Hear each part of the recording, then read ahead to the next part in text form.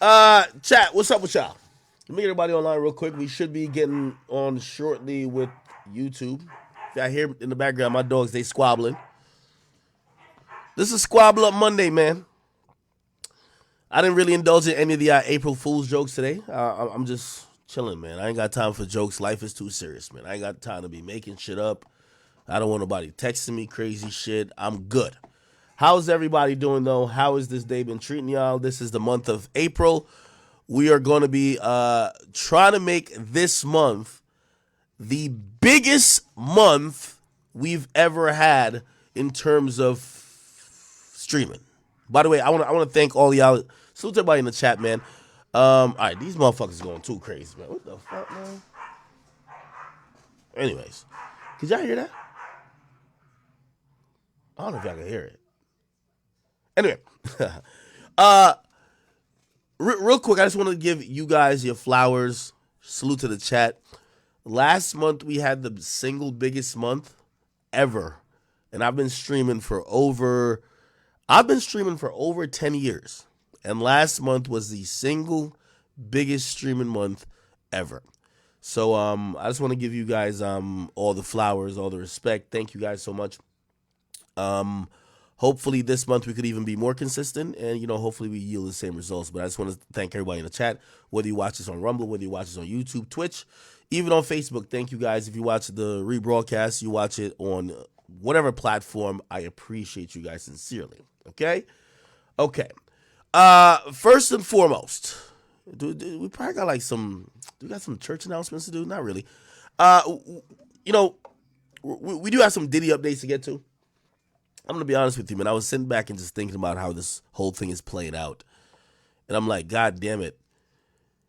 I'm wondering what, because recently Diddy's been popping out and he's doing a good job. Let me tell you this, okay?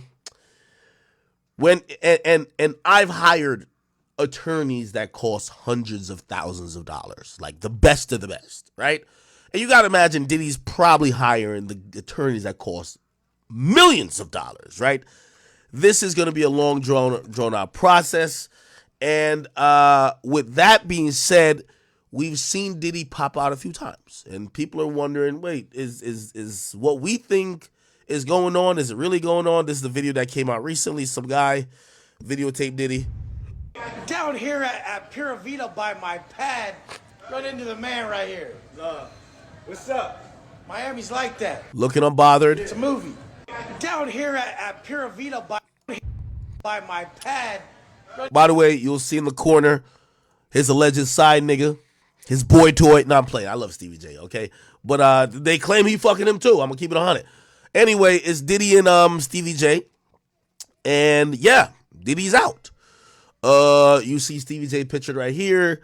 Him and Diddy, they're doing their thing. Okay. Well, y'all can't see my mouse on the screen? Okay. All right.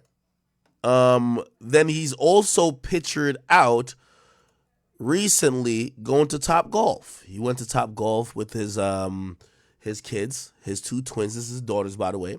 And he's out and about giving a peace sign. He's trying to operate as life as usual. Now, I say that to say all of these things that we're seeing are completely staged. When you got these lawyers are fucking, it's their job to sweat. When you're a public figure, they're going to say, go ahead and live life and don't act guilty. You know what that means? Don't go and just lock yourself in a room. Yeah, you might be panicking, but let us handle the shit. Everything's already in motion. You worrying and you acting out is not going to do anything, right? You need to seem like an innocent man would seem, like you have nothing to worry about. So I believe all these, you're going to see much more public appearances from Diddy. He's panicking. You get what I'm saying? That should go without, it should go without saying, but of course, who wouldn't panic, right? Think about it. You're living your whole life, and then all of a sudden, Homeland Security comes in. Homeland Security, when I'm thinking about Homeland Security, I'm thinking about some terrorist shit. Some Allahu Akbar, playing in the tower type shit. You feel me? If the Homeland Security ran up in my crib, nigga, what type of, they ran in his crib he's He's the booty hole terrorist. Like, this nigga is the booty bandit, the ultimate. So, listen, when Homeland Security, who's supposed to, their initial mission, I think Homeland Security was even added to the Department of Defense. I could be wrong on this. And even empowered even more just off of the fact that 9/11 happened. When they're running in your crib and you not a goddamn terrorist and nothing like that, you got to think, man, God damn it, how much booty holes have you penetrated, or what the fuck? This is the ultimate booty bandit when Homeland Security got to come stop you from penetrating niggas, man. This is crazy, okay? So anyway, you're going to see many more videos of Diddy probably acting unbothered. You're going to see him try to move around. Obviously, he's not going to do anything daring or bold like, oh, no, we're leaving the country. Granted, is his passport suspended? It's not. Is his ability to travel suspended? Absolutely not. But you do have to realize that the feds are probably keeping a close eye on him. Okay, not saying he can't go, but they're keeping a close eye on him. And the thing with things like this, you never want the feds to have to make a hasty move, because that will sometimes result in either an arrest or more raids. That's just how things will go. So I think he's just going to chill out, but you'll see him out publicly a little bit more. Anyway, I did see his son also pop out, which is the son that's actually not mentioned in anything. Like, he's not mentioned. And I'm talking about King Combs. The older one, Prince, or Justin Combs, he's mentioned a bunch of shit. But King Combs ain't really mentioning shit. And King Combs, let me see. He's actually, like, he posted something on his Snapchat regarding this whole situation. It was pretty much kind of like innocuous. Which, by the way, yo, chat, Kevin Gates, we got to stop him. We got to stop this nigga right here. Like, this nigga got to be stopped. Like, 100%. He has to be stopped. But what did King Combs say? Let me see. I think he put out, like, some innocuous, like, oh, he said, stop the cap, right? Now, I listen, unfortunately, and I've met King Combs, he's actually a really cool dude. I actually really fuck with King Combs. It's past the point where you could just dismiss this whole thing with a stop the cap caption. We need y'all to stop the cap. What the fuck is really going on? Anyway, hold on. I don't know why the TV's on out there. Hold on, let me turn this bitch off. Give me 1 second.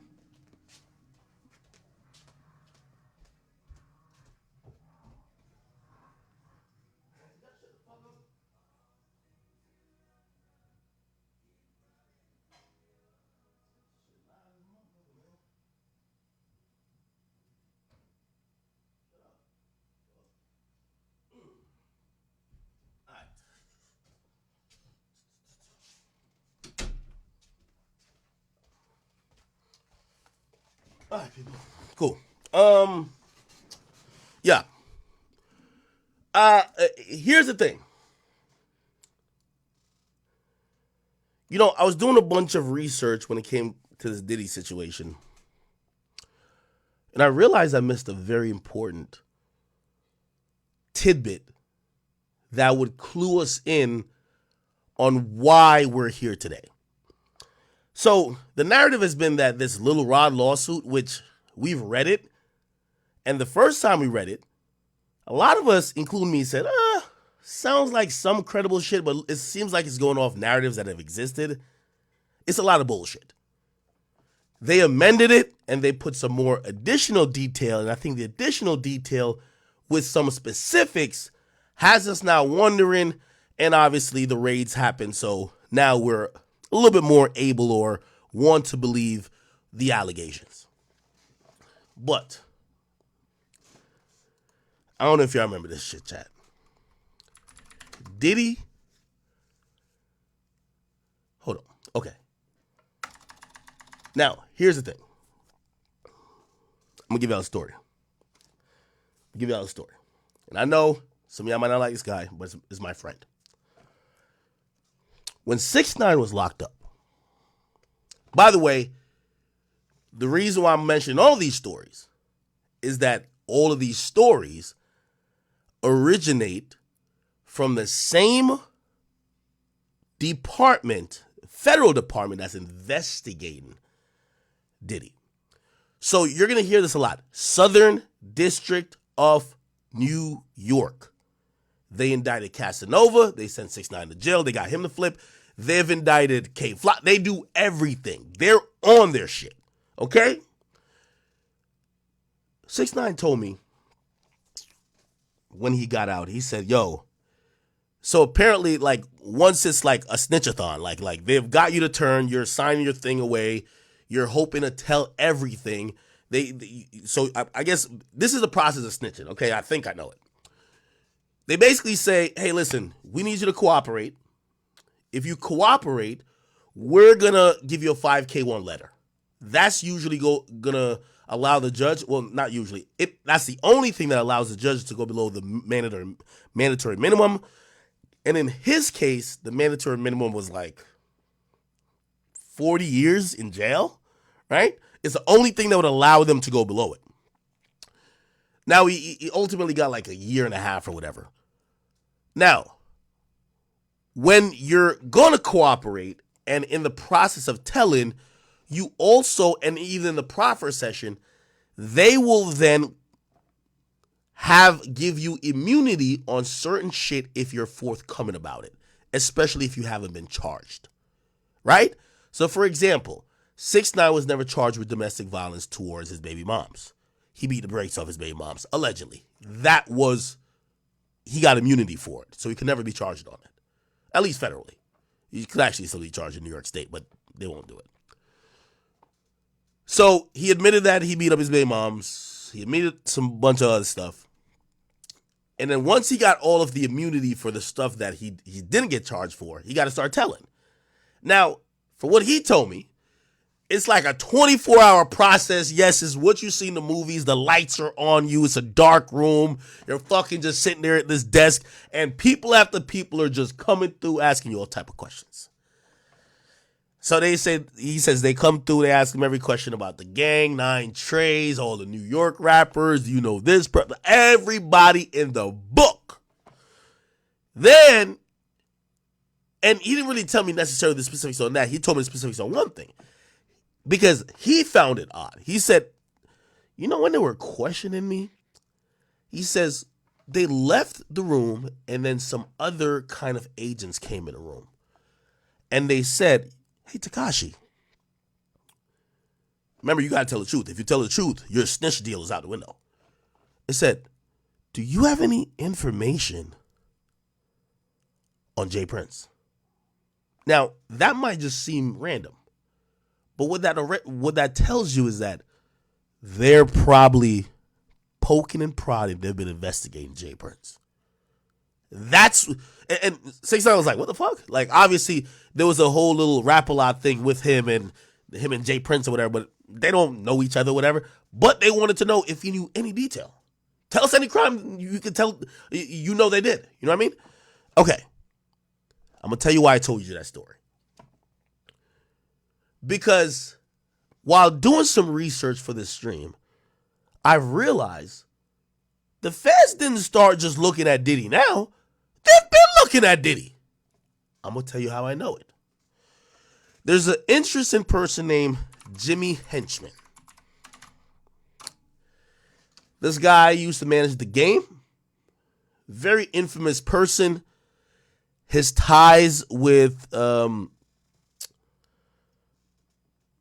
Pac, G-Unit, even Suge. It's like really deep. It's a long story that I could probably get into. If you really want me to tell you, I'll let you know. But more important than who he is, and he's a very interesting person. His real name is James Rosemond. This is his picture. Is years ago, remember the same type of prodding the feds did with 6ix9ine, except 6ix9ine has to cooperate because he said, I'm going to tell, right?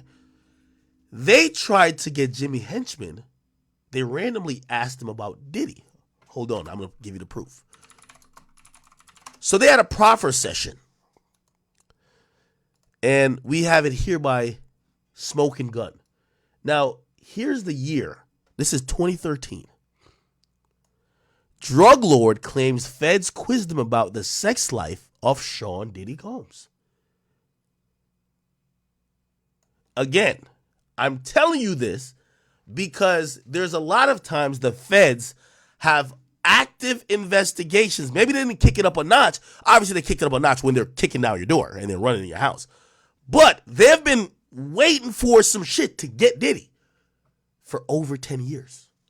They asked another nigga who was getting, sent to jail about if he knew anything about Diddy. So let's read this. During a debriefing session with federal investigators, James Rosemond, the music manager turned cocaine kingpin, was reportedly questioned about the sexual preferences of entertainers, including whether Sean Diddy Combs was having sexual relationships with underage boys, according to a U.S. District Court filings. In a affidavit included as part of a new trial motion filed last month, he recounted his involvement in a series of 9 pre-trial proffer sessions in late 2011. So this happened in 2011, so 13 years ago. Or 13 and a half. The meetings were attended by Rosemond, his lawyers, federal prosecutors, the DEA, Drug Enforcement Administration, and IRS, Internal Revenue Service agents.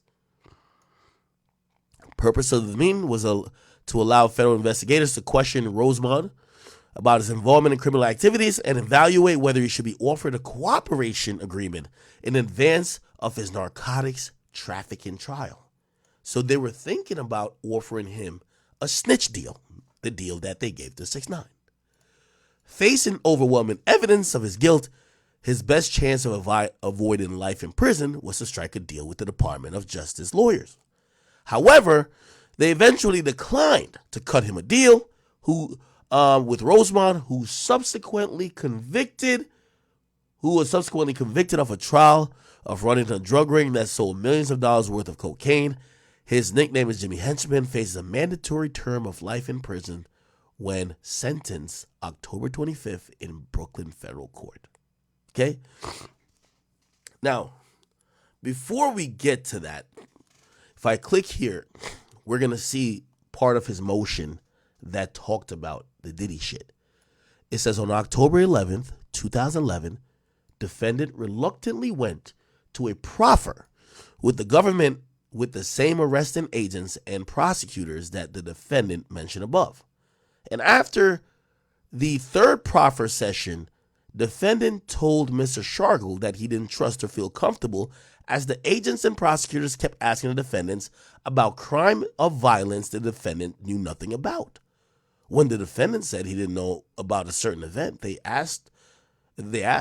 accused the defendant of lying. At one point, the prosecutors started leading their questions, trying to get the defendant to confess about a murder where a man was gutted, and kept asking the defendant about it because others told them the defendant did that. Proffers became more awkward with the defendant when prosecutor Todd Kaminsky asked the defendant in a room full of agents about a woman and started showing naked pictures of different women to the defendant. Questions became even more bizarre when prosecutor asked about entertainers' sexual preferences, including, but not only, Sean Puff Daddy Combs having sexual relationships with underage boys.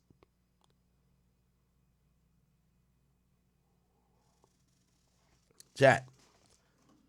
It's not taking a rocket scientist to understand the picture I'm painting. The feds been had a file on Diddy for over 13 years. They probably have had people who have alleged shit. They probably have heard shit. Probably nothing strong enough to go raid his cribs. But we also have to remember these are the same prosecutors that, have had many different cases that have lied dormant until they have an overwhelming amount of evidence. So what this is telling me, okay, is that they've been looking into Diddy and his sexual nature for over 13 years. In the last 2 to 3 years, and probably I would like to say in the last 3 to 6 months after the Cassie thing broke. And people start becoming forthcoming about everything that Diddy has allegedly done. They've now started to get more leads and been able to talk to more witnesses and also probably ascertain certain amount of evidence. Okay? Somebody say YouTube is down. Is YouTube down?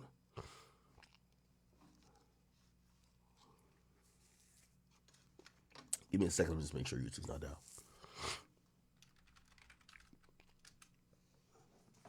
Shout out to everybody who's watching on Rumble. Let me see. Are we down on YouTube? King Akademiks. No. We got like a little light 10,000 over there.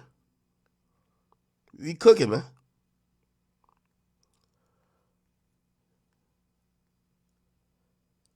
Okay, I think we're good.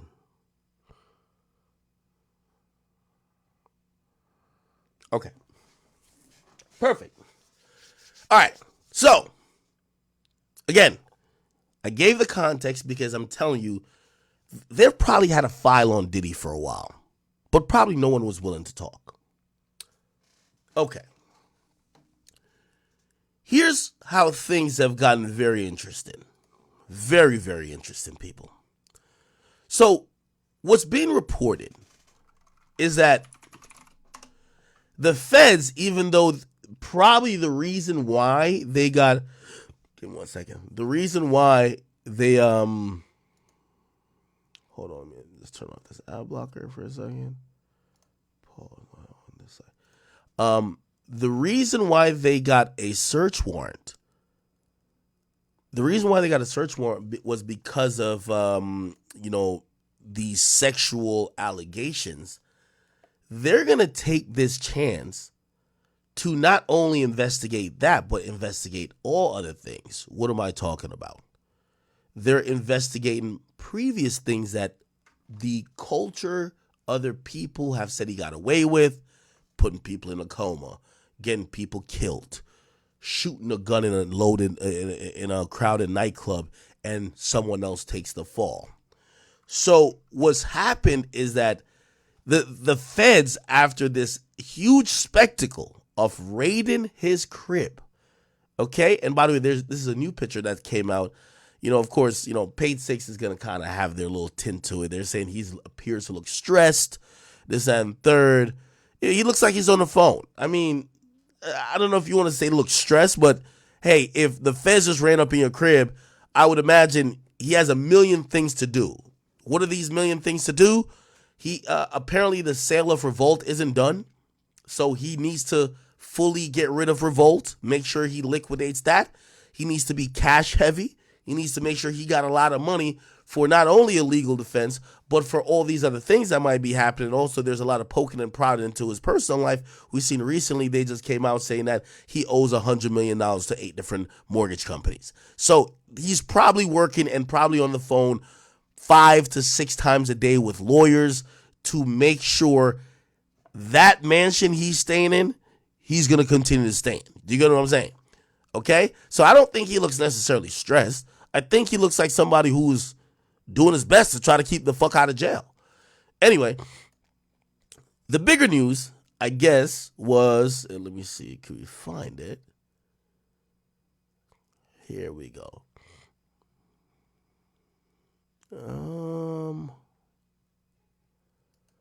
Damn, they giving the Jeffrey Epstein thing already. By the way, they also, like, the paparazzi's having a blast with this shit. They got him shirtless walking around the crib. You know what I mean? They shit. You know what I mean? They are not trying to let this motherfucker live. Anyway, it is okay. Here, this is what I was looking for. Thank you. So okay, give me one. I gotta do it on every time. Pause. Okay. So what's happened now is that according to the New York Post and a few other sites, the feds are not only looking into the sexual nature or the sexual charges that they, obviously, I think we all assume sex trafficking and racketeering might be on the table just for, him having quote unquote an enterprise that is involved in sex trafficking or taking advantage of women or whatever the case is. That would be the racketeering, and then sex trafficking because he's flown all these chicks all over the place for the purpose of indulging in commercial acts of sex through coercion or through fraud or whatever else, like whatever that statute means. Anyway, they're not only looking at the sexual nature of it, they're saying that the feds want to even look over some of the other things, including cases he's beat.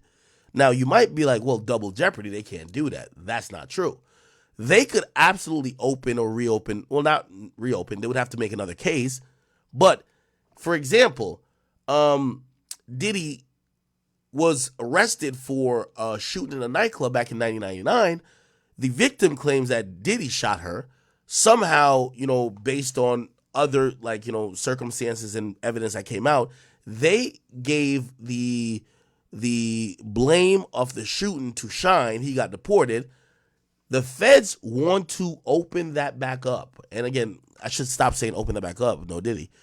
Because they have to make a new case. Because the feds and the state are two different things. The feds can't open a state case. The state can't open a fed case. So the feds could charge for the same thing the state did, but they have to do their own investigation and come up with proof to get those charges then on a federal level.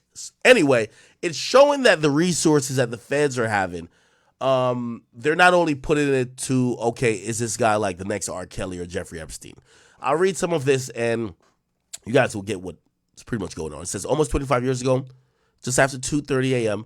on a cold winter night, 3 NYPD officers were called to the Midtown North Precinct.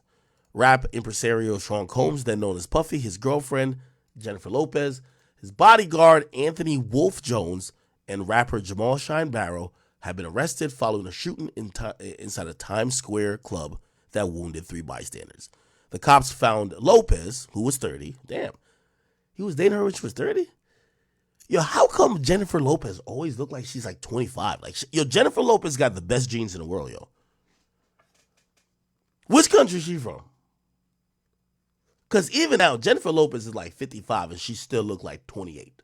What the fuck? Anyway, Combs was also in the station house on West 54th Street. His plans for a spectacular celebration of the new millennium a few days later was temporarily on hold.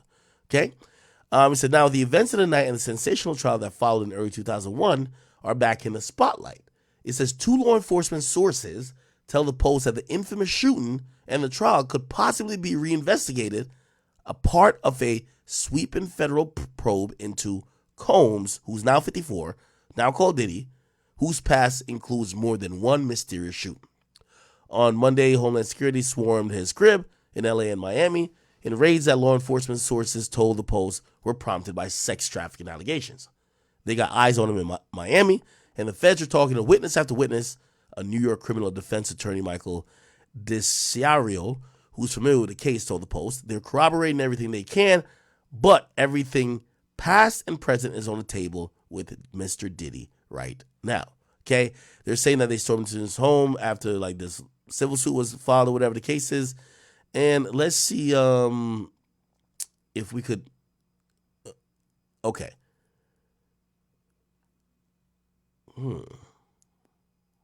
Okay. Now, you guys get that. I don't got to keep reading it. So essentially, what's happening is that the feds already investigating the sex shit. They're gonna try to find all the gigolos. They're gonna try to talk to all the victims. You can imagine some of them would be easy to talk to, like for example Cassie, Lil Rod if he's actually a victim. All of these people would be very available for the feds to talk to, and also I think some of them would be incentivized to talk to the feds. For example, the feds probably are looking at not only him being the only person who was doing something wrong. When you're thinking about racketeering, you're thinking about there's other people who are setting the shit up, who were booking the flights, who were convincing the girls when they came through, nah, this is okay. Yeah, I know they're having a freak off, but this is normal. It's cool. Like, now, of course, get naked, just like, yo, stick this fucking dildo up your ass, like it's all good. Those people are culpable too.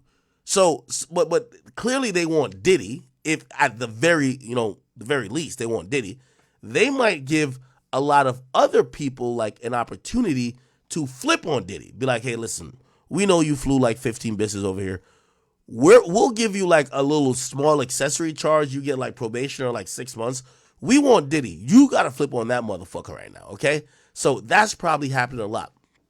Anyway, I think I had played, let me see. I think I played the 1999 shooting. Did I? I think I played the lady from the 1999 shooting. Here we go. Is it this? Give me 1 second. All right, here we go. Is breaking source saying 3 women and a man were interviewed by officials in Manhattan, and 3 other interviews were scheduled about the allegations. Oh, okay. So this is about the people who have been interviewed. Okay, so this is an update on the people who are being interviewed in this Diddy situation.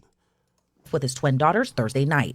His demeanor appears as though he's unbothered despite being flooded with legal battles and having his Miami and Los Angeles homes raided by the feds. Last Monday, dozens of federal agents, including Homeland Security and other law enforcement agencies, descended upon Diddy's Los Angeles and Miami homes as a part of an ongoing investigation. That investigation is reportedly tied to allegations of sex trafficking, sexual assault, as well as solicitation and distribution of drugs and firearms. With the images of armed agents, Diddy's children in cuffs, and a media circus outside, the raids made headlines nationwide. According to reports, agents from Homeland Security investigations searched Diddy's mansions for hours. Officials have remained tight-lipped on the details, saying they will provide further information as it becomes available.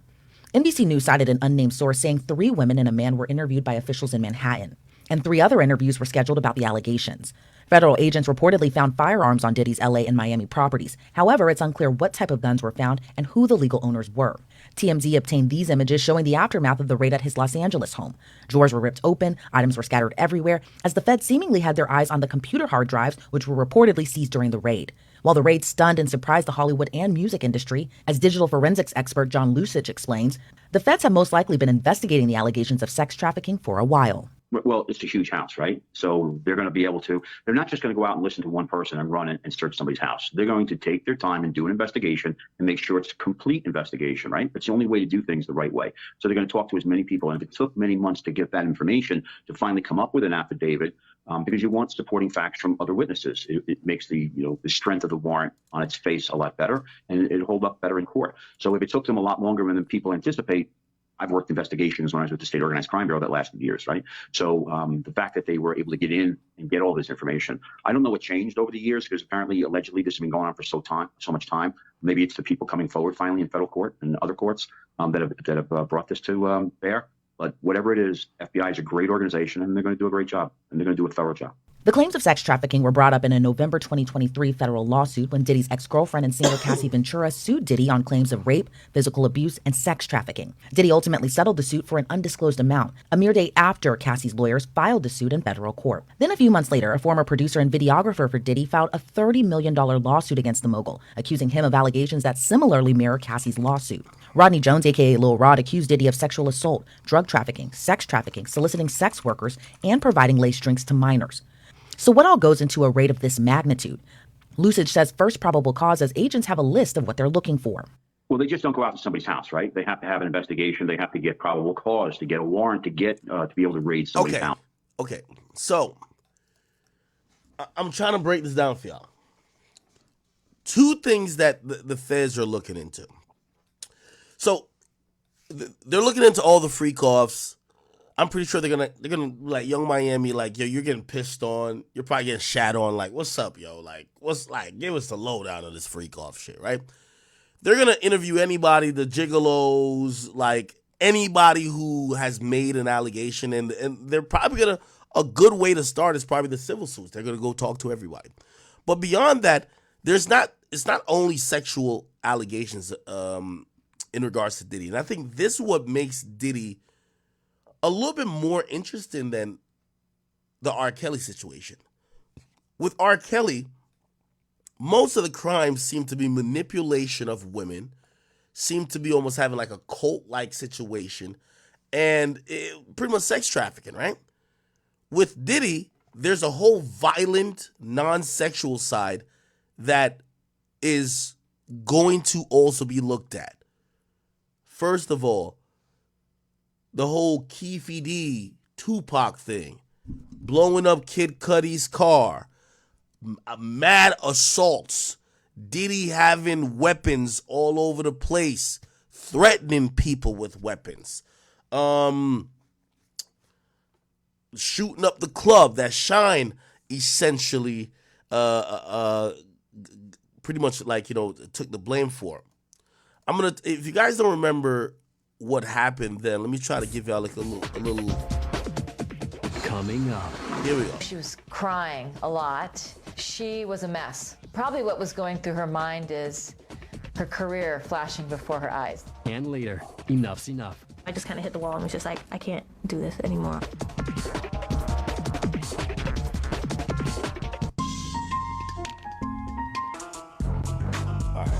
Jennifer Lopez was here, Puffy Combs was here. There were a lot of professional athletes here. It was a great party. It was weird that Puff and Jennifer were at that club because So this is 1999. That was kind of like a very regular hip hop club. No A-list celebrities go there. We had a bunch of ballers in there and a couple of them that were just being extremely antagonistic towards Puffy and his group of friends. From that point forward, alcohol kept flowing and tension kept building. Puffy and Shine allegedly got into an argument with another partier shortly before 3 a.m. Someone tossed a wad of cash at Combs as a sign of disrespect. Suddenly, all hell broke loose. And at some point, one of those people in that group fired off guns and other gunfire was had. Shine was among the shooters. It was a scary. So apparently, which by the way, this does happen. Like, first of all, in a nightclub with liquor flow and this and third, egos sometimes, especially when you're that guy, that will start an altercation.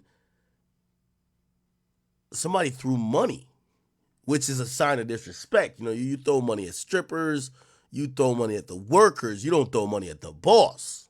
Combs as a sign of disrespect. Here we go. Towards Puffy and his group of friends. From that point forward, no A-list celebrities go there. We had a bunch of ballers in there and a couple of them that were just being extremely antagonistic towards Puffy and his group of friends. From that point forward, alcohol kept flowing and tension kept building. Puffy and Shine allegedly got into an argument with another partier shortly before 3 a.m. Someone tossed a wad of cash at Combs as a sign of disrespect. Suddenly, all hell broke loose. And at some point, one of those people in that group fired off guns and other gunfire was had. Shine was among the shooters. It was a scary thing to have happen to you, to be standing somewhere where bullets go past your head. Panic spread throughout the club. Jennifer got lost in the chaos. Everybody scattered so fast, she realized that Puffy, the bodyguards, everybody's like, she's there by herself. And someone, managed to get her out of there.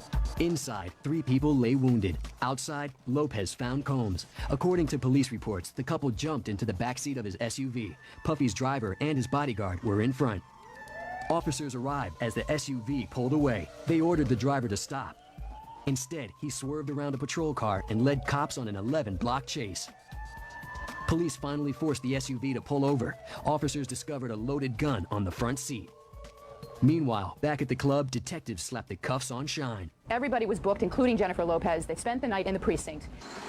She was crying a lot. She was a mess. Probably what was going through her mind is her career flashing before her eyes. Obviously, nobody really wants to be arrested or handcuffed or, go through all that kind of stuff. It's a really traumatic experience.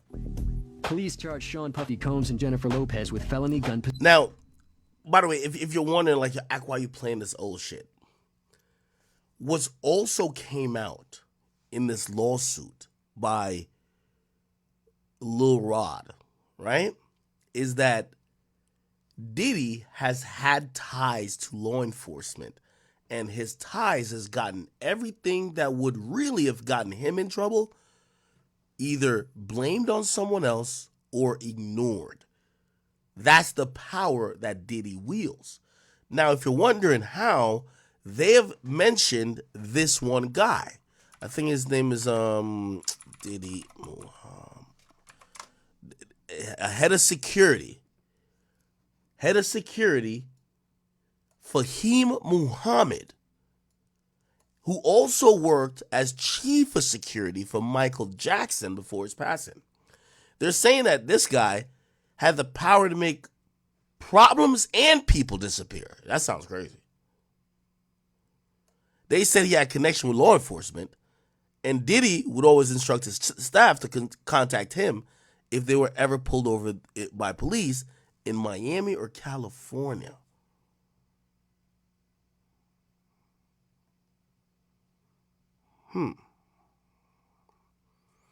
So ideally, that would probably be the guy, if Diddy gets in some real shit, that is going to pull the strings that you never see Diddy getting charged. Possession. Shine was accused of attempted murder and assault. Both men were released on bail. Charges against Lopez were dropped.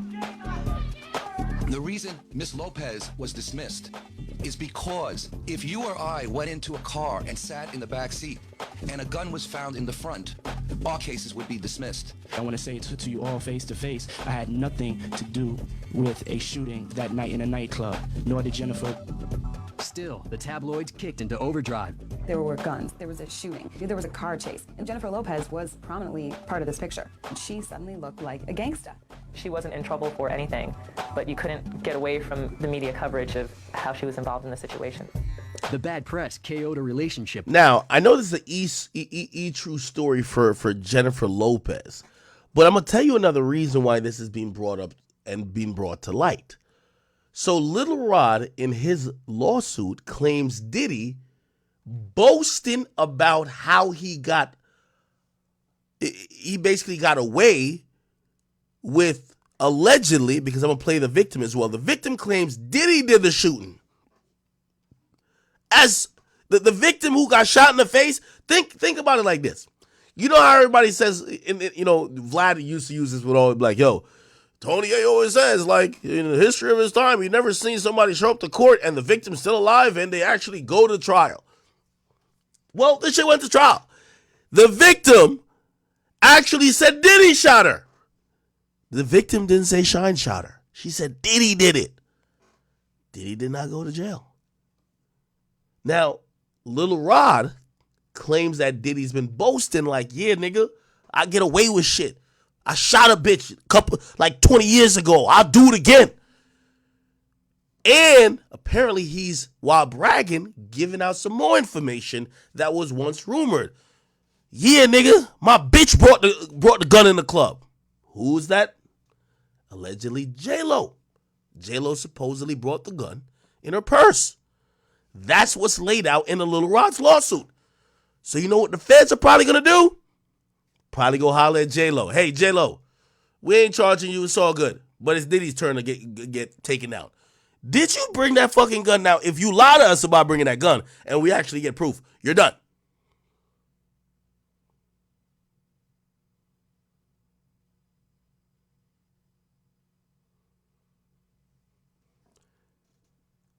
Let me hit the Googles.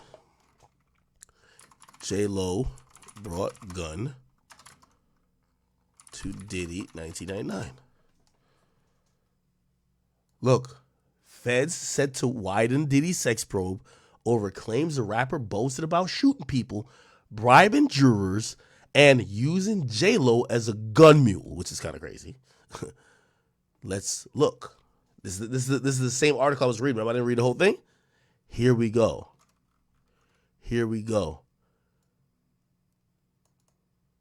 He says Jones alleged in his lawsuit that Diddy was violent, threatened to eat his face, which, by the way, pause. No Diddy on that. Imagine Diddy telling you he's going to eat your face. Brandished guns and, most pointedly, often bragged about bribing witnesses and jurors in the criminal case concerning the 1999 New York City shooting with Shine. The shooting stemmed from an argument Diddy and a Brooklyn thug named Matthew Allen, who was nicknamed Scar. But Diddy, his bodyguard, Anthony Jones, and Shine endured a 7-week trial in February and March 2001, which ended in Diddy and Jones walking free, and Barrow, then 21, being convicted on assault and gun possession and sentenced to 10 years in prison.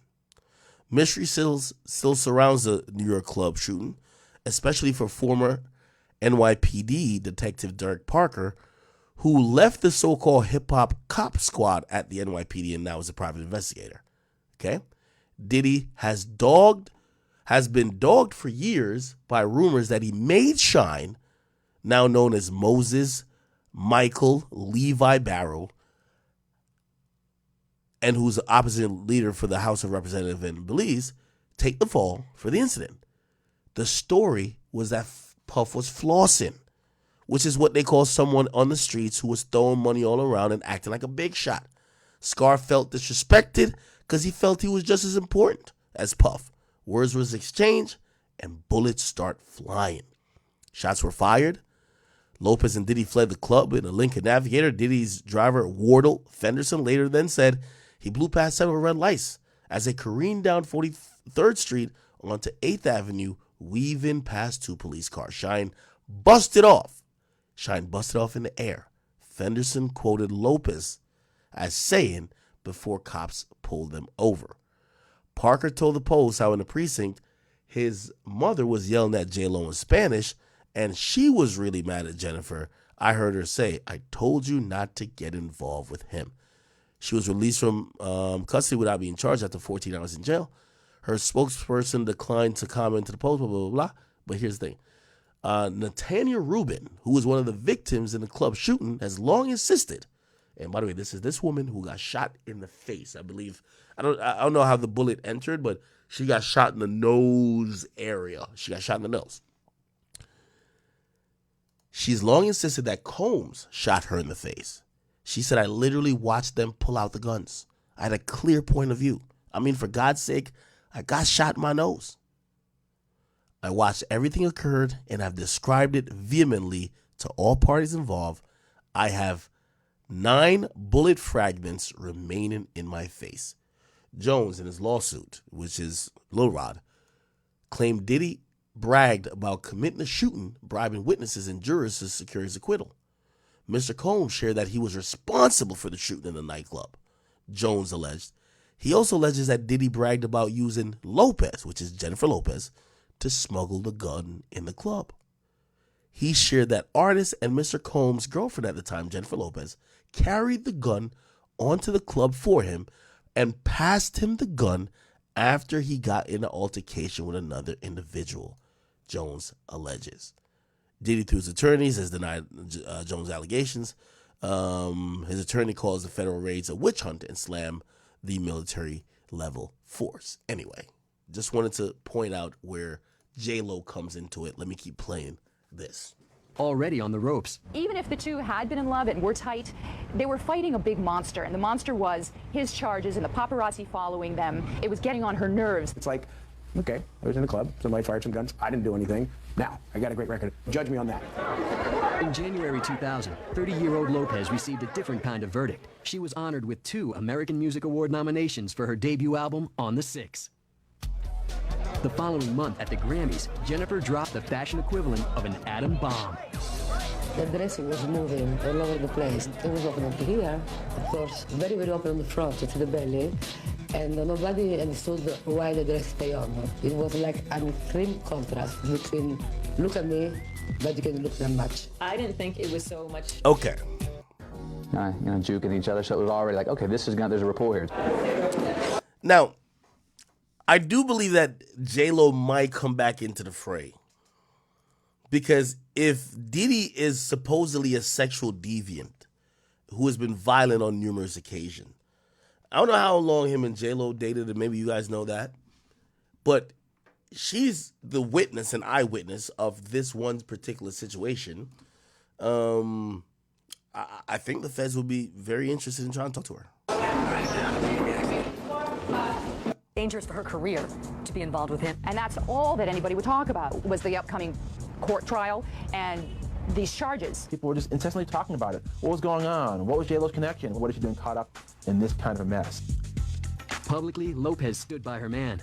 She's one of the most beautiful people in the world, and I'm a pretty nice guy myself. In the spring of 2000, Jennifer flew to Canada to film Angel Eyes. Lopez received $9 million, her biggest paycheck to date. Jennifer Lopez was able to command big bucks because she was delivering. Then Jennifer switched gears to work on a new album.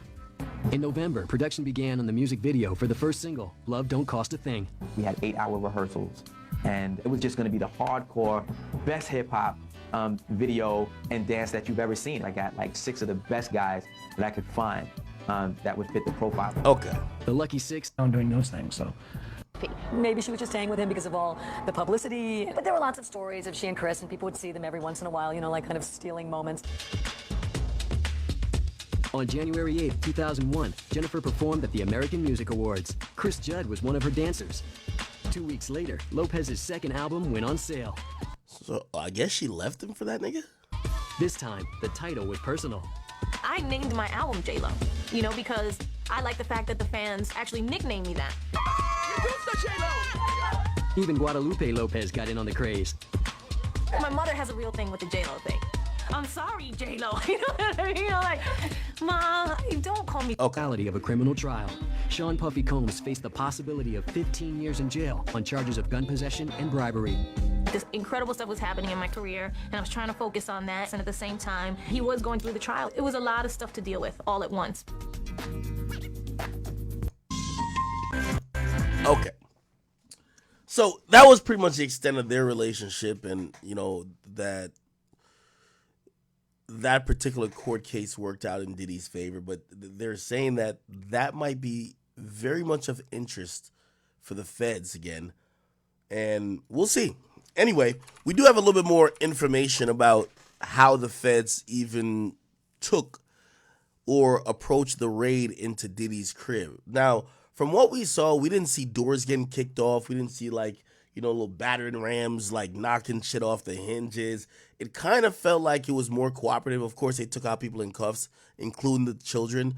We've seen King Combs in cuffs, and, of course, Justin Combs in cuffs, and a few other women and some other guys. Diddy wasn't at the house, but someone who claims to know some information, this guy right here, his name is Peter Thomas, he's claiming that, no, there was some force that the feds used. We just didn't see. Hear this. If there's minors involved, then he should be punished. But if he's just a freak doing some freak shit with adults, I couldn't give a f***. You know what I'm saying? I don't know why anybody should give a f***. For the fact that the feds was in his house and knocked down the fucking gate, and you know, Stevie J said a fucking tanker on Star Island. I've been on that island 100 times. Ran through the gate, disrespectful like some next shit. You know what I'm saying? So that's what we haven't heard. That's what we haven't heard. So apparently a military-style tanker that was probably owned by HSI, and if you look at the raid, I would probably have to think HSI, Diddy. If we had to just kind of use our, you know, common sense, I would probably think there was one tank-looking thing, and I was like, what the fuck? This shit look kind of fresh, right? Like this shit right here, right? Shit, they probably ran through the gate with that. This looking thing, right? Let's see if we get a better picture of this shit. Trying to get a better picture of like the tank that was probably used, and I think this is it. Yeah, I think that's it.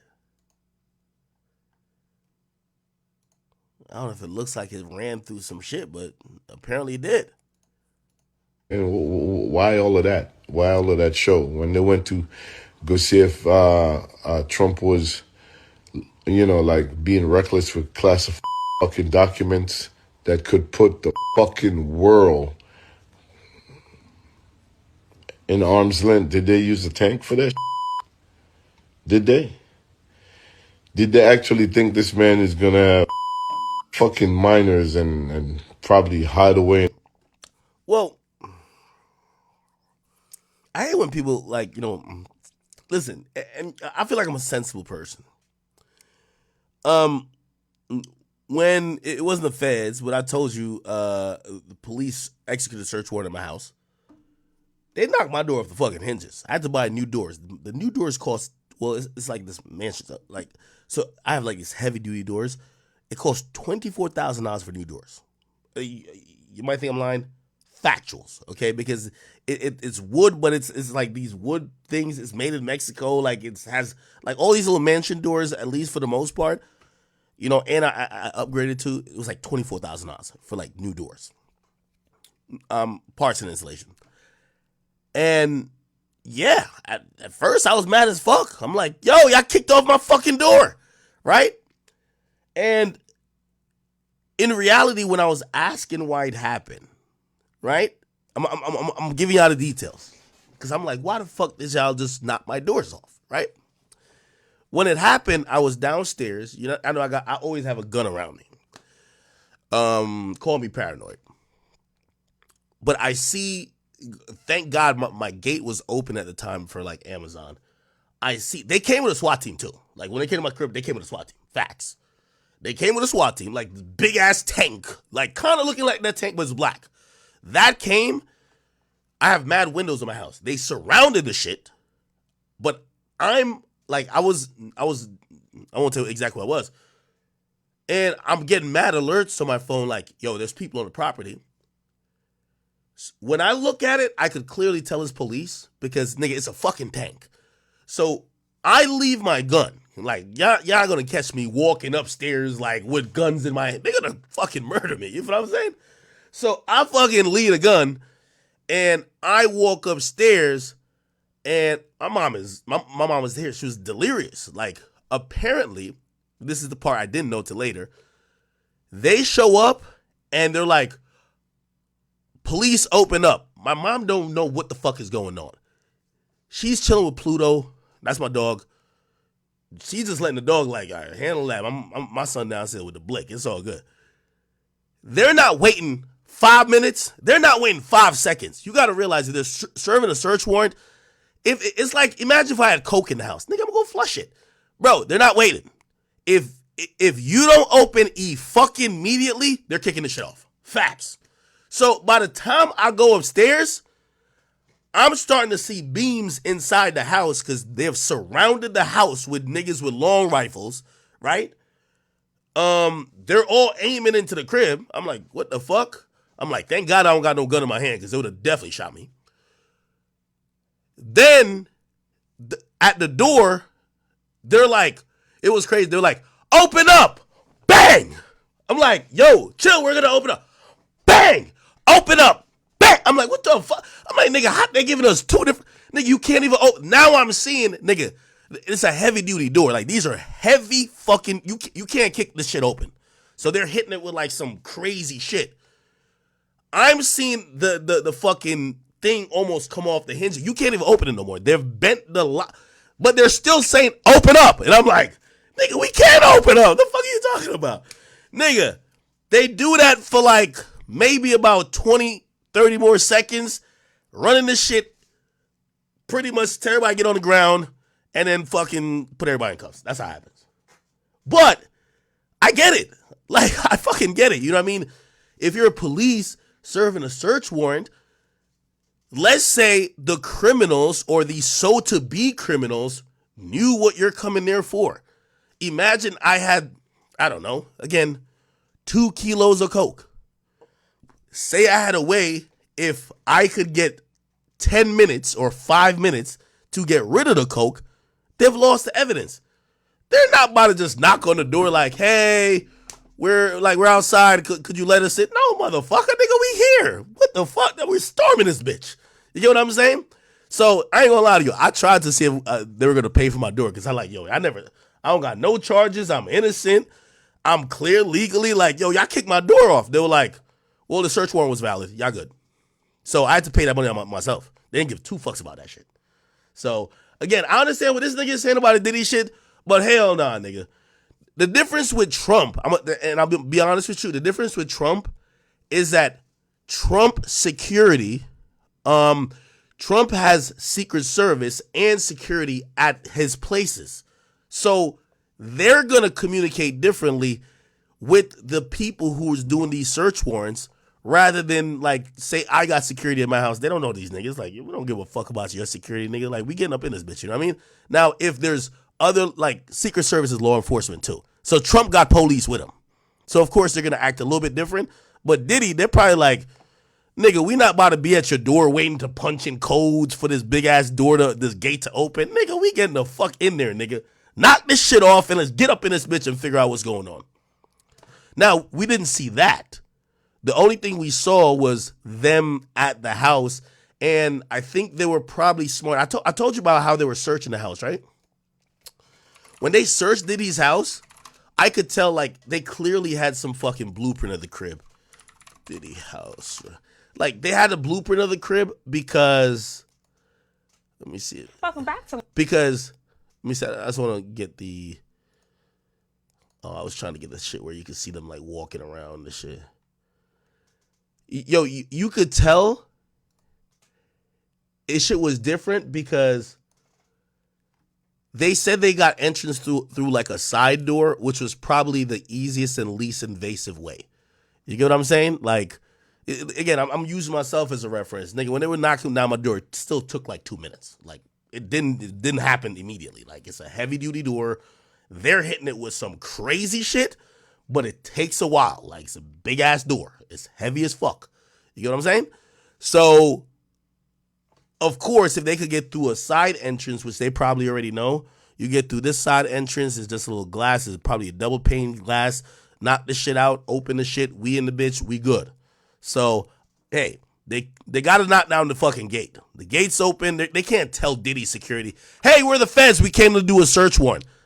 Who knows if Diddy got like a protocol that says if you ever hear the feds is at the door, get on the radio, call the person who's in the, like, you know, the control center and start deleting every fucking, like, surveillance footage we have. Like, that's what I would want to do, right? If you could tell the feds, hey, give us 5 minutes and we'll let you in, of course, yo, delete all that shit. Yo, everything.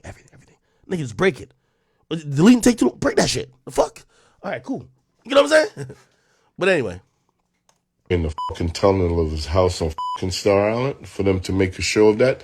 They did that show because of the pigment of our skin. Nah, no, they didn't. Again, I also, through my lawyers, inquired the same thing. Why the hell did y'all bring a SWAT team to my house? And they said, you're legally owning 50 guns. We don't know if you're going to have a private militia over there with the guns that we allowed you to have. We got to come with force. I'm sorry.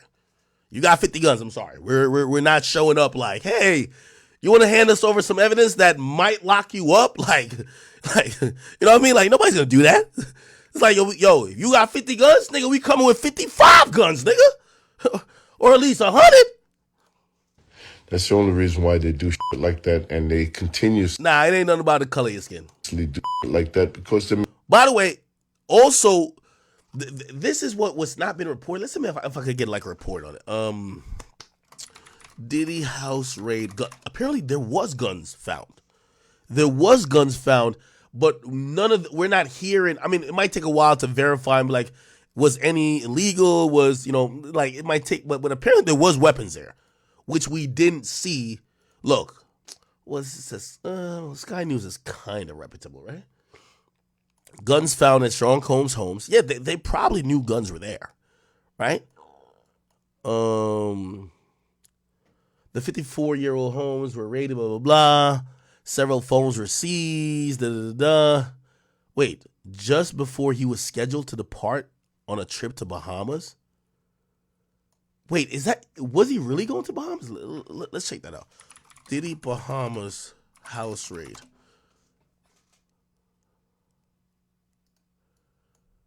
Really? I gotta see if Sky News is telling the truth. About the raids in Miami traffic statement today after the raid incidences. There's no excuse for the excessive show of force and hostility. Continued to fight every single day to clear his name of rape and abuse. Okay, I didn't say nothing. Oh, right here, he was going to Bahamas. Well, page 6 was saying that he was going to Bahamas. Okay, that gives us a different perspective on it. I think this raid, I don't think they thought he was going to run, right? But I do think that they probably had enough and they wanted to execute this before Diddy could get any inclination that they're going to do it. And of course, before he jetted to Bahamas, right? Like, yeah, keep that nigga in the country. keep that nigga, on the P's and Q's, and that's probably why they did the raid at that time. If he wasn't going to the Bahamas, they probably would have covertly. It's kind of like when, like, the feds arrested 6ix9ine when they knew that niggas was about to shoot at him, right? Like they're watching the whole situation.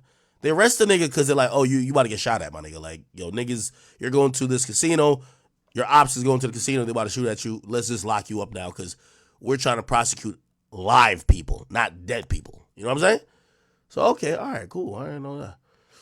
The rapper, blah, blah. Okay, 3 women and a man was interviewed. Okay.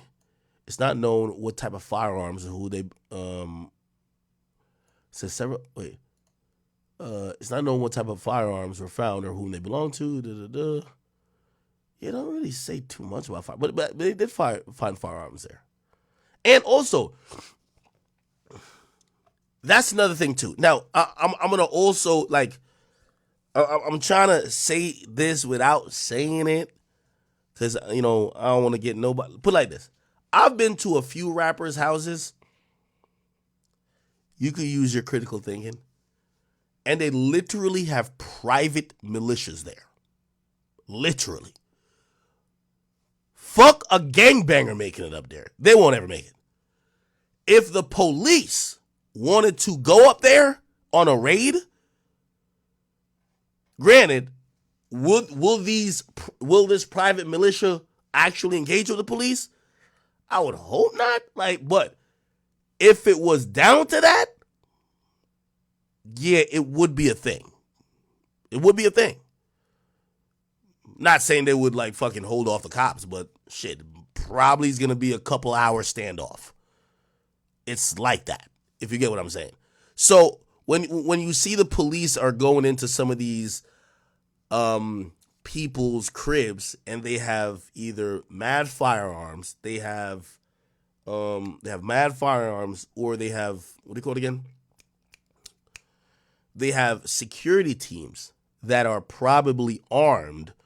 Yeah, the police is not going to just show up knock on your door and be like, whenever y'all ready and got some time, just give us all your DVRs and security tapes and pictures, and we want to get a little DNA swab over there and give me your phone. Come on, bro. It's not going to work, bro. Come on. You get what I'm saying? But yeah, chat, all I'll say is, I've been some places. I don't know if it was in a valley or in a mountain, but I guarantee you, even if the police wanted to go up there, they would need to have a tremendous show of force, because it's a private army up there. I won't just keep it a beat. It's a private army up there. I won't say more than that. Anyway. Getting away for the fucking beginning of time, and even though it's 2024, they still feel that way. They still feel like they could get away with shit like that, and right is right and wrong is wrong. There's no equality here. There's none. You know what I'm saying? I always said that when we figure out distribution for ourselves, how to distribute within our own community where we don't need them, we're going to be better. If there's minors involved, then he should be punished. But if he's just a freak doing some freak shit with adults, I couldn't give a Okay, and I think, this guy Peter, I think what he's also forgetting is that, yeah, there might be adults, and actually, we really haven't heard too much, other than that one case with the minor who was 17 who got flown. We haven't really heard a pattern of him wanting 16-year-olds, like how, it was rumored about Kelly, or R. Kelly, that is. I think when it comes to Diddy is that they're believing that the adults even who was involved in these freak-offs and behavior, they felt like they were coerced. They weren't consciously making a choice. Now, you got to think about it yourself. Some of them feel like they were drugged. Some of them feel like they were coerced. Some of them feel like they were pressured, and some of them feel like they were threatened. So if you want to believe that, it's gonna fit in with what the feds are looking for, so to speak. You get what I'm saying? So, I don't know. Anyway, give me 1 second. Oh. Now, apparently, Diddy knows. Remember, he lives on an island, so it's only if he wants to not be videotaped, you got to stay inside the crib, right? And apparently, Diddy, he's been on his island knowing that people are videotaping him and shit. He's been looking like he's having a good old time. This is him seen dancing, smoking, and turning up at the mansion after the raid.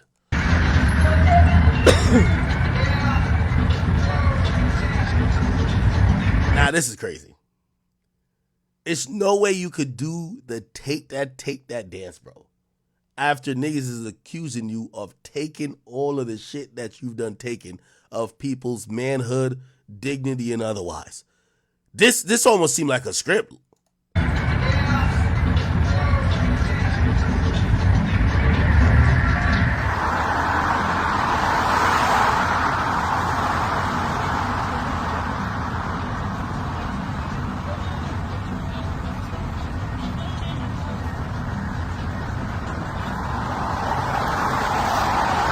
Now, Drill says, are we sure this is new? Yes, this is from Hollywood Fix. Salute to Hollywood Fix. I have a good relationship with them. It is their footage. And yes, it's new. It's from a day ago.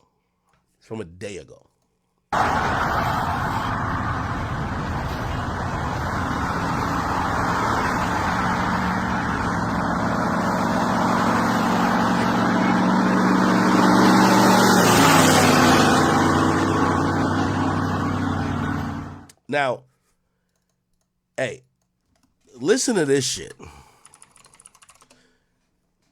So Lecrae, if you don't know, is a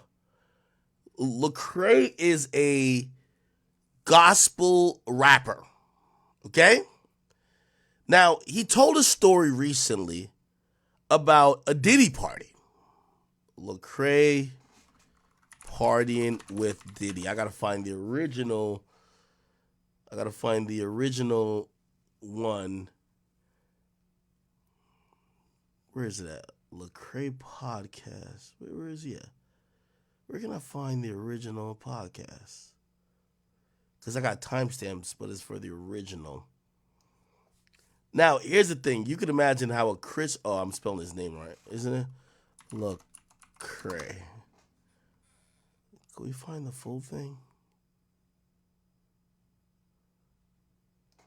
Okay, over 20 minutes. Is it? This ain't it, right? Where can I find it? Give me a second.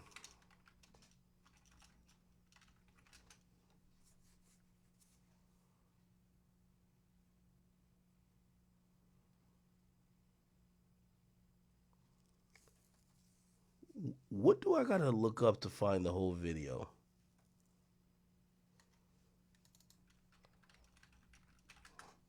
Give me 1 second. Okay, here we go. Okay, I got the name of the video. This is Satan's actual strategy for the music industry. This is the name of the podcast, which is crazy in itself. Wait, is it this? No. And this has been... what the fuck? No. Wait, I see it. Why can't I find it? This is Satan's actually strategy for the music industry. Hold on. This video's like shadow banned. Oh, it's on listed. Oh, this video is on listed. That's crazy. That's odd. So this video is on listed. I gotta find the actual link, chat. Wow. So it's on YouTube, but it's unlisted. Okay, here's the link. Give me a second. All right, chat, watch this. This is not publicly available on YouTube. It's actually unlisted. Don't ask me why. It's on Lecrae's channel. I wouldn't even go. It's on Lecrae's channel. Here we go.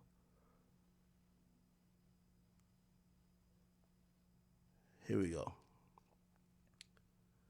So you see right here, it's unlisted, which that's a little eerie. Okay? 2 months ago. Anyway, let's listen. You a meatball, yo, bro, here, hit this blunt. You ain't see the blunt get rolled, or yo, bro, take this drink right here. And you like, hold on, bro, listen, homie, I ain't with that. And some dudes get drunk. Like, I've been in studios with artists, famous artists, and I seen take a bottle that wasn't there. I wasn't even gonna say nothing about this, but I'm gonna go ahead and say it. I've been to a couple Diddy parties. Now, I'm risking a lot by saying this because I know as soon as I say that, all the assumptions are gonna come in and if I don't say evil things were taking place, then I'm covering for them. And if I do say evil things were taking place, then I'm one of them ones like, yeah, Lecrae, expose it. You know what I'm saying? And I've been to lots of parties. I've been to Jamie Foxx. I've been with Snoop, T.I. Like, I've been to lots of places. Here's what I'll say. There are people who will test you. There are people who will see how far your limits are. And if you're willing to take a step, then they'll take two. What? I, in my personal experience, never saw anything where someone was like, you can't move any further unless you do X, Y, or Z.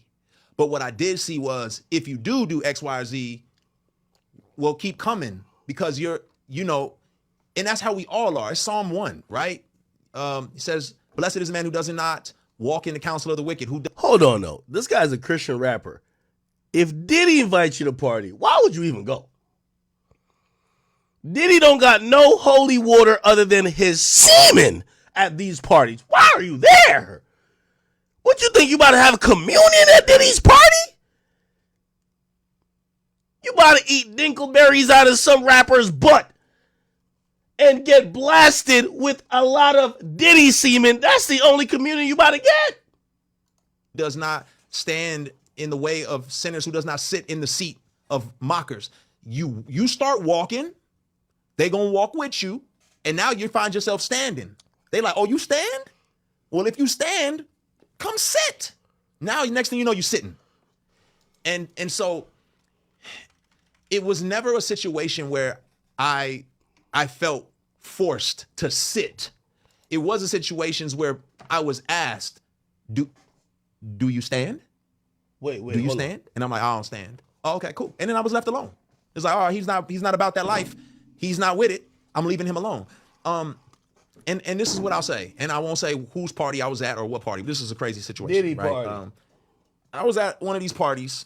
A Diddy party. For me, I'll be honest, it was a mix of work, because this is oftentimes where you go to connect with people, where you go to meet people. And I have met people here and I have built bonds, and they have said, I have met actors and celebrities who said, man, thank you for being here. I needed your presence here. You're the reason why I know God is walking with me. And we've had conversations since where they're like, man, thank you so much. I appreciate you. Because how you going to be a light if you never in the dark? Now, if you cannot handle being in the dark, stay up out of certain places, right? Don't play tug of war by yourself. I never went to these events by myself. I was always with people who were walking in the light, and we always had a mission. It was never just to go in there and wild out and be stupid. But the other side of the coin is, yes, if I'm a human, so I'm frail. I'm gonna be honest with you. There was moments for me of like, oh my gosh, I'm here. I'm part of the crew. Like, look at me. Yes, I struggle with acceptance and wanting to be associated. Bro, get to the part where you was wrestling with Diddy over the Frosted Flakes. We know what's happening at these parties, man. With greatness, and I got caught up in some of that nonsense internally, right? But you would have. The Lord is my shepherd, I shall not want. Diddy's trying to take my booty cheeks behind these Frosted Flakes. Oh my God. Never known that. What I will say is that one particular party, lots of big names. There was an artist there who said, hey, Lecrae, around 1 a.m., make sure you're not here. And I was like, what? You just don't want to be here at 1 in the morning. And I was like, Now, my pride kicked in like, yo, you don't know me. Like, you know what I'm saying? Like, I can handle myself. Like, I'm not some little church boy who ain't never seen nothing. Like, I'm good. Like, you know what I mean? Like, what you talking about? Well, it's probably 12:30. I'm downstairs. I go downstairs to the studio. I come up out the studio, and I'm headed back upstairs to like the main area where everyone's kind of congregating and hanging out. And the music changed. It was like really hard and heavy at first, and then, you know, like jam and dancing music. It was a little softer. You know, it was a little more sensual. Let me see you bump and grind. My mind's telling me no. But Diddy's... When I came out the studio, I started going upstairs. And on my way upstairs, there's like this couch. I won't say how the couch is designed because then that may give away... The Plug Talk couch? Whose party and whose house this was. There was a couch. And on the couch, I saw a couple of guys really going at it hard and heavy. Whoa. And whoa, going at it with who? Like themselves? Man, and I was like, oh, you know, my brain, I'm thinking, well, you know, this celebrity party, people do what they do. As I started moving upstairs, I passed them up and I noticed that it wasn't just those two guys, it was more and more people. Just it's two guys. Oh, shit. Cat Williams told you. Yo, chat, we need this as a soundboard joint.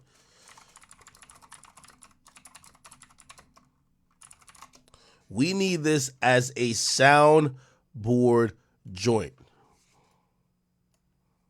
Turn down $50 million. Now, I've had to turn down $50 million 4 times. 4 times. Just to protect my integrity and that virgin hole I was telling you about. Right. Because P. Diddy be wanting the body. And you gotta tell him no. That's what we need right there. Somebody clip it. We need it right there. Because P. Diddy be wanting the body. And you gotta tell him no. You got to tell him no. I did. I did. See, I got the receipts for everything I'm telling you. That's why I can say them so freely. Kid, I need another one. You here, get your number. Thank you, sir. Thank you. Come on. Because early on you was accusing me. Was going at it. I was like, okay, it's time for me to roll. I'm going to grab my stuff and I'm going to get up out of here. I did not know that's how this went down. So was that shocking? Absolutely. Was I forced or coerced into anything? I was not. Nigga called Meek Mill and Usher on the couch doing us. But why they felt that comfortable, I don't know. Maybe the invite list, they was like, yeah, all these people. I don't know. I'm shocked that it went down. But I've been to another situation, another person's party, celebrity party, and you know, a celebrity tapped me on my shoulder, and I was hanging out with them, and it was like, yo, nephew, you might want to go into the other party because this cabana, we about to close it up. And they closed up the cabana, and there was about 3 or 4 big name artists in there. And a whole bunch of ladies started walking in that cabana, and a security guard stood in front of the door. Hey, they didn't coerce me. They didn't ask me to come in. And everybody said, you probably should not be in this cabana. You probably just want to go back out there with the cocktails and the hanging out and the hobnobbing. And shout out to my guy, Brandon T. Jackson, man. Brandon T. Jackson, you know, I don't know what he's up to these days, but at this particular party, Brandon T. came up to me and he said, yo, man, like Satan will steal your soul in this industry, bro. And he was really like, I loved the fact that he felt like, he's like, I love your soul and your spirit, and I want you to thrive, Craig. I don't want you to get devoured out here. And I just appreciated that because for him, he was like, he had seen some detriments and some of the dark side of things, and he was like, yo, I want you to be taken care of. So I say all that to say, like, I never felt like it was some secret occult or secret, like, thing. I felt like there were areas at certain places that were like, hey, this could be the cocaine room. You know, I don't know. This could be the boom boom room. I don't know. But I never ventured into those places. You know, that wasn't my thing. And when I felt like something was moving to a level past where my witness or my like conscience would be messed with, I'm out of there. It's not for me. But somebody got to be in these places and spaces, right? Like somebody got to be there, you know, to be, you know, in these environments. Now, I'm not saying somebody got to be at the strip club or don't misconstrue my words. What I'm saying is someone has to be in environments where people congregate and you can get to know them and you can build relationships. You know what I'm saying? These were not like, it's not just wild and people hanging from the ceilings everywhere. It's really just people hanging around by the pool, talking, having conversations. Some people dancing, some people walking. You know, oh, what's up, Jimmy Iovine? What's up, Madonna? Chris Brown? How y'all doing? You know, you talking. You have a whole.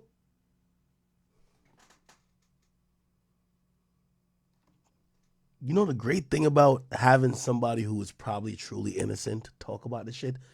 He don't even know he's snitching. Nigga, we trying to get the Jeffrey Epstein list, but we trying to get the diddler list. You tell us who had these parties. Nigga, when you say, hello, Jimmy Iovine, well, you know Jimmy Iovine just got sued for a whole bunch of shit.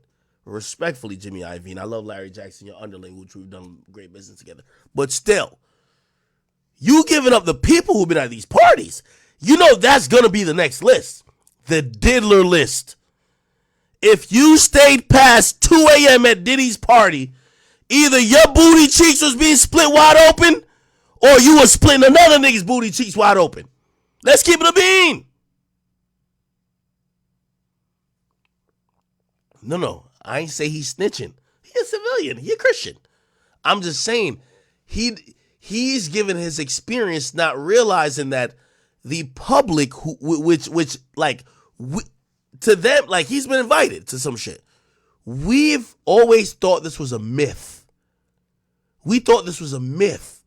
So when he's naming people who were actually there, we get to look at them, how they're reacting to this situation, and if has there been any funny situations in their personal lives.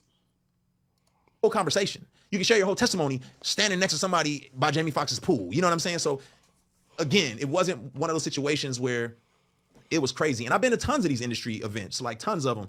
So it's, what do you want to get yourself into? You know, if you want to get in trouble, you can. But I don't feel like my career. And yes, sure, I probably could have found some way to finesse it for my career if I really was trying. But it's like, is that what you really want? Do you want to get yourself intertwined with the deeds of darkness and Satan, and now you got to unwind yourself from all of that? Is that really what you desire? Or do you want to be straight and narrow and go to bed at night with a clear conscience and wake up in the morning and see that God is doing God?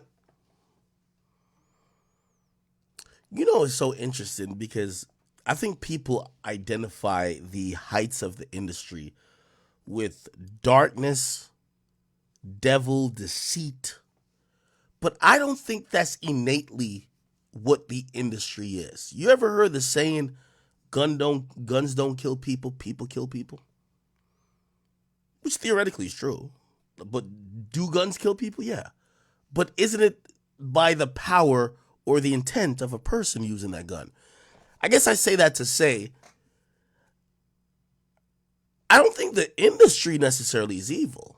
Because I'm going to be honest with you, given where I stand these days, and trust me, I love y'all because y'all have helped create someone that these niggas, they're having meetings. How do we get rid of him? Some of them, somebody said the biggest compliment to me recently. You think these motherfuckers is your friends. They can't stand you. And I said, I like it when it's that. They can't stand me. They wish I wasn't here, but they have to be cordial with me. I go back to the Drake lyric. They need me more than they hate me. Very powerful lyric. They need me more than they hate me. I'll tell you why I say that. Because I do believe I'm in the music industry. Even if I operate that shit from my headquarters, that's, I don't want to say where it is. I said it a bunch of times. My headquarters and at my crib. I operate and I influence and I do what I need to do in the music industry. Remember there was a time they were trying to shit on me. They said, you wouldn't be invited to certain rooms. And this is where I come back to, like, is the industry evil? No. Because the industry that I'm in, it ain't evil. I get invited to every listening party. I get invited to every show. There's not one music concert I can't go to. There's not one, if I ever was like, I'm going to show up somewhere, like all of these little industry parts. Oh my God, act's coming. They'll love it. I just don't go. I've never had to play the game, which I love. So it's not the industry being dark. It's the byproduct of being important in the industry that creates people that have dark energy. These people who become billionaires, what I've realized, I told you guys this before, what I've realized about every time I've met rappers, and rappers who have, gain incredible amount of wealth. And I'm not just talking about like they've earned a few $1,000,000, not even like tens of millions. Anytime I've encountered rappers who've made hundreds of millions of dollars, they've usually lived in an alternate reality from what the majority of normal people live in. And in that reality, they create their own rules. And in that reality, sometimes their deepest, darkest desires come out and influence everyone around them. And those people see that energy as a byproduct of the industry, because what gave them that power and that wealth, it's the music industry. So I never think the music industry is dark. I think it's what comes with being successful in the music industry, which also, I guess I'm trying to say, if I give you $1 billion and you were like you always wanted to be the super tough guy, you might go employ or pay off 1,500 gang members to run around with you and act like you're the toughest guy around. You might even pay for people to get killed. Because now everybody's moving to the beat of your drum. Nobody tells you no. So I've always thought the industry is not dark. It's the power that the people who are successful at it, how they choose to use it. Does that make sense? Does that make sense? I'm paralleling that to the guns don't kill people. Guns aren't innately bad. If there's a gun sitting on the table, it doesn't just hop up and say, I'm killing niggas. No, it takes the intent of a human to put the magazine that's loaded with the bullet into the gun, rack it, then point at a target, and then pull the trigger. That's how you shoot somebody. But the gun itself isn't bad.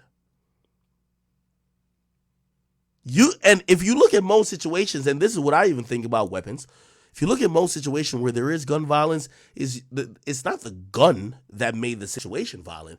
It's the fact that the person has the mindset that they have a gun makes them act and their demeanor different. But the gun didn't do anything. Their actions towards that is creating these other situations. Again, I don't think the music industry is evil and dark. I think it's the power and the byproduct of the music industry that is just inevitably wealth, fame, women wanting you, riches. Yeah. All of these things are going to create immoral people, or have people who might have immoral fantasies and desires. It's going to empower them. Anyway, I digress. Let me just let him finish and then we'll move. I'll show you something else. God is infinitely more powerful, and I'd rather trust in him than all of that nonsense. I love these ones. They're my favorite. Okay. How you doing? All right. The next thing is that, Roland Martin called out New York Post. Roland Martin said this New York Post article is wrong. The sale of Revolt is not closed. I checked again this morning. White media can get black writers, but facts are facts. Essence Magazine's owner, Richelieu Dennis, is the mystery buyer of Diddy's TV network, Revolt. And let me just click on the article. Okay? So apparently the person who's going to buy Revolt is this guy who owns Essence. And I'm wondering what's the price tag on it. But apparently what Roland Martin was saying is that it's not complete. Diddy has not officially sold the company yet. Keep in mind, this company was not a publicly traded company. And when you don't have a publicly traded company, this would be essentially almost like a private transfer of wealth and resources and a private sale. So we might not know, or it might just be rumored how much it was bought for, unless maybe the new owner wants to kind of almost create a valuation of the company by announcing what it was acquired for, that people could now see it from that perspective on a financial point of view, and then hopefully it could grow to be even more. But we don't know what that's actually worth. But we'll look up this guy, though. His name is Richelieu Dennis. This is his Instagram. And of course, he hasn't posted anything yet about Revolt because apparently it's not complete. And we see already, it says how Richie Alou is using venture capital and entrepreneurial smarts to create other billion-dollar black companies. He's on a mission to help portfolio companies in his New Voices fund achieve the level of success he had when he sold his company for $1.6 billion. Ooh, oh my God. It's a big baller right there. If he sold a company for $1.6 billion, that's crazy. Now, he's the founder, executive chair, and head intern of Sundial Group, Essence Ventures, New Voice Family, and GroupBlack.com. I don't think, what are TV networks going for now? How much I think Revolt was sold for? Let's try to Google it. How much is Revolt worth?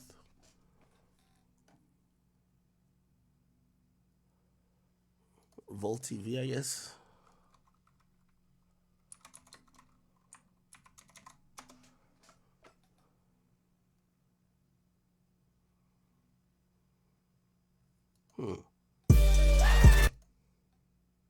And Charlemagne paints that. I'm trying to figure out.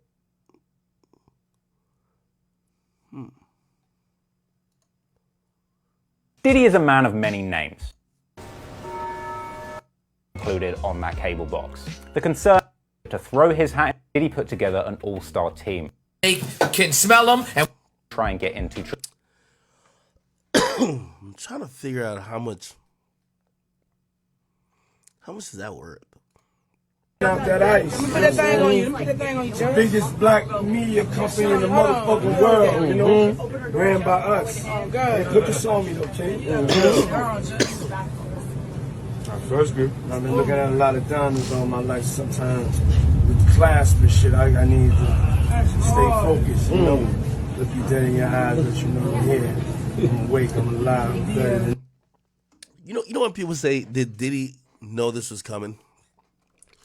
Diddy name change Brother Love. To me,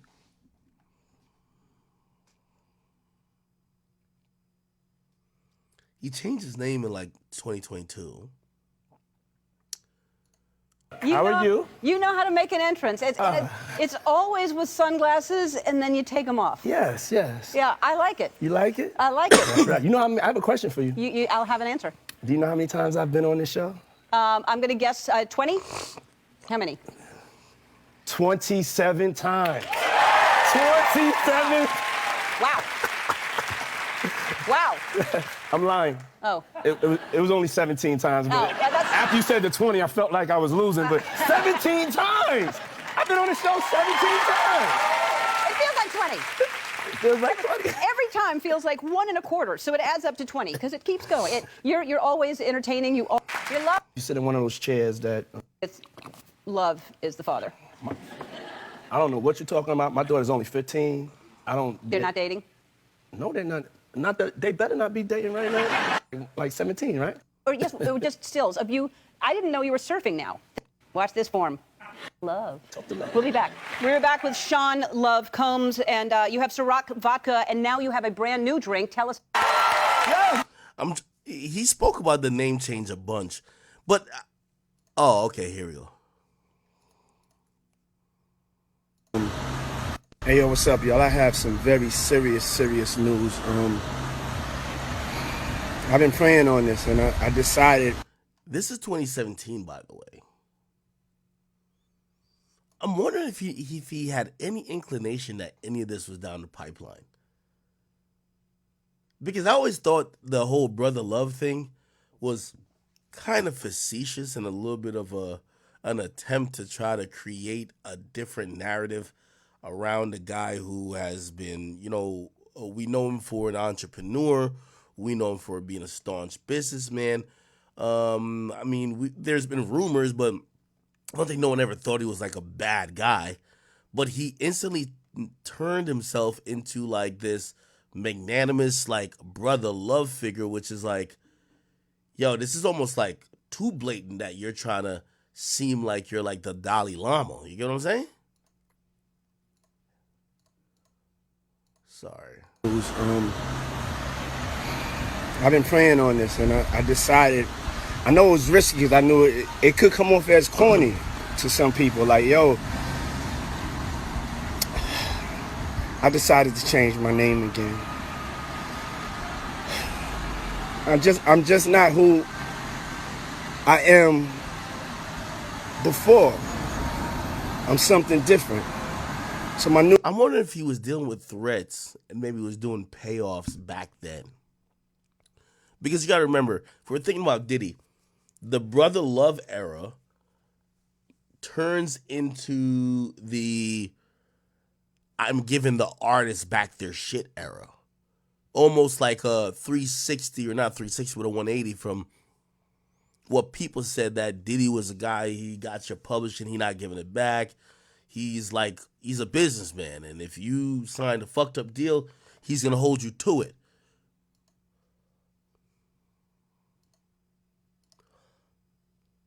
I am before. I'm something different. So my new name is Love, aka Brother Love. I will not be answering to Puffy, Diddy, Puff Daddy, or any of my other monikers, but Love or Brother Love, okay? It's my birthday. I feel good. God is the greatest. I give all glory, and I thank my mama and daddy. Mwah! I remember that. So anyway, this is a guy who's buying Revolt. Let me look up his net worth. I'm always pocket watching. It's like a problem of mine, right? Net worth. His net worth happens to be estimated around $400 million as of 2022. But probably is going to be a lot more.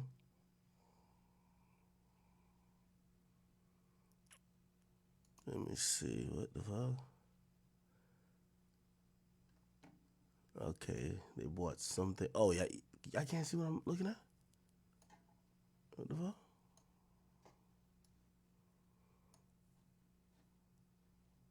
Oh, yeah, I can. My bad.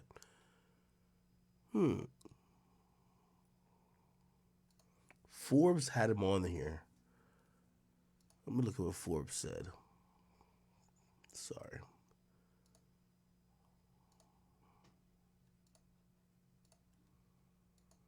So Forbes had him, I think that's his mom. It said these mother and son entrepreneurs went from selling soap on Harlem streets to an $850 million fortune. Wow. The 49-year-old co-founder of Sundial Brands has spent 20 years avoiding meals like this with U.S. President of Unilever, the $54 billion. Okay.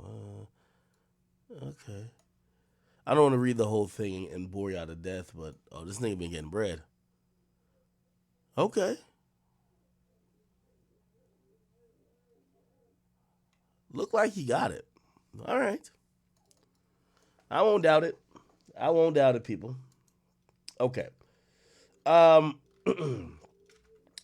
There's I think I have probably two more things in relation to Diddy, and then we'll kind of move on a little bit, especially because we do have some Drake, Metro, and other people's shit to talk about.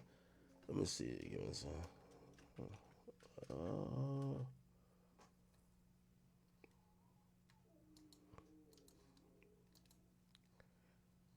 Okay. Here we go.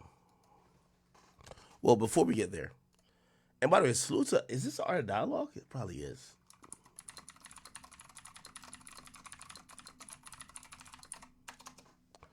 Listen to this shit.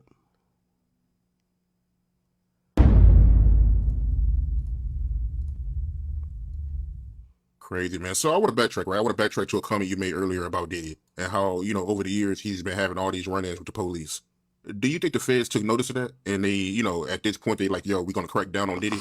What happens is that the police will bring in a CI and will use him like she was a $3 hoe. That's a confidential informant. They'll let you do crimes, long as you don't do no murders and stuff like that. they'll let you go around and pay you. When I was in law enforcement, dog, they paid confidential informants $250 for revolvers, $500 for automatic weapons, $750 to $1,500 for semi-automatic guns and rifles and machine guns and shit like that. Some confidential informants got payment like that. And plus they get 8% of a case. 8% of a case. So if they bring in about, just say, they bring in a case $100,000. That's 8,000. What's that? What's that? $8,000. That's 8,000. They bring in $1 million case. $1 million case. That person is getting $80,000. I mean, like $80,000 on it. I think if you're talking about 8%, you know what I mean? So I'm saying that to say this: confidential informants get paid good, but Puff was a millionaire. Him being a confidential informant, him getting money like that, it was favors. He been getting favors and been paying law enforcement people for years to protect him. You understand? To protect him. We had a lot of people on the payroll when we was doing security. Somebody might have this first 10 hours, that 10 hours, or whatever. He was paying law enforcement. He had a budget for law enforcement. Now, if something goes wrong, those people got friends in certain places. Then plus he tells his handler, yo, can you make this go away for me? I'll give you this and that. Now, that could be a lot of speculations or whatever like that. But why would you have or be working for an FBI agent if you're not an informant? Why? So when you got that kind of money, you could hire people to make a lot of things go away for you. Like you hire lawyers. Those lawyers have police officers and people working for them and investigators. Those investigators were former officers. So all of them in the backyard in Diddy bed together. So what you think happened? If he was an informant, like what made him turn on him? Like I said, some people could retire. His name is too much in the news. Like, listen here, bro. They don't want you to be always in the news in a negative form. There's people that's probably worse than Diddy, but they not always in the news in the negative form. And then, like I said before, when he went against one of the world's biggest distributors of alcohol and spirits, they put out a campaign against him. They called their friends. They made him look real bad in the media. Okay. And a lot of that shit didn't go away, bro. It just compiled.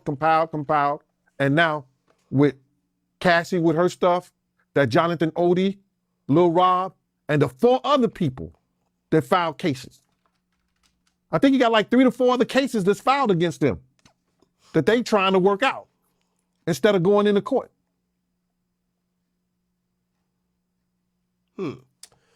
For whatever reason, and 50 likes posting this a lot. My man Andrew Schultz, man, comedian extraordinaire, host of Flagrant 2 podcast, and also co-host of Brilliant Idiots. He been having them jokes about like whether it's Diddy or Meek, and 50 posted this today. But here's a comedian's take on all of this shit right here. Listen to this. LA, I got tired of the media trying to smear this great city. They're saying you're a bunch of fucking criminals, drug addicts, and pedophiles. That is not the whole city. That is a very small, specific section of the city. It's called Diddy's house. That is, listen. If Diddy go to jail, what's the over-under? Someone asked Shohei Ohtani. I know he got the... Those Japanese love gambling, bro. Or I believe they call it driving. But whatever, man. Listen, this is the only reason I think he might be guilty. Every celebrity in LA has had their home robbed except Diddy. And I thought about it, it's like, bro, robbing Diddy is terrifying, because what if he's there? You break down the door, he's butt naked on the couch. Meek Mill sitting on his lap, just petting him like a Maltese cat. Meek Mill crying. Oh no, wait a minute. I thought you was finished. Niggas like, can't stop, won't stop. You try to run out. You run out, the door is locked. You turn around, all of a sudden you hear, you ain't going nowhere. You ain't going nowhere. I can't be stopped now. It's your asshole tonight. LA, I got tired of the media trying to smear this great city. They're saying you're a bunch. Okay. Now, a lot of people are using this as an opportunity to piggyback their own situations. For example, we've seen Daphne Joy kind of throw out in the midst of this that 50 Cent, R-worded her, right? Like, Daphne Joy, Instagram. When 50 basically referred to one of the lawsuits that's out and said, hey, listen, yo, hey, my baby mama, which is Daphne Joy, damn, I didn't know she was like a sex worker. She said, yo, I'm deeply hurt by the lies in Ronnie Jones' lawsuit. The claim that I'm a sex worker is 100% false and character assassination. I'm retaining an attorney to explore all legal remedies against both Rodney and his attorney. Then she responded to 50. She says, Curtis James Jackson, everything with you is a joke until our safety is compromised, which is happening now. You're wreaking real havoc, frenzy, and chaos on the people's lives. How would you feel if Sire was the one in handcuffs for nothing? We moved to New York to give you the opportunity to be a father to your son, and you saw him 10 times out of the 2 years that we lived 1 mile away from you. I'm tired of upholding and protecting your image to our son that you've never even earned. Let's put the real focus on your truly evil actions of you R-worded me and physically abusing me. You're no longer my oppressor, and my God will handle you from this point on. You have permanently damaged the last hope I had for you as a father to preserve our family. With these last and final false claims made against me, you have broken our hearts for the last and final time. Now, this is one of the things that, people are trying to get theirs off, I guess. And she hasn't deleted this. This has been 4 days ago. It's still standing on her social media. I actually expected 50 Cent to quickly and urgently probably have a lawyer press her or file some defamation suit that would probably get this, removed on an injunctionary level. But we haven't seen that. And I guess the reason why is because this person is claiming that they're a victim, even though I don't think a lot of people are believing her because, are you telling me that, if I don't know if this is the timeline, but let's assume it is. 50 R-worded you, then you moved closer to him, and you've been talking about him being a father. It's almost like is the last thing. I don't know. I don't even know how to really comment on this because, yeah, you have a child with him, but if you claim he R-worded you, would you really want the guy to live in a mile from you? Would you move closer to him? Would everything be cool until this one moment? I don't know, bro. So I'm gonna just leave that alone. However, you know what I was realizing over the years, and as I was kind of sometimes there's gossip and tea that comes out in various different ways, and the history of 50 and Daphne Joy is really interesting, really, really interesting. You know who actually exposed some shit about both of them? I don't know if y'all remember this. By the way, again, we're focused on Diddy. If this is something, that's a story for another day. You gotta wait till this shit died out. I ain't gonna lie to you, okay? What I will say is that it took me kind of realizing, I was watching something they've had an interesting history. Number one, 50 got arrested.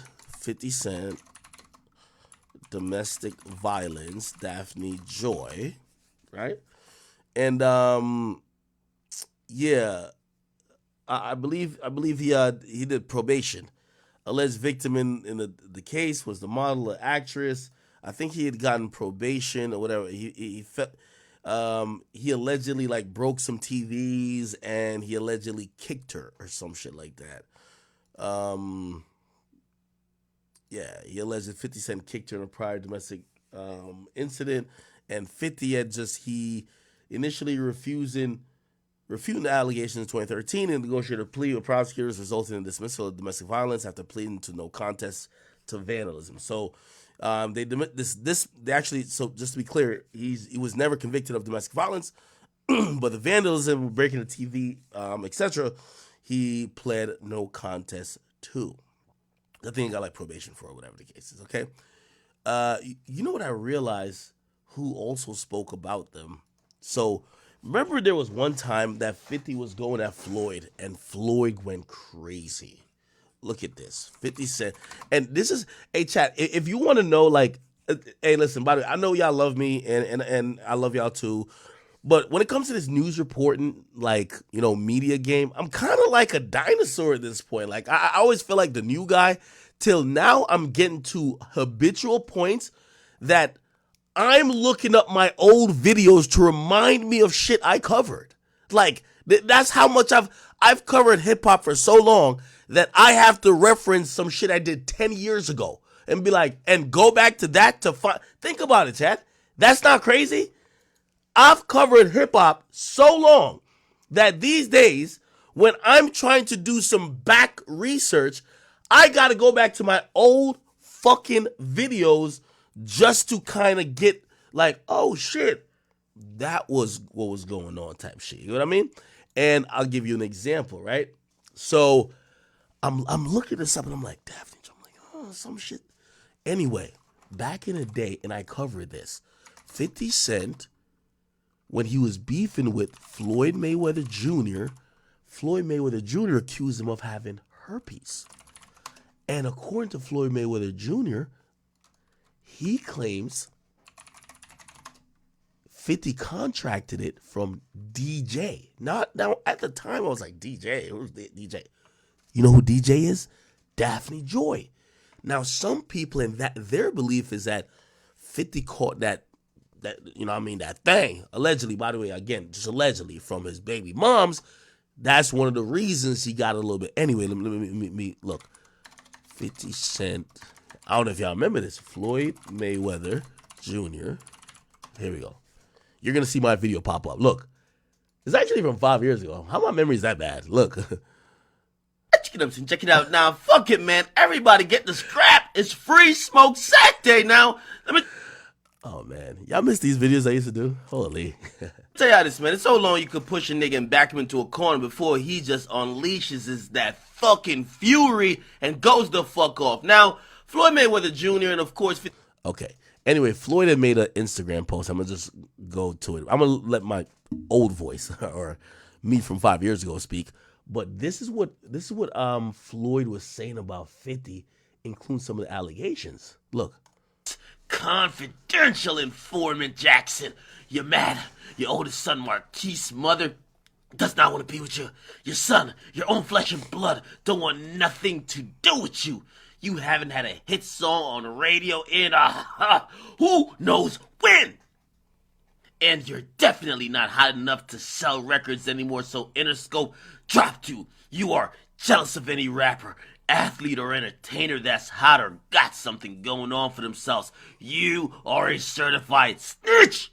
And we got paperwork to prove it. You talk about Ja Rule, but you stole his whole style and ran with it. You're the only self-proclaimed gangster that never puts in any work. You need to pay homage to the real 50 Cent for stealing his name and his storyline. Your claim to fame was getting shot numerous times and living to tell about it. You think that's... Yo, this was an exposal of 50. I kid you not.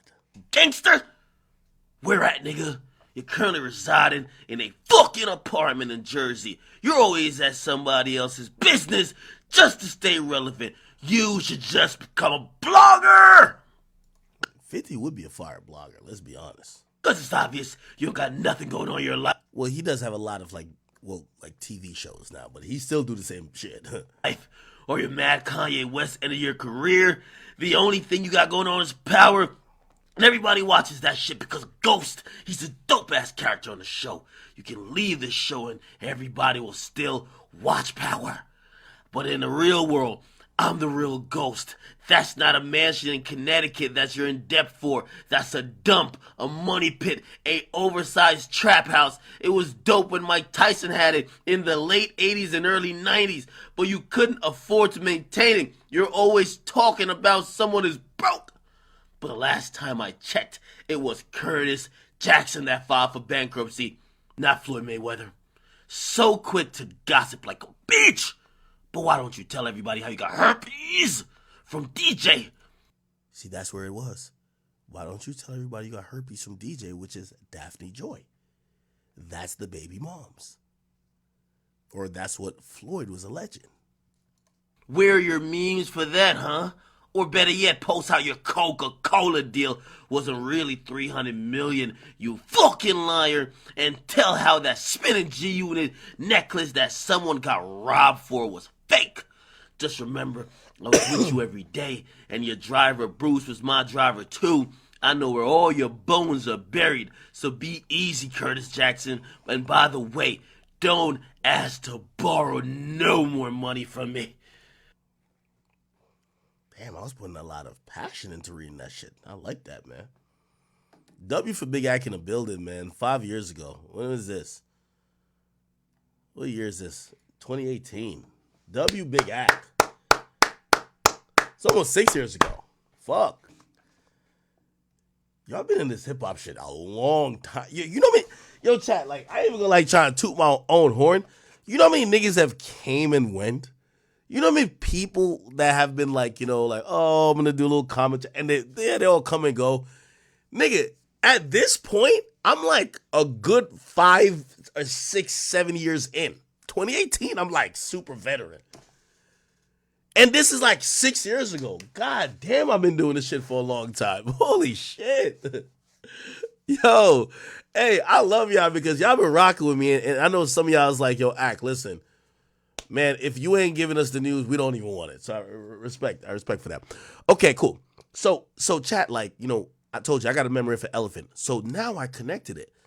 So DJ is Daphne Joy. Floyd was accusing her of giving, you know what I mean, there was some rumors that was going on around on some of these little tea websites and gossip blogs that 50, you know, got a little bit, you know, like imagine find out that your shorty gave you the, you know what I mean? And I don't know how true that is, but we did see Floyd say something about that, okay?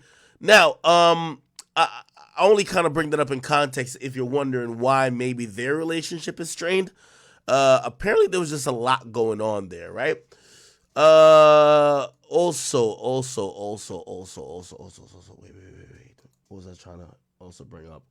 Oh, the next thing is, you know, everybody's trying to out somebody now for like Diddy-like behavior.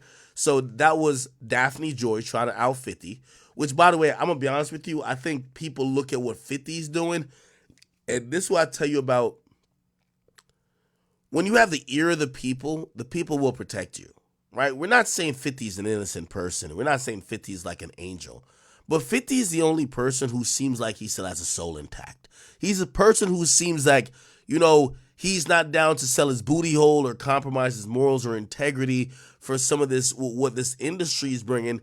And when you see everyone quiet about Diddy and he's calling out, even though he has a little, you know, axe to grind, I think people do like the fact that, you know, 50 is one of those people that have made this even get to the point that it's gotten to. While everybody's in the industry has been on the, you know, what my man Kwame Brown used to say, go along, get along type of parade. Anyway, the other person who I see trying to call someone out, I don't know if y'all have seen this, Yes Jules. So Yes Jules now, who got fired from Kanye's team, she's apparently countersuing, right? And what I've seen, or maybe I could be wrong, but, you know, we'll try to find it. She seemed to be throwing into the mix like a little bit of like, hey, y'all might want to look at Kanye's team. They on some shit too. You know, everybody's like dry. Like right now is the time to dry stick to be like, yo, I ain't never gonna tell on somebody, but if y'all really trying to find who did what, yo, they over. Like I don't point fingers, but they might be over. You know what I mean? Like I don't point fingers, but yeah, it's one of those type of shit. Everybody trying to get a little dry snitching on, get a little investigation going on with somebody or some shit like that. Anyway, let me see if I can find it. I don't like scrolling on this. I think is she a sex worker? I don't know. I know she got like OnlyFans or something like that. Anyway, I do know she's suing. Let me take this off the screen for a second. I can find the lawsuit. So she's accusing somebody on Kanye's team, which I think is Milo. She's saying that nigga is like a straight up pedophile. Okay? And then she was basically also saying that, why does she posts like a naked picture after every serious thing she says. It's just kind of crazy.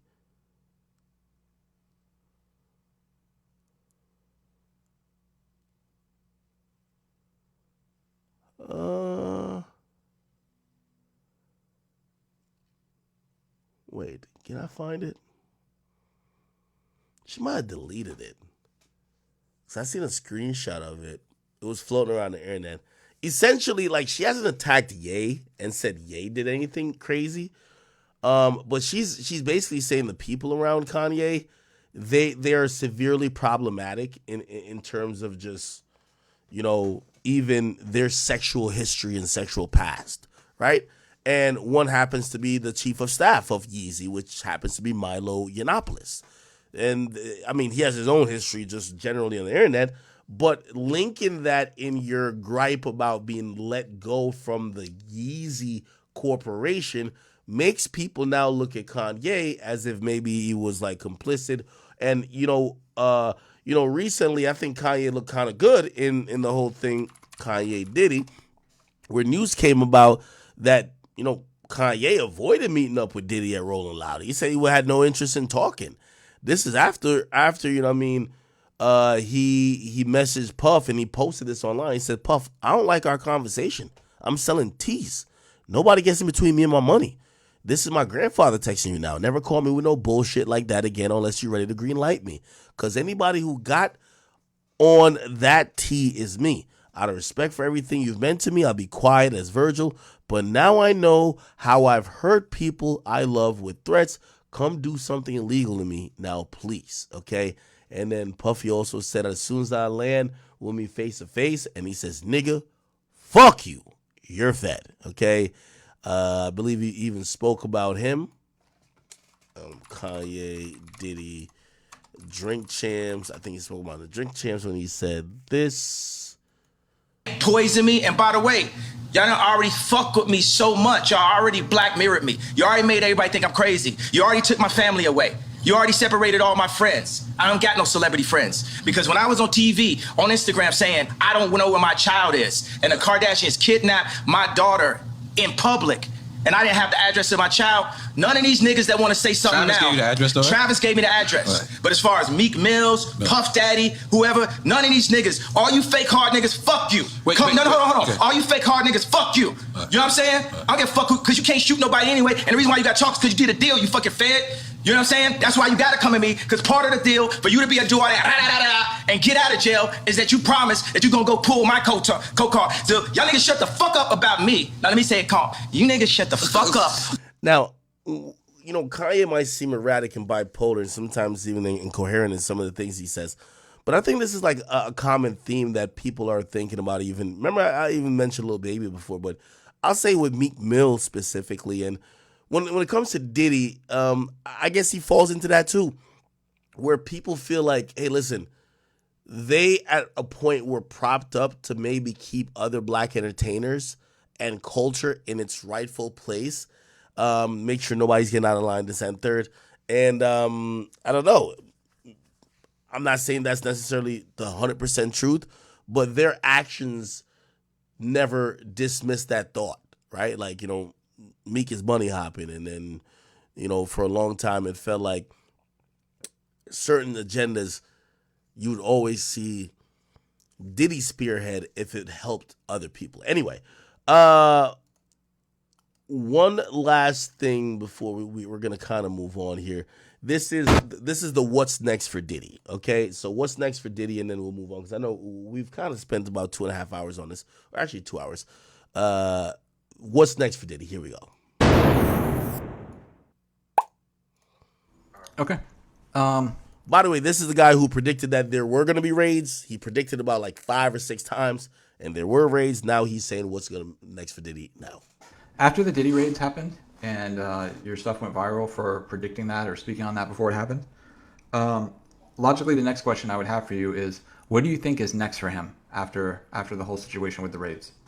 Yeah, I find it funny that people be like saying, "Oh, he the popo." Of course he know. So y'all think Homeland Security, U.S. attorneys, DAs in New York, going to celebrate something or tell something to a cop, an ex-crooked, alleged, according to y'all, cop from Compton, California, what their every move going to be? No, like I said, I just speak from common sense, from knowing things, knowing how shit works. But it's funny to me. That's what everybody that want to hate on Reds be like, oh, yeah, he's of course, he was the popo. I ain't been a motherfucking popo for 30 years. Police hate me more than he hates y'all because of the people I've been around and the things that I have done. Y'all see how that white cop was talking and all of that? That's how they think. You don't supposed to be, you know, they believe birds of the feather flock together and all of that. You walk like a duck, you crack like a duck, you're a duck, you know? They believe all those terms and all of that. So they ain't gonna share anything with Reggie Wright Jr., especially on an investigation like that. So let's stop that. Let's stop that comments right now. But today, I'm telling y'all, what's happening right now after these words is niggas ass is niggas are shitting like crazy right now. People are going worry. Every time they door knock on the phone ring, is that the police? Are they coming? Or they call it? They want me to come? Because you're gonna have two type of people that's the law enforcement gonna be contacting now. They were gonna be contacting victims, meaning some of these men that laying up there with their wives and acting like they're gonna be getting contact. Some of them done did some heterosexual stuff. Some of them done did some gay stuff. But they're gonna be getting contact. But more importantly, who's gonna be getting contact? It's victims as well. Well, I talked about the victims.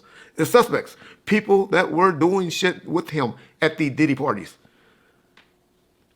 And so, man, there's only one person that I'm worried about that's been bragging about and used to brag about going to Diddy parties. That I hope they don't contact him in the month of, well, I hope they never contact him. Ooh. But definitely not from April and May. And hopefully we make it to June. I hope like hell they don't contact him because y'all know I'm a major Laker fan. Y'all know I am. What? Everybody know ain't no party like a Diddy party, so. Yeah, that's what's up. Yeah. Yes, sir. But what? People like this, they're going to start erasing stuff like this, so y'all better get them, tag them, save them. Look what my boy, LBJ23 said. Damn, Bob first. People like that, and y'all, I love that. Not LeBron. No way. As a basketball player, right after MJ and Kobe. Kobe, y'all know, is my favorite. Shaq is my second favorite. And then, of course, LeBron. And I hope like hell they don't contact people like that. But trust me, it's a lot of people like that. That's going to be that shit in bricks right now. Y'all watch? Yep. How's this right here? Yep. Stevie. See this box? Whoa. I'll probably explain that other shooting that police are looking into. I'll probably do it another time, just in the interest of not having a full stream about Diddy like we've kind of done that a couple times. But there is another shooting, right? Diddy shooting Justin Combs. And there is a shooting that the police are believing that Diddy helped cover up, and they believe that Diddy's son, I don't know if he was the trigger man, but they feel like he was involved. That is something that supposedly was covered up, according to Lil Rod. He feels like the police got either paid off or something happened, but he felt like there was proof that the investigation was handled properly. So we'll get into that a different time. Anyway, real quick, I just want to congratulate a few people, and I know, first of all, we're done with April Fools, so there's no more jokes to be had here. Anyway, congratulations to Future, Metro Boomin, Kendrick Lamar, and even Aubrey, Drizzy, Drake, Graham. Yes, the song Like That has debut #1 It's a song where Kendrick Lamar takes aim at Drake. Metro Boomin cooks up the beat, and Future, of course, lays a amazing opening chorus and even first verse. Now, the interesting part about that is like, you know what? I think Metro, who I've just called like, just a beta bitch. Like, and what I mean by that is we've never seen Metro being really direct with anything, but somehow he's finally got the industry divided. And if we're supposed to listen to what the alleged reasons are, somebody fucked his girl and he about to start like World War V in the music industry. Anyway, he tweeted out today, he says, I see a lot of niggas been scared to post the album too. I forgive, but I don't forget. We don't trust you, okay? And he's basically saying that, there's rappers who haven't posted the album. And by the way, I could call those rappers names out. 21 Savage ain't post the album. Lil Durk ain't post the album. I believe Baby might have posted the album, but he knows who he's talking about. He's talking about those artists in particular.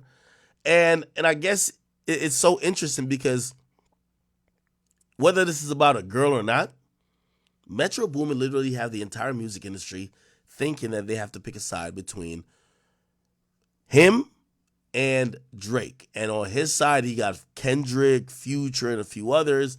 And Drake, of course, is Drake. Now, he also posted this. He said, Golden a week, thank God, and thank you all for listening. He also posted a clip of LeBron kind of like jamming out to it. Where is this at? There's a clip of LeBron jamming out to it. Like, yeah.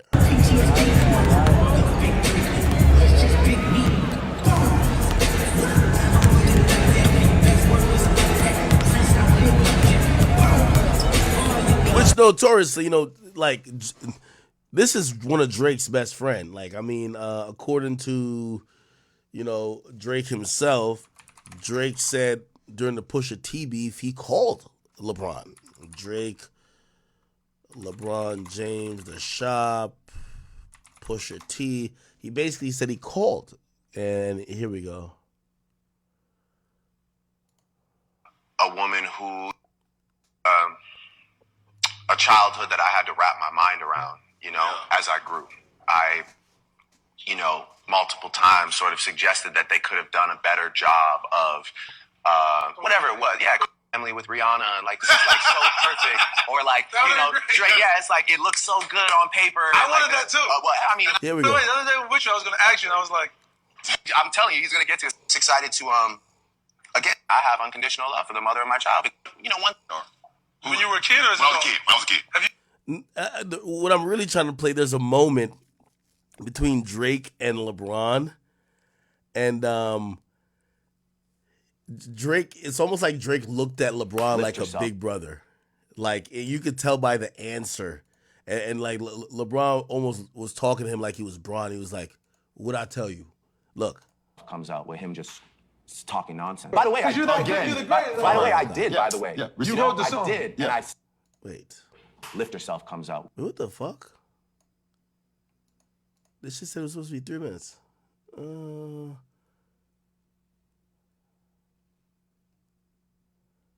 Okay, maybe it's this.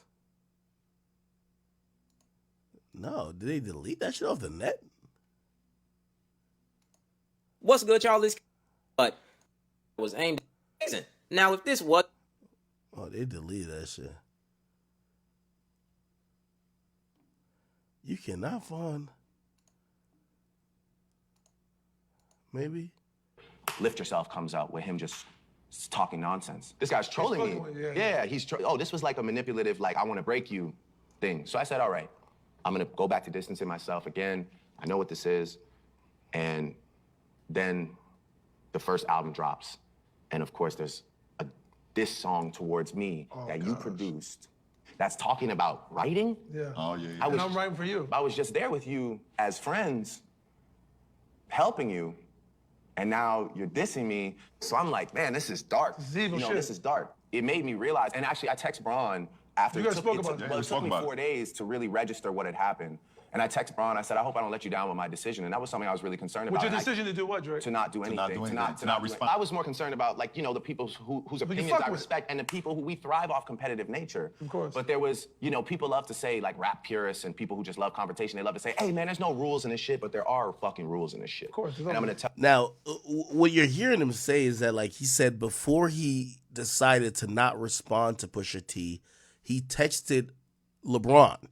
And for him, LeBron is one of the rap aficionados in his book that made him feel like he felt like he almost had to tell LeBron, I ain't gonna respond, but he was hoping LeBron wasn't disappointed with his choice not to respond.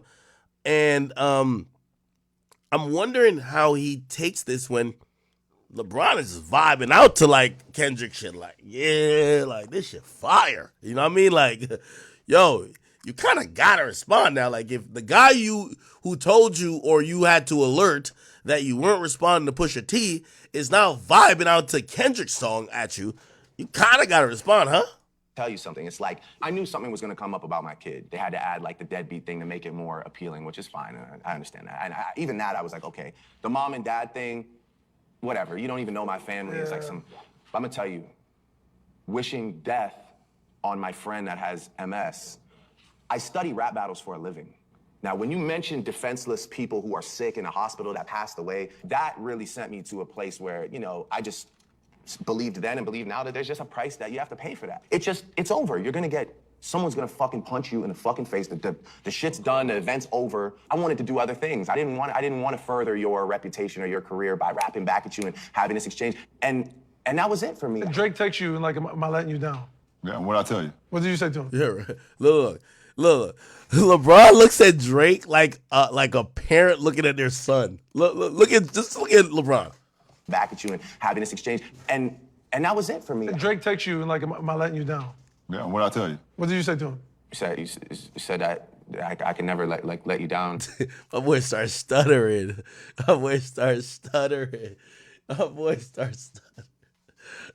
Nah. Drake looks up to LeBron, bro.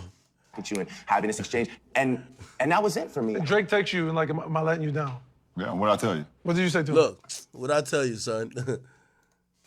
You said that I can never let you down. By the way, you said you told me I could never let you down.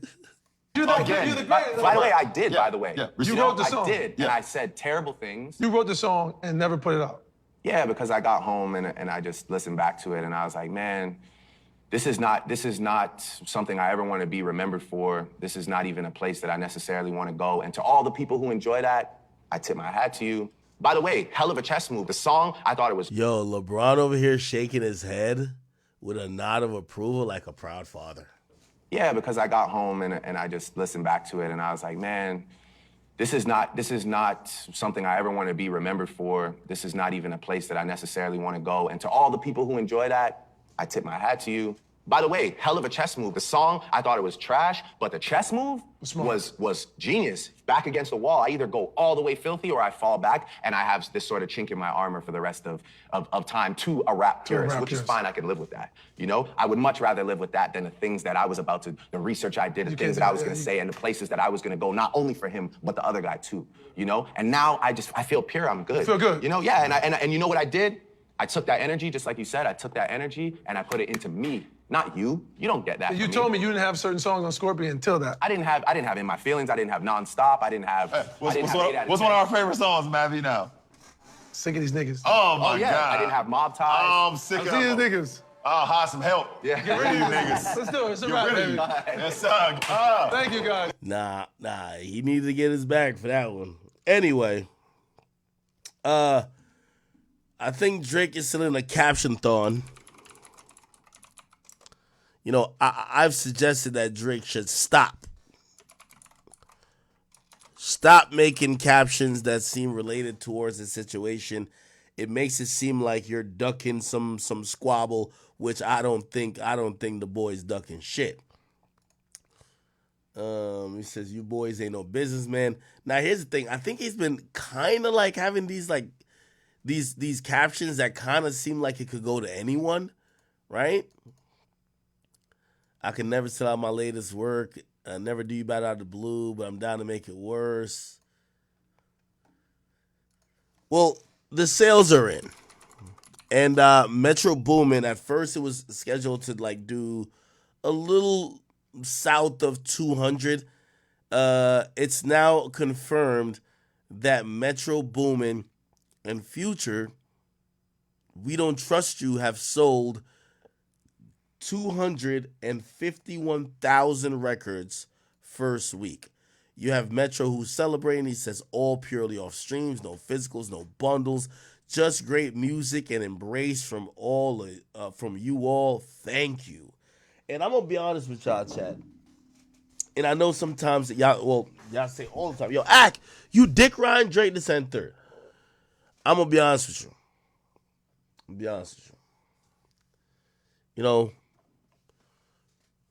I'm like cleaning up after my dogs. I got the music blasting. I'm listening, but I'm going back and I'm trying to like connect dots. I'm trying to like do deep dives. I'm like, cause I need some shit to like really hit y'all with on stream. And I'm like, yo, I went back to Control, and I've realized that Kendrick ain't saying nothing different now than he said then. I'm going to be honest with you. Here's the funny thing. And I think this actually makes me look a little way at Drake. Well, maybe not. Actually at Drake too, yeah. Drake and Cole. Because Kendrick he ain't never really jacked that big three shit. And he ain't never really said these niggas was on his level. Going back to Control made me realize,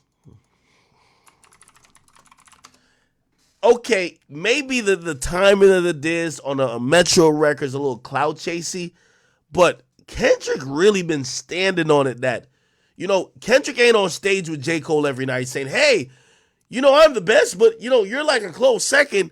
I think in Kendrick's mind, he don't think neither of them niggas is in his league.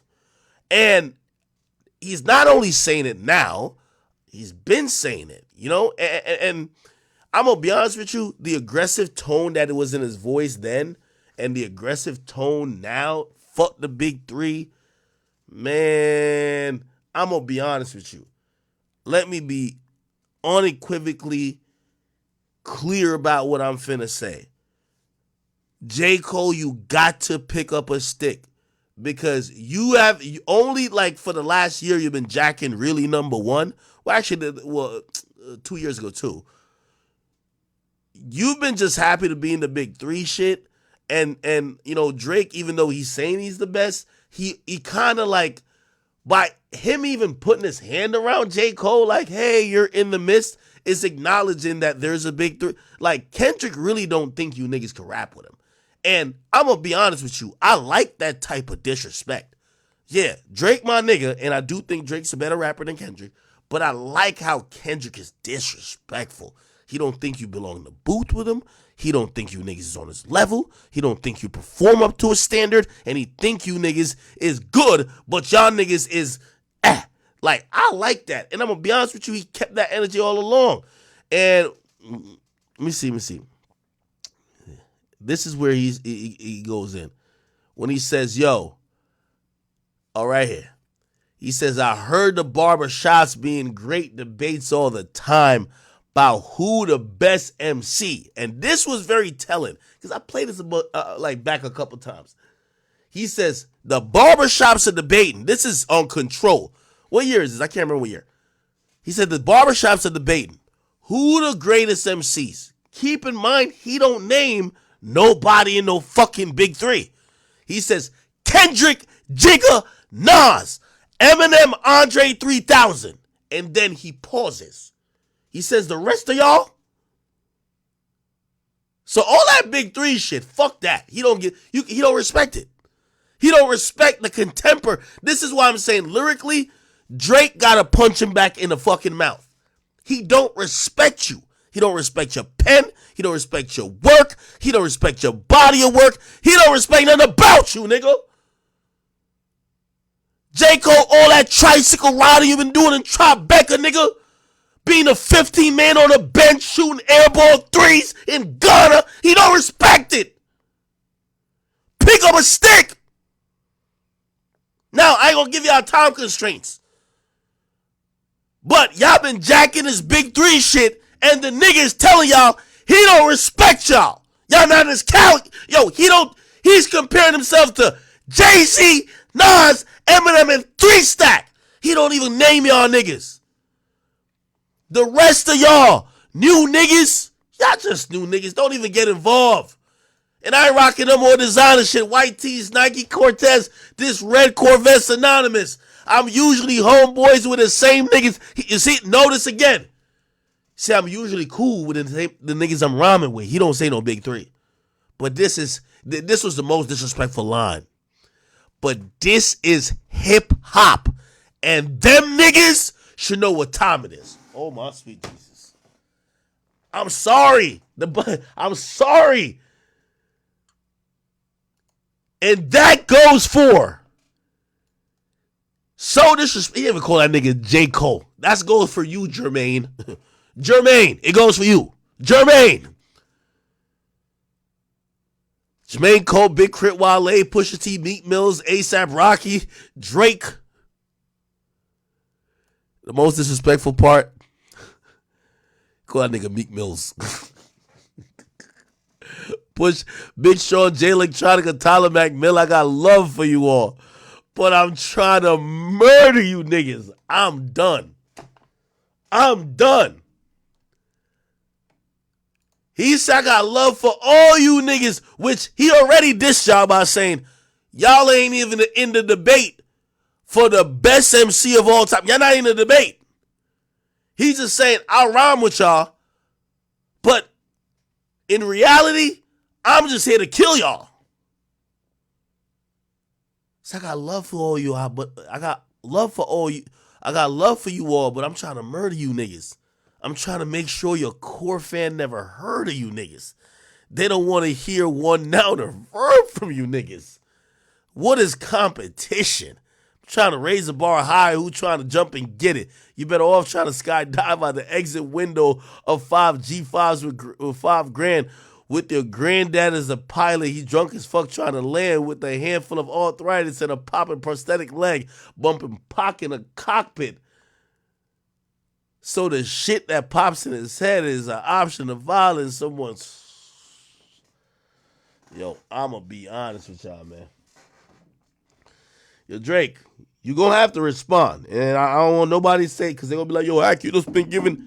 Listen, I'm trying to tell y'all that we're not gonna do, if this was a standalone diss song, Drake had a week. I'm sorry. That's why, if you ask me if I'm Kendrick, I would have, I think in his diss song, he has some exposal shit, which helps Kendrick if he goes second. But I will say this.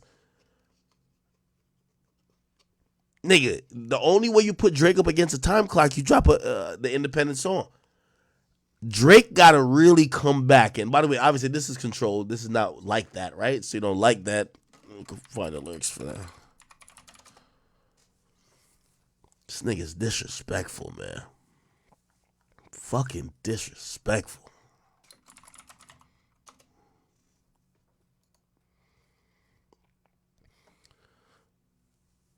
DOT, the money, power, respect. The last one's better. There's a lot of goofies with a check. I mean, I hope them sentiments symbolic. My temperament bipolar. I choose violence. Okay, let's get it up. It's time for him to prove that he's a problem. Niggas clicking up, but can't be legit. No 40 water. Tell him, get up with me. Fuck sneak dissing. Oh my God. First person shooter. I hope they came with 3 switches. I crash out like fuck rap. This Melly Mel if I had to. Got 2 T's with me. I'm snatching chains and burning tattoos. It's up. Lost too many soldiers not to play it safe. If you walk around with that stick, it ain't Andre 3K. Think I won't drop the location. Oh my God. I still got PTSD. Motherfuck the big 3. Nigga, it's just big me. Nigga, bump. What? I'm really like that. And your best work is like a light pack. Nigga, Prince outlived Mike Jack. Nigga, bump. Nah, I ain't gonna lie to you, man. Drake do got a body slam this nigga lyrically. That's a fact. And I'm gonna tell you another reason why I think this is going to be it is going to be a difficult battle for Drake to go at. Because in the eyes of a hip hop purist and a hip hop MC, Kendrick is the quintessential, perfect candidate. The guy who doesn't rap about nonsense. He doesn't try to water down his shit. He doesn't try to trying to be in the pop lane. Kendrick stands for something. Usually his raps are surrounded or clouded or shrouded around, social movement, black advocacy. It's unless you gonna get real personal, like I don't know, maybe Kendrick had a baby out of wedlock. Like, Kendrick married? I don't even know. Like, it's hard to beat that nigga Kendrick with subject matter. If the only thing you can say to him is that, yeah, I'm more successful than you. Because he's going to say, yeah, duh, you're fucking pop.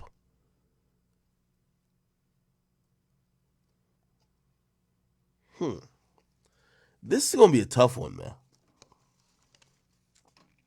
I still think Drake will respond, and this might shock y'all.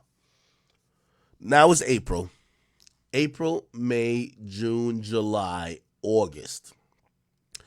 Drake is going to drop a record or drop a verse on a record or drop a freestyle. I don't think he's going to drop the freestyle. He might drop a freestyle, but I don't think he's going to drop a freestyle dissing Kendrick. Just off, if I'm in the mindset to think that Drake is anticipating that Kendrick has a fully loaded clip ready for him, he wants Kendrick to shoot first, so he'll diss Kendrick on a feature, but he ain't dissing him on a full song till Kendrick drops that first song. But shit, man. Chat, did y'all get this before? Because, like, I didn't realize, I'm going to be honest with you, I don't care what y'all niggas say, Kendrick do not respect no Big Three, and he don't respect them niggas. He don't respect J. Cole. He don't respect Drake. And what I mean by that, I'm not saying he don't think them niggas ain't good. He just believe that he is in the all-time conversation while they're in the generation conversation. He's talking about being compared to Andre 3000, Jay-Z, Nas. He's not thinking about y'all comparing him to like Drake and J. Cole. Feel what I'm saying? Interesting. Anyway. Metro did an amazing job kind of like setting up this beef, man. Like, this beef is definitely carrying on and continuing. By the way, the song Like That has actually sold 500,000 units, which is in a week, which is the fastest song to reach this milestone under 8 goddamn days. Not gonna lie, man. Crazy. Congratulations to them.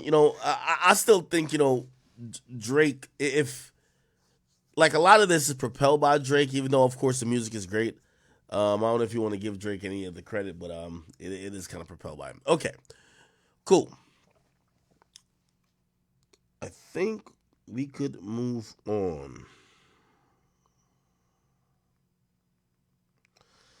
Let me see. What other topic did I miss? Oh, y'all want to talk about Adam 22 doing a little homosexual scene real quick?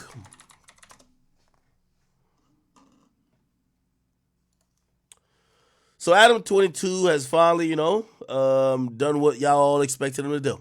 He says, I'm proud to announce my first gay scene. For many years, I've dreamed of what it would be like to shoot with one of the bros. And decided to stop holding back and live my truth. I know some of y'all won't like this decision, but I hope you will choose to respect my decision. Big thanks to my scene partner, some guy, for letting me tear that ass up. Can't wait for y'all to see the content. Okay? He took a bunch of pictures. There we go. That's them. And this one right here was like, this is very Diddy-esque. Okay? Now, I'm going to be honest with y'all.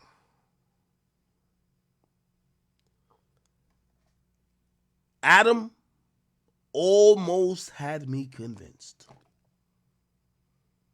Because I am one of the people who thinks a little transgender porn is probably in the future. He might go ahead and do some gay stuff if it makes money on Plug Talk.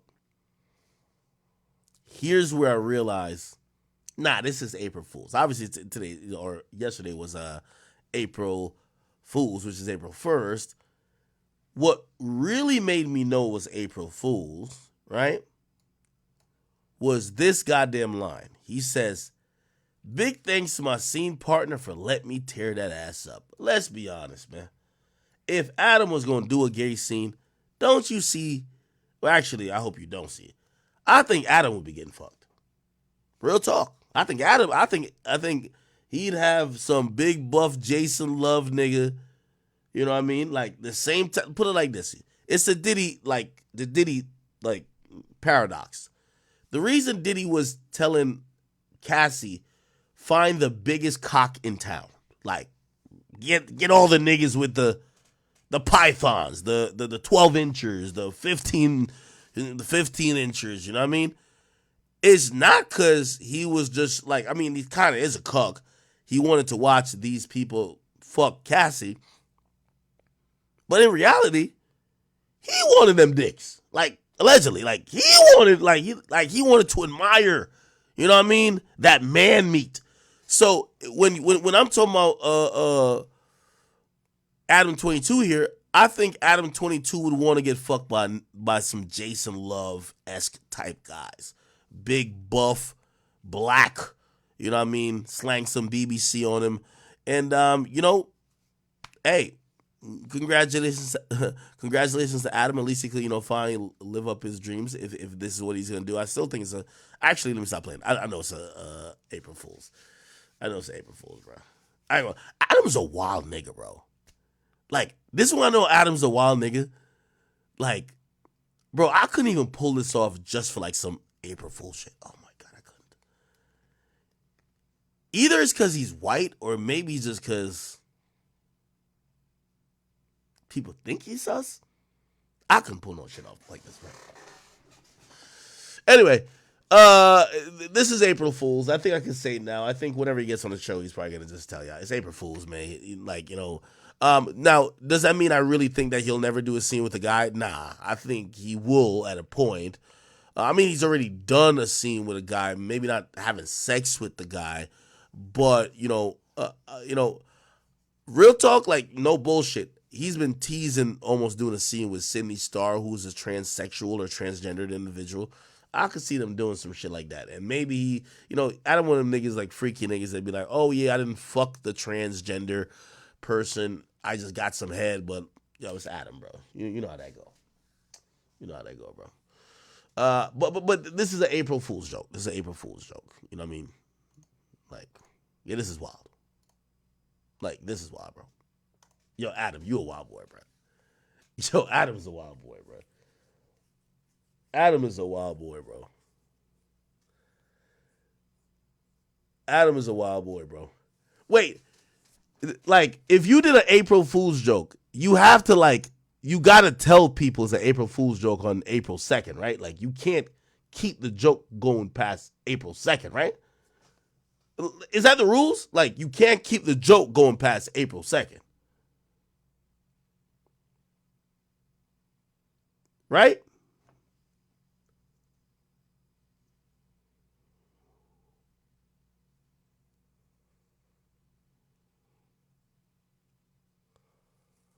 Yeah. Well, anyway, I ain't gonna lie. Yo, Adam had texted me. He was like, "Yo, Ak, I'm about to pull this April Fool's joke shit."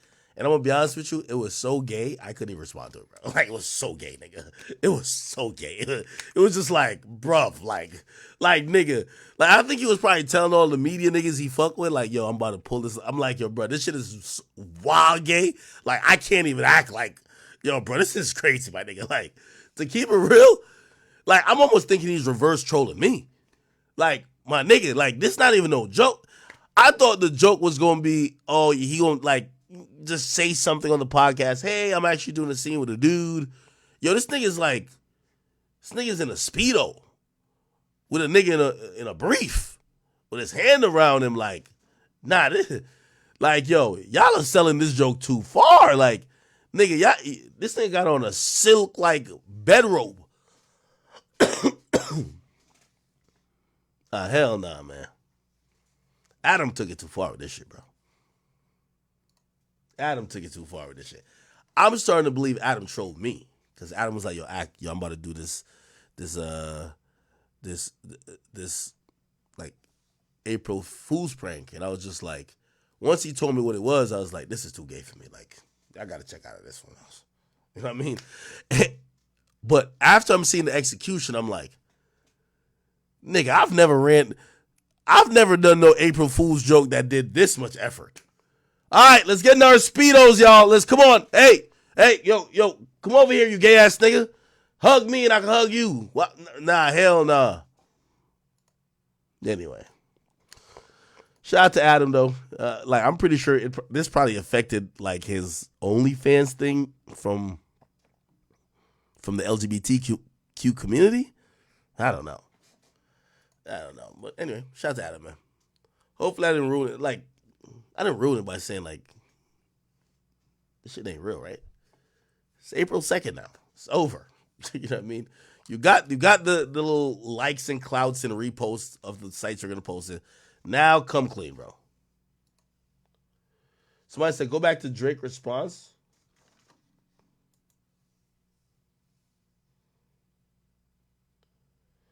Erica Anderson says, remember when Diddy said Lee Daniels' show Empire was his life? Did Diddy say that?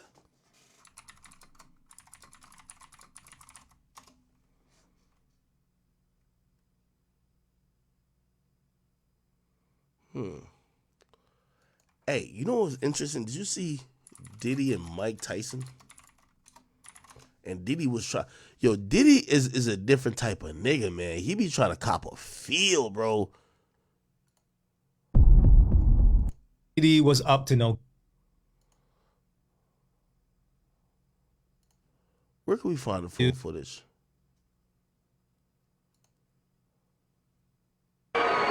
One question. Well, yes.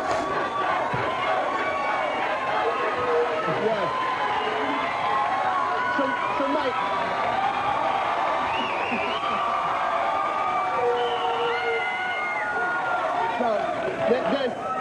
There's only one question to ask you. When are you coming back? I don't know when I'm coming back. I have so many different ventures, and I'm into the music business now. Are you really? Yeah. I have an artist. I have a tremendous artist named Traveen Howard, and she's tremendous, and she needs a little bit more season when she gets to the top of her game. Everybody else is gonna have to compete for second place and be happy with it. She's totally awesome. Hopefully, people's been helping me out. Wycliffe's been helping me out. Devontae Swing's been helping me out, and hopefully Puffy help me out. That's the first I've heard about that. That's great though. That's great. I believe so. Yeah. Yeah, but for me as a fan and all the people out there, I just hope the day comes soon that you do return to the ring, because you are the best that's been there, and if it's in the cards, it'll happen. I'm okay. Van ain't bad either. I'm okay. Yeah. No, Van ain't bad, but like I said, that's from me to you. Thank you, brother. Yeah. What we doing, man? Let's talk about this guy. Yeah, let's talk about Puff. Now, do you go to the shows? You check him out? I've been to 2 of the concerts. Yeah. 2 of the concerts. Tearing it up. Yeah. Now, were you there the night he fell? Because I heard one night. What show was that? That was at the Garden. At the Garden. You know why? Because when you're in your hometown, just like a fight, you try to give and you always want to lose in us, but yeah, I was in my hometown. I was really excited to finally be performing in New York, and so I'm rocking. And so we got everybody from New York in the house.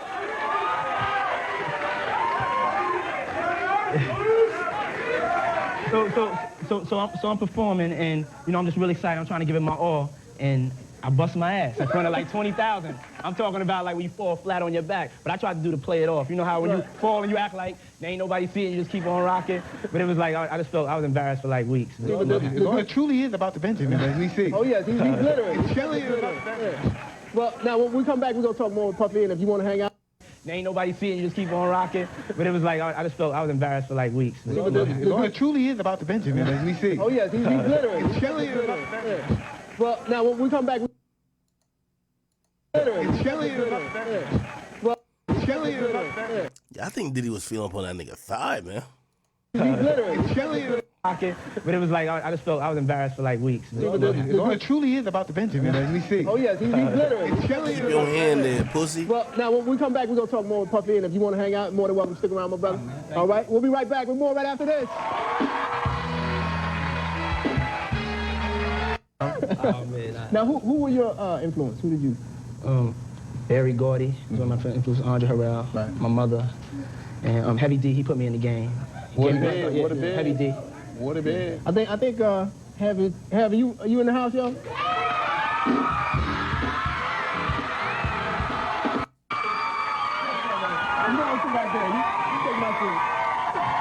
You know what I mean? I can fit. It'd be uncomfortable. Right. Now, Nah, that's all type of sus shit going on. This nigga look like he's sitting on this nigga's lap. Puffy trying to feel up on this nigga's thigh. you and Puff grew up in Mount Vernon together? Yeah, right. yes, we did. Yeah. And what was he like growing up? Be honest. I am. I'll be honest.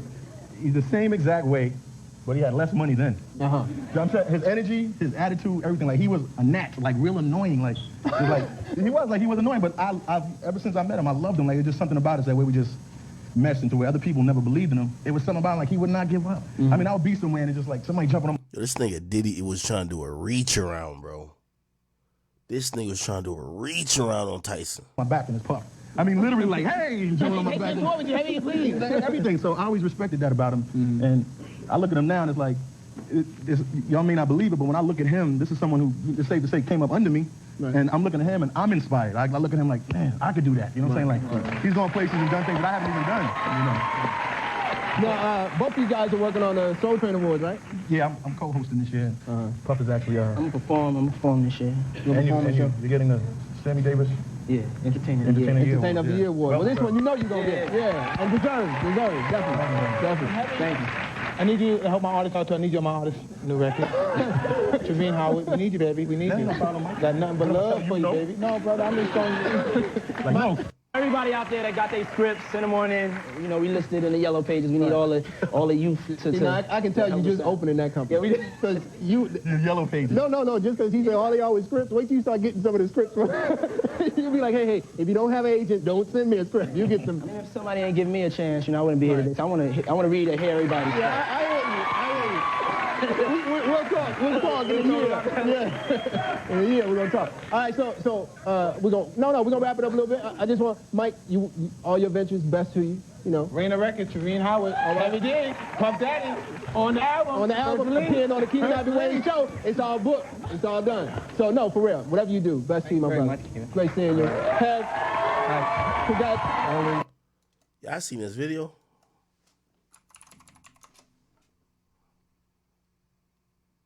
In an old Instagram live, LeBron can be seen laughing with the evil villain of 2024, the Diddler, and you'll never guess who he wanted to party with him. Get it.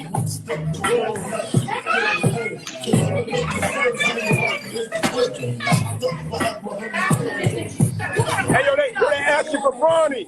They asking for Bronny. They say they want to see Bronny rock. Hey, go get your brother.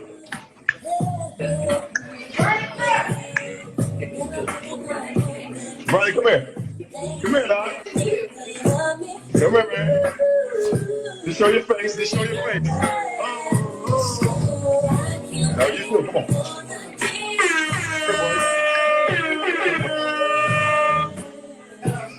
The kids are on, man. Come here. Bro, real quick, bro. In an old Instagram live, LeBron can be seen laughing with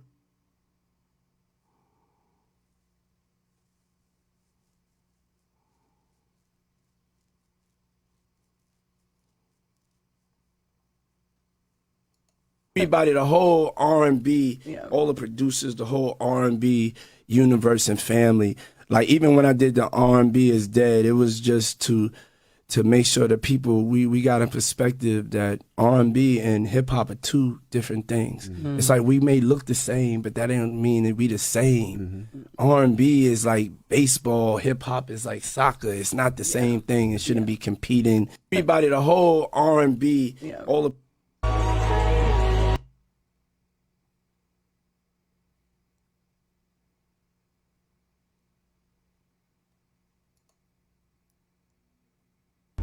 Interesting question. I don't know if this was ever asked to you.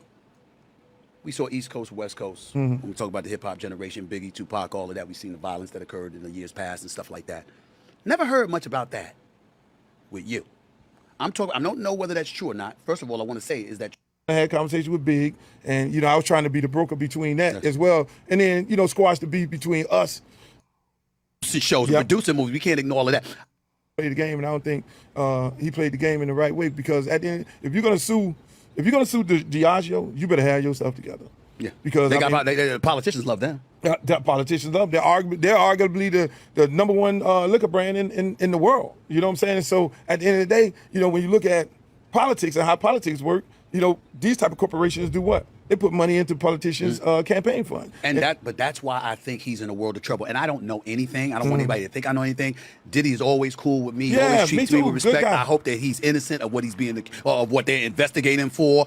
Some sex ring, some sex trafficking ring, and all of this stuff. I hope he's innocent of all that. I don't know what the hell is going on. But I do feel this way. In the world of big business, and this needs to be said while I'm sitting right next to you, Luke Campbell. In the world of big business, when you make an enemy of big business, along the way, they know enough about you. Yes, they do. To come for you when they want to come for you. Yes, they do. You understand? And it don't have to involve jail. It doesn't have to involve a crime. It can involve them squeezing you out of your money. Yes, making sure they humble you beyond repair. Yes, and that's what you see right now with Diddy, and you see that with Kanye West. When you look at these two brothers, they cut the deals, with Adidas, and Adidas spend millions and billions of dollars and putting into these dudes' pockets, and the liquor companies putting all these millions and billions into their pockets. These guys, when you turn on them, you better know what you're doing. And I always advise guys, you can't fight them, because it becomes like CeeLo. Right. Big bank take little bank.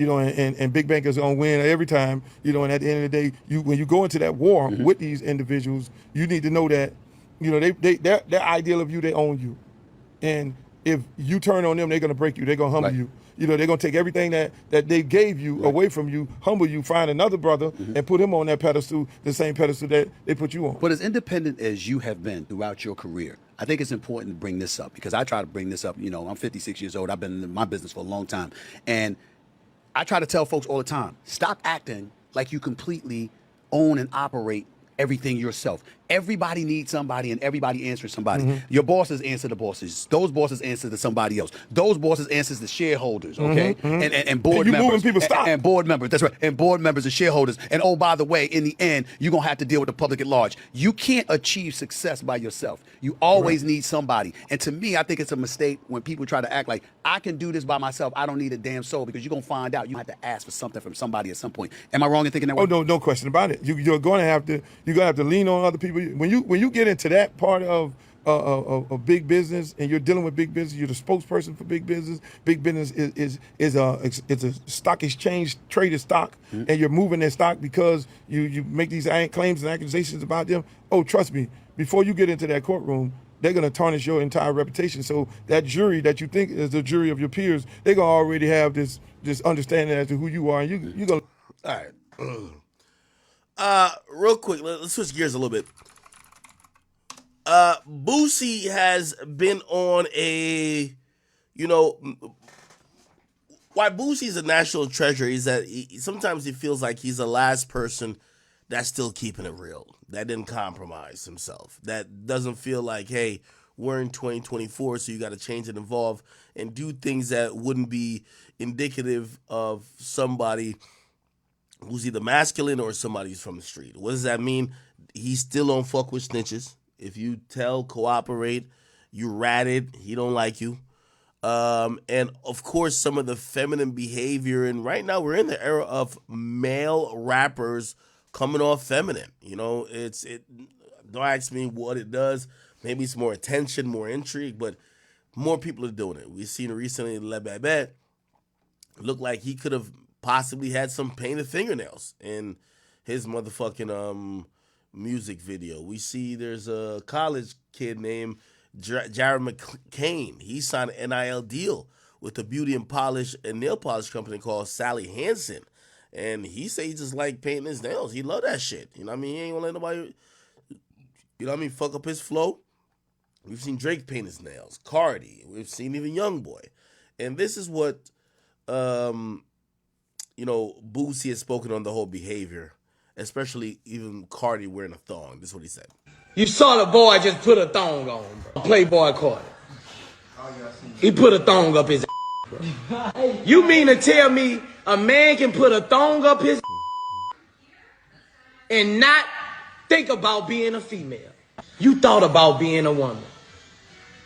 Did you see him with those piercings and put a thong up his? If you mean to tell me a man can put a thong up his and still feel like a man? Man, if you wore a thong, you thought about getting inserted. Playboy Cardi who stuck a thong up his see-through. A thong up your a string. And he out saying he didn't have no female intention. And made sure you seen it. He sagged it. He sagged it. So you can see the thong penetrating his like a toothpick in the mouth. Playboy Cardi. I mean, you saw the boy just put a thong on, bro. Playboy Cardi. He put. Why would you do that? Your baby mama is. I don't understand it, bro. He must have got jealous of his baby mama. Man, what's the girl name? The white girl, Iggy. Iggy is beautiful with a thong on. Did you get mad and go into competition? Iggy is a bad. How could you go from looking at Iggy in a thong to putting one on? Must have looked too good on Iggy. That looked too good on Iggy. He say, fuck that. Clone. Let me copy this. Okay. He then continued to speak about nail polish and rappers painting their nails. I just get my nails done. I don't get nothing. Just regular clean nails. Regular clean toes. You paint your nails, that's for women, bro. Men just get their nails clean and their feet clean. Painting and shit is for women. You have dreams of being a woman.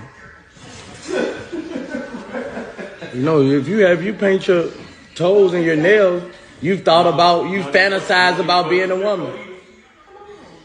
I don't fuck with clear coat neither because I got a clear coat in Atlanta. They put that was an over the top clear coat. Man, I say what the that was a couple years ago. I ain't never get clear again because Atlanta take it too far. Atlanta put a clear coat on your to turn orange. You just gotta get them whole buff, fool. You just get them clean and buff, bro. Yeah, get them whole. Man, again, Boosie's gonna always keep the ultra masculine perspective on everything. I think Boosie got a point, man. I do believe that a lot of these rappers are doing it because they want to get in touch with their feminine side. Some of them are saying they want to get attention, or some of them claim, or most of them claim, it's expression. I keep saying, if you were an artist that could express almost damn near every emotion through music, what you're talented as, why the hell are you painting your nails? What do you need to express with paint nails that you can't put in your music? Like shit. NLE Chopper, rather than painting his nails, he just made a song. You feel me? Like, most of these guys, I think these guys are starting to have, it looks so attractive to be a woman now. These guys want to be a woman. At least NLE Chopper, you know what I mean? Let me see. Previews, new song. At least NLE Chopper, instead of painting his nails, he just came out and said it. Right? Let me see. Where's the full video?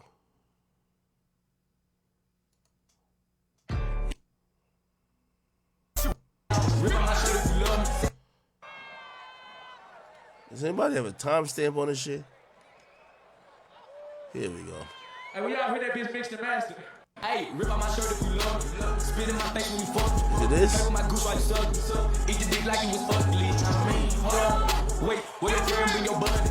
I don't think that you enough. Her favorite her shit on my lap. Spit in my face when you fuck. Okay. I don't know. Anyway. Where's that one clip at? Rolling Loud. This is right here. Hey, I got a new song I want to teach. I feel every rapper who paint their nails, this is what they trying to express. Nigga, just make a song. We don't want to see you paint your nails. Just make a song. If you feel like a bad bitch, don't paint your nails and curl your eyebrows and arch your back, nigga. Just make a fucking song. I got a new motherfucking song. I need everybody to put their cameras up. Y'all might want to say this snippet. Because I'm finna give y'all a sneak peek to Slut Me Out too.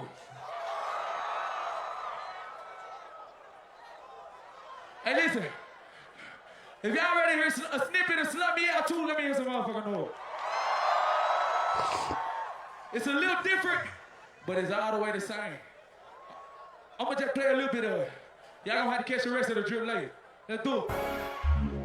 Turn me up, Booker. I need all the bad bitches to the floor. Emerald. How you feeling, child? 1, 2, 3. This nigga catwalk is crazy. If I was a bad bitch, I wanna fuck me too. I wanna suck me too. I wanna suck me too. If I was a bad bitch, I wanna hump me. This is how all these rappers is thinking. These niggas is like, do my nails. You ever see somebody get their nails on the acrylic shit? They get it painted and they put their hands on a certain shit like that, and they gotta keep they hands separated, and you know they gotta get the toes to match. So they got the little toe separators and shit like that. Come on, bro. Like, you can't tell me these niggas is just like intrinsically straight, bro. Y'all gonna have to catch the rest of the drip later. Let's do it.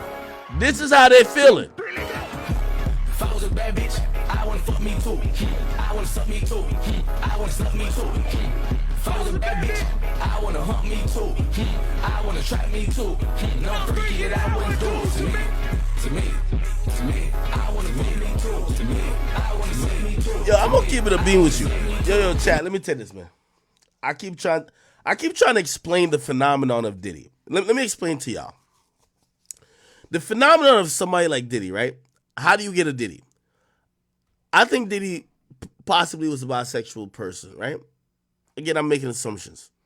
But let me explain to you how you get people like that. Or people like R. Kelly. If they weren't rich and famous, they couldn't do what they're doing. They would have probably been normal people, maybe with some weird, freaky fetishes, but nothing would have came of it. What happens to celebrities, and I think most of these guys, when they start adopting feminine traits, is that, you know, us men, we're almost built to have a hard time, or it should be difficult to attain sex. When you're rich and popular, that's not the case. You're actually, quote, unquote, a bad bitch. You could fuck any girl anytime you want to. And I think what happens is that, and if you wonder why some of these freaky things you hear about the industry, these people are fiends when it comes to sex. They've had so much of one-on-one sex, they might be like, oh shit, I want to have these fantasy like versions of sex. I want 2 girls. I want 3 girls and me and my mans, and we could switch. Oh shit, you know what? I just want me and my mans and a girl. And it might sound foreign, and I'm not saying that makes you gay. But I do think some of these weird sexual experiences, these freak-offs, so to speak, is because of these guys who are in the industry chasing new highs.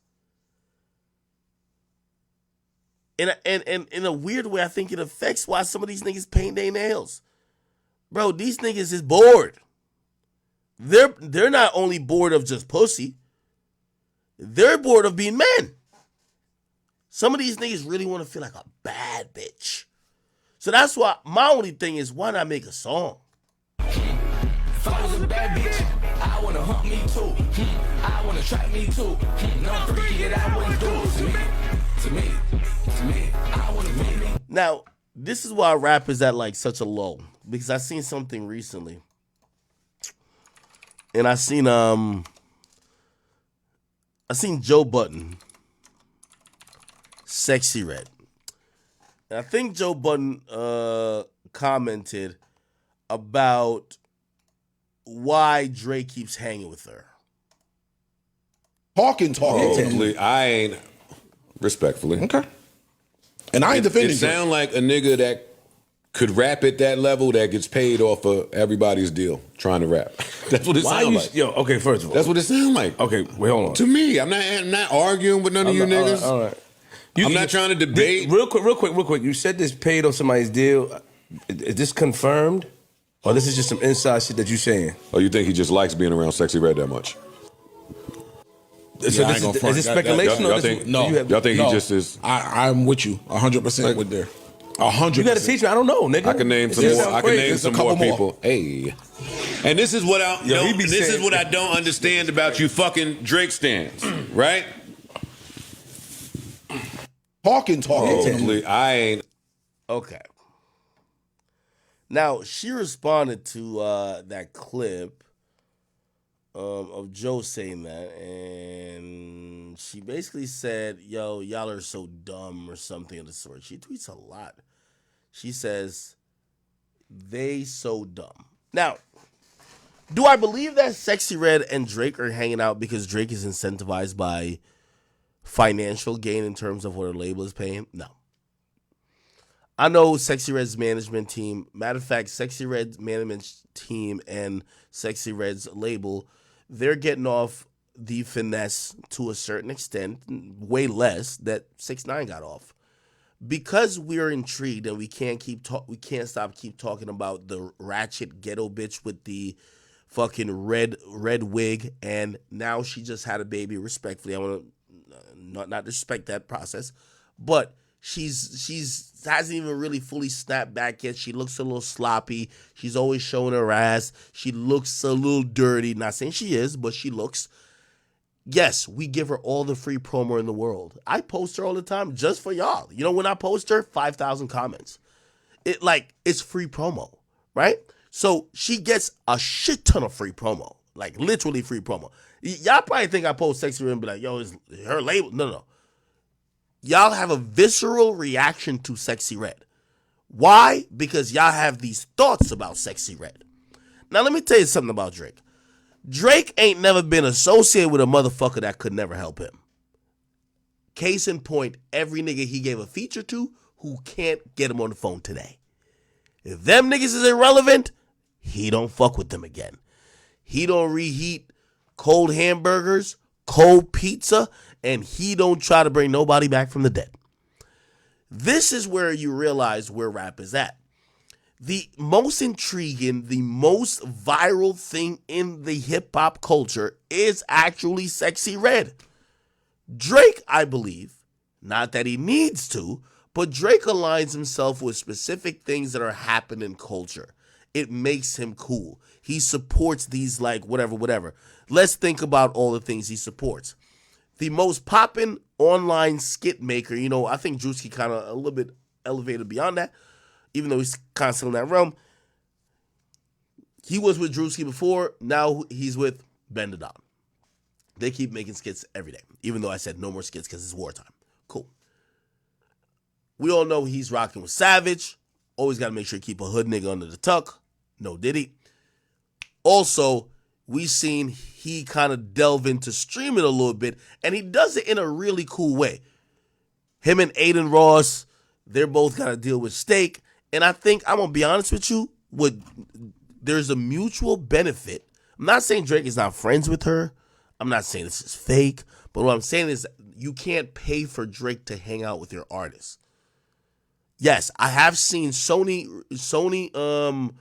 Music Group or Sony Music Entertainment. They have paid for artists that they've had to be in fake relationships. You don't have enough money to pay for Drake to hang out with any artist. Drake is such a huge artist that his cosign, whether it's a verse, a song, or a picture, a follow, is invaluable. You can't pay for him to hang out with Sexy Red. So Drake picks these spots where it's mutual beneficial. Sexy Red gets her profile raised, and I think Drake taps in with that audience that I think he wants to kind of, like, you know what I mean, seem endearing to.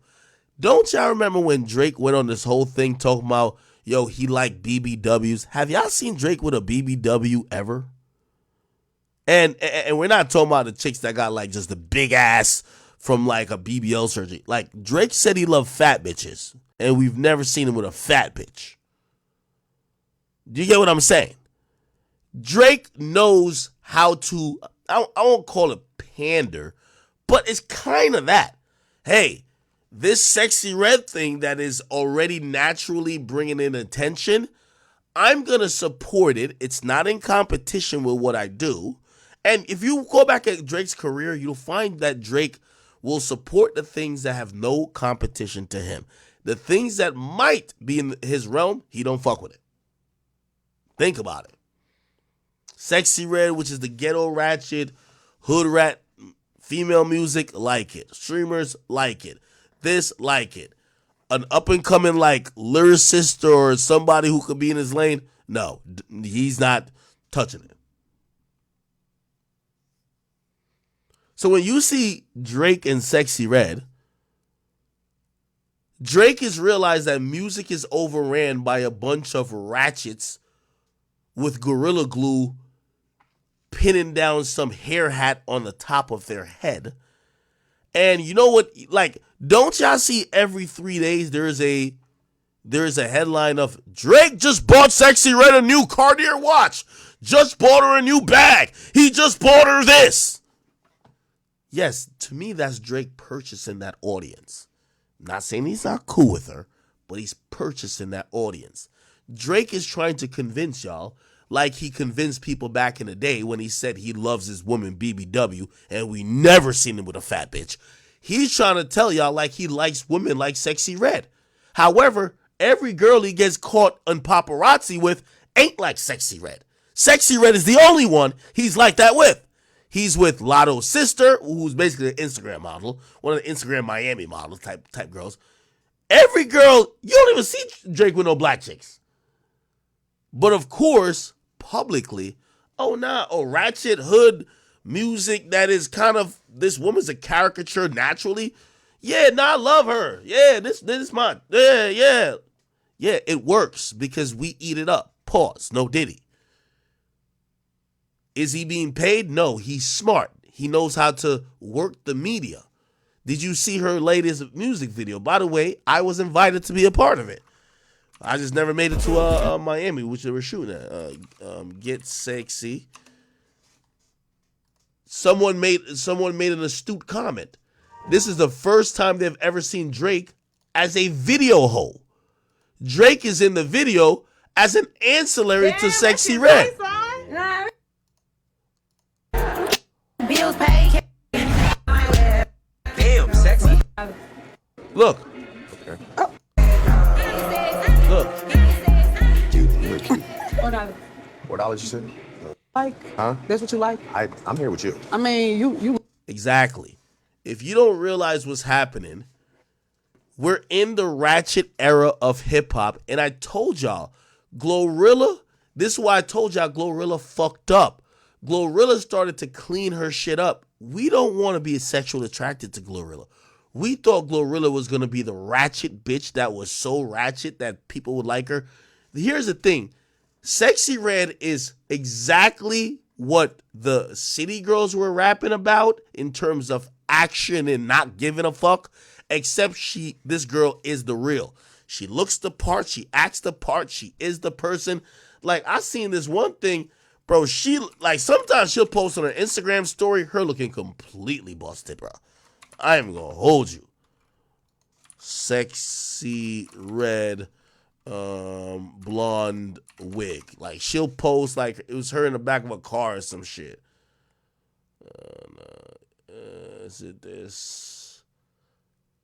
Like, she just don't give a fuck. I ain't gonna lie to you.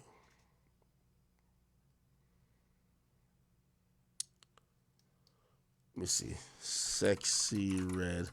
IG story. I don't know. Actually, fuck all that. Let's just go to her Instagram story. Yeah, she posts all type of just look. Just don't give a fuck. Dig around me, I got the and some nice titties. Like, she's the only girl. Like, the point what I'm trying to tell y'all, the city girls were frauds. Like, these were women who were really over the age. Girls that didn't really come from, like, yeah, maybe they scammed a little bit, but they not living like how Sexy. You could tell Sexy Red used to gangbang and fuck niggas in trap houses. She was one of them chicks that when that WIC check come in, she probably felt like she hit the lottery. Chick with a face tat that you know really about that life. She's just a real, and this is why I think a lot of those other women got exposed. It's like, their YB in the mirror, she King Von. I keep telling y'all. So she is the thing that everybody's drawn to because of her authenticity. And Drake is smart enough to be like, yo, I'm going to show love to that pocket of audience that is growing and loving this shit. Right? It's not that, it's not like it's helping Drake, but it makes Drake look like he's embracing this shit. Because this is a wave that's happening.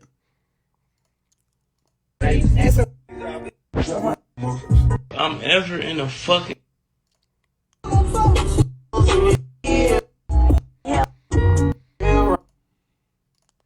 Yeah, she reminded me of a female Kodak. Brother. Ain't nobody coming to see you, Otis. Sexy number one. Yeah, she reminded me of a female Kodak. It's working for her. I think Drake knows and is smart enough to keep himself somewhat next to her, not for his relevance. Let's be clear about that. Drake does not need her. But in trying to show that audience that Drake fucks with girls like that, Drake is going to play this up. Do you get what I'm saying?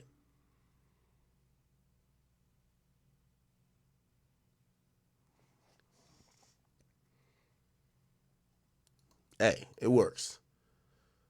Okay. All good. Glorilla numbers doing better on YouTube cause LeBron.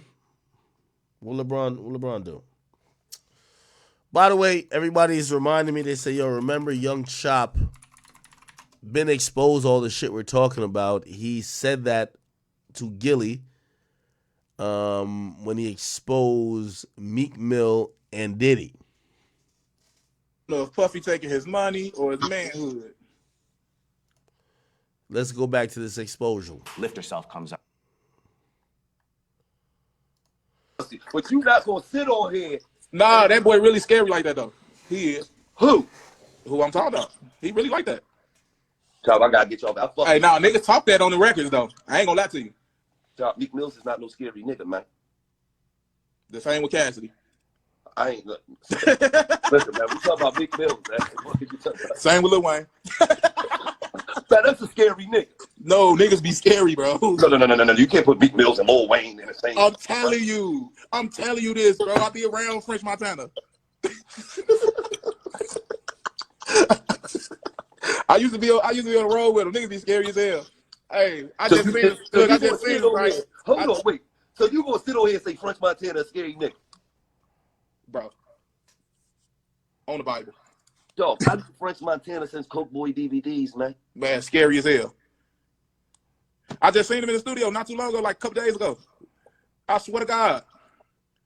I talk about shit. 50 be bullying his ass. I be talking about shit on. Okay. 50 Anyway. ass kid. What that Billy? I mean that motherfucker. What's that called?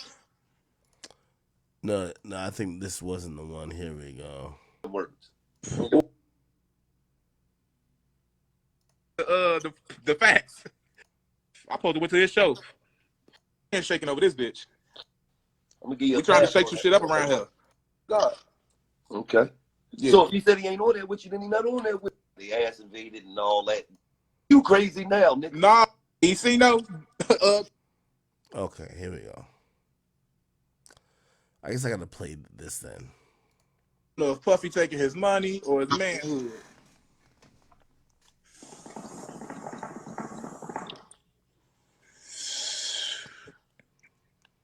Yeah, I've been to Puff House too. Motherfuckers used to run upstairs. Let me drop the phone on that one. Hey, right hand up the God.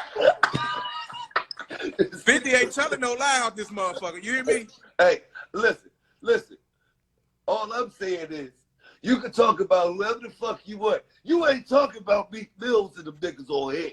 They ain't no scary niggas, man. I ain't saying I don't know if Puffy taking his money or his manhood. Good with the nigga. I said you and him, nigga. Y'all got music together in videos. I said y'all niggas look good together. He know what that meant. Y'all look gay ass, boy. Get the fuck on, bro. Niggas be tweaking, bro. Trying to make it good with the nigga. I said you and him, nigga. I ain't gonna lie, Young Chop, he did come out spitting mad facts at one point. Like,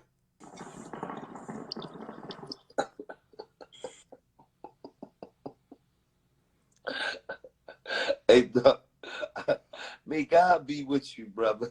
I think his name is Victorious Boulevard. Yo, Magically. Yo, I don't know what the fuck you talking about. It's an industrial area. Because you crazy, nigga. Ooh, the blood of Jesus. The blood of Jesus. I'm getting you the fuck off. The blood. I'm covered in the... Do you have a problem with me? I don't know you like that, so how I'm gonna have a problem with nigga? Okay, I don't know. so what do you have a problem with me?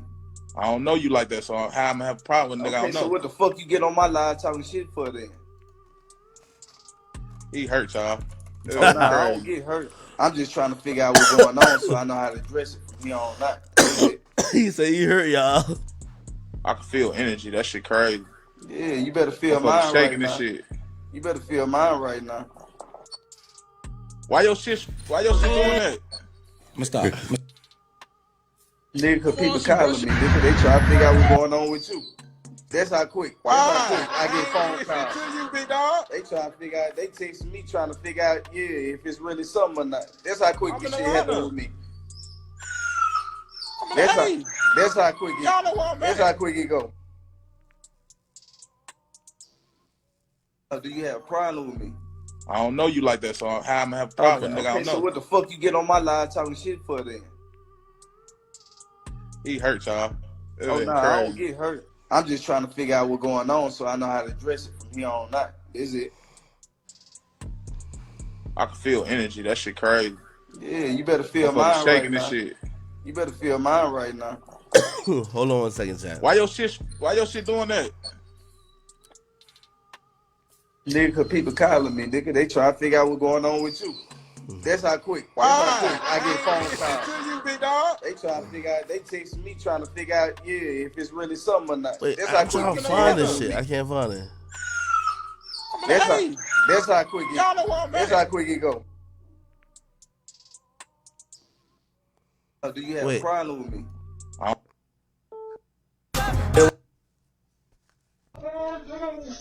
Oh, from the love of it, you know what I'm saying? And it's dope, man. It's really, really dope. I just had a question. I'm just trying to tell all these young cats out there trying to come up, you know, like, where do you think they gotta go to? From your point of view, you know what I'm saying? What is the best advice you could give them? Because I be telling them, like, my best advice is they gotta do it a whole new way, different way, like they from another planet. But coming from you, coming from the man of men right now, tell them something good. I mean, first of all, you want to stay away from these Diddy popping motherfuckers. Motherfuckers dancing all on the motherfucking stage and shit. They want your ass. You call them astronauts, so be afraid. Be very afraid. You really ain't built for the game. Something like that. Don't be trying to be famous or you gonna run into a motherfucker. Exclusive takedown with Chris Hansen. So now we have two people come out saying that Diddy was talking to the feds. Do you think that's true? Whether it's true or not, and he might have been cooperative in some way, shape, or form, you don't get away with human trafficking unless you give up John Gotti or something like that, and that's not what happened here. I can tell you, Jesse, that this investigation's been going on for a long time, very closely held by HSI, so much so that even some of the agents on the raid a week ago today didn't know whose house they were raiding until they got there. That's how closely held this investigation. Wow, because there could have been a tip. Absolutely. And there are allegations that he was paying law enforcement through his chief of security, which also happened to be Michael Jackson's chief of security. I don't know if I buy into that. You know, people in Diddy's situation like to have those involved in law enforcement close to them. But that doesn't mean they're taking payoffs. That doesn't mean they're doing big favors. They like that closeness. It's just like how Diddy was able to court Diageo or Estee Lauder. He was very successful in doing that, and that made him a lot of money and gave him credibility outside the hip-hop rap world. And that's what he was trying to do here, a lot like what Epstein did with very powerful political and business figures. And if you look at this report in the New York Post, you see it's a constellation of billionaires he's involved with. Very similar to what Epstein was doing. And, you know, these guys get drunk. Yeah, and they're trying to get this nigga in the Epstein bag. Drunk with power, allegedly. You know, Diddy has said that these allegations are false, but they get drunk with power, and all of a sudden they lose their balance and what's right and what's wrong. And they're insulated, and they've got everybody telling them they're great. And all of a sudden, these civil suits come. Hey, speaking of which, you know which beef I got to squash? I got to squash the Adam and Joe Budden beef. His pride. And one of the J Prince boys. She wasn't for. So, my nigga Adam got on his platform and spread some nasty rumor, which is false, by the way, from what I've heard. It's me and the rooster, and we back to business. Your homeboy just put his dirty fingers in my wife's fleshlight. That was crazy. What is this? Put this in the war chest in case he gets out of line, but apparently Joe Budden left his girl because he found out that back in the day she slept with Drake and one of the J Prince boys. She wasn't forthcoming with it, and he found out recently. Also, I have the Candace Owens clip calling T.I. an agent, but it won't send. Why do you have this number saved as spy number 1? Bro, on the Hunter side, I got 34 spies. I'm not playing. You think? So Wack and his clubhouse cohorts are passing information to Adam, who Adam and Joe been kind of like at it a little bit, and they passed information to to Adam, saying that Joe's girl left them because Drake smashed Joe's girl, which I think is false. You know what I mean? Like, no, I don't believe that. Regardless, man, I don't even know why these two kind of still getting into it. By the way, I was listening to a recent episode of like the Joe Budden podcast, and also Joe was clowning this nigga for pretty much almost like being gay, right? Which again, April Fools, right? But still, it was like kind of being open to do some gay content or whatever the case is. Yeah, the Adam and Joe beef, I don't really know like what's up with that, man. Like it's kind of gotten like. Definitely not that personal, but it's definitely got. I think Adam is headed down Vlad's like path with Joe, where Joe's gonna have a disdain for him, just like that. And I'm wondering if it's just because he's white, or maybe just because what he's done. But anyway, that shit was supposedly false. Regardless, yeah, who cares? Wack always got some news on something, and we've heard, Wack has said certain things about what he's found out about other people, and you just got to verify for yourself. You know what I mean? By the way, I want to send my prayers out to Bandman Kevo. The news is coming down that Bandman Kevo is, his son, which I didn't even know he had a son of a particular age, but his son, a 15-year-old son, was actually gunned down in Michigan today. I was reading a lot of things about this. Apparently, I don't want to necessarily speculate, but I've seen some stuff about why people believe he was killed.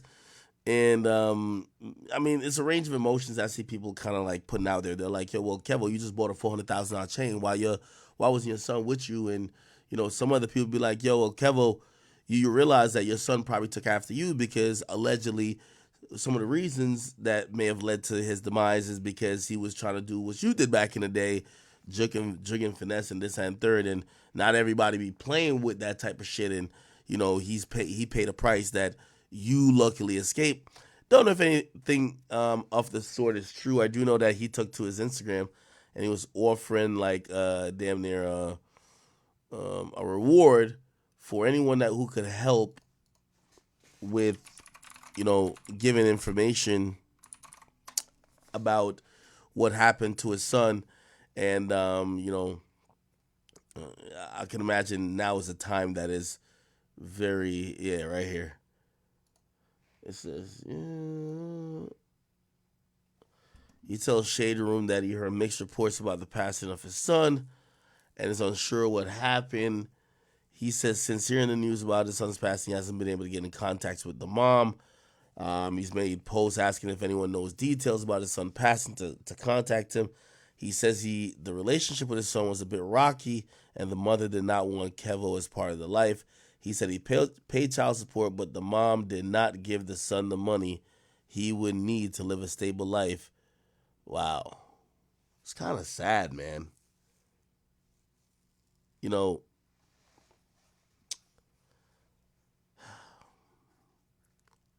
Unfortunately, I do think this is one of the products of why, like, broken homes don't work, right?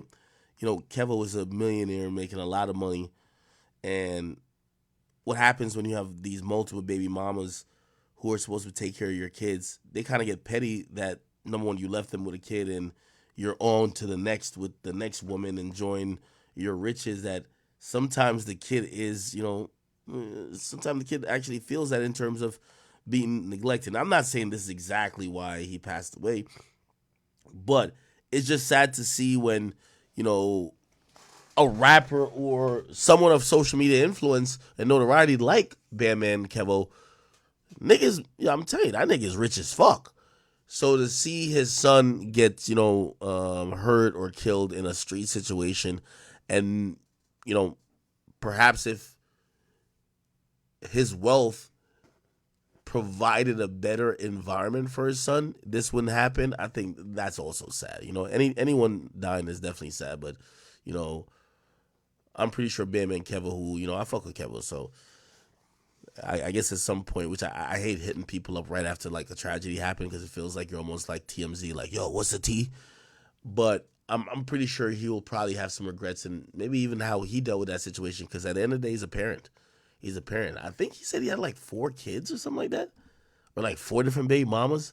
Like, Kevo is Chicago nigga, so like, dropping off a baby ain't nothing to him. But, obviously some of these kids have now grown, and, unfortunately, we're talking about the passing of his son. But yeah, I seen a lot of people talk about this, right? There's a lot of people, a lot of chatter about the passing of this son, and people were just saying, oh yeah, like, Kevo, how the hell you was rich? And like, there was messages, people were saying that like he felt like he was fucked up and this and third, having to do certain shit for money, which, how do you handle that, right? Like, if he's paying child support, I'm guessing it was adequate enough.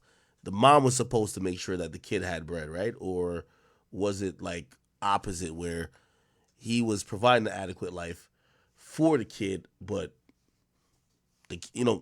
some of these kids, bro, they really be choosing the street, bro. Like, you know what I mean? Like, you literally have T.I.'s kid who literally said he likes being in the trenches. Boosie's kid, he could probably ask his dad for $1,500, but instead he's bragging about how he made $1,500 out the trap. So sometimes you don't know. You could provide them a good life and niggas still be in the streets. So it is what it is. Some people say it's a sacrifice. If anything, I think Kevo shows how maybe not connected to the family he is. Like, he's asking for things publicly. Like, if your son passed and you and your baby mama had a really good relationship, you'd have been on the phone with her, you wouldn't be posting this much publicly. And he said he hasn't talked to her. You know what I mean? So who knows how that relationship is. So I said, play Meek Mill and Diddy audio. Nah, I'm good. I'm not playing that shit, bro. I'm not playing that bullshit. Okay. What Boosie was saying. He says he wants LSU to keep it black. He thinks their white players was scared of Caitlin Clark. He said, the worst I've seen us play it all year. This was a beating. We just played bad as a team. Shaking my head. Our white girl was scared to death of Clark. Why was she guarding her in the first place? We got to do some serious recruiting next year. Keep it black. I'm going to keep it 100 with you, man. Caitlin Clark got all them chicks shook on LSU. She better than all of them. You know what I mean? Yeah, they look rough and like, yo, them chicks on LSU only good for lashes, man. It's a lash contest over there, man. Feel me? Lashes and weaves, man. That's it. Lashes and weaves and lace fronts, man. They not balling, bro. They probably could squabble in the club, but they can't do nothing with a basketball, man. Let's keep it a bean. Man, that white girl could shoot. That white girl could play basketball.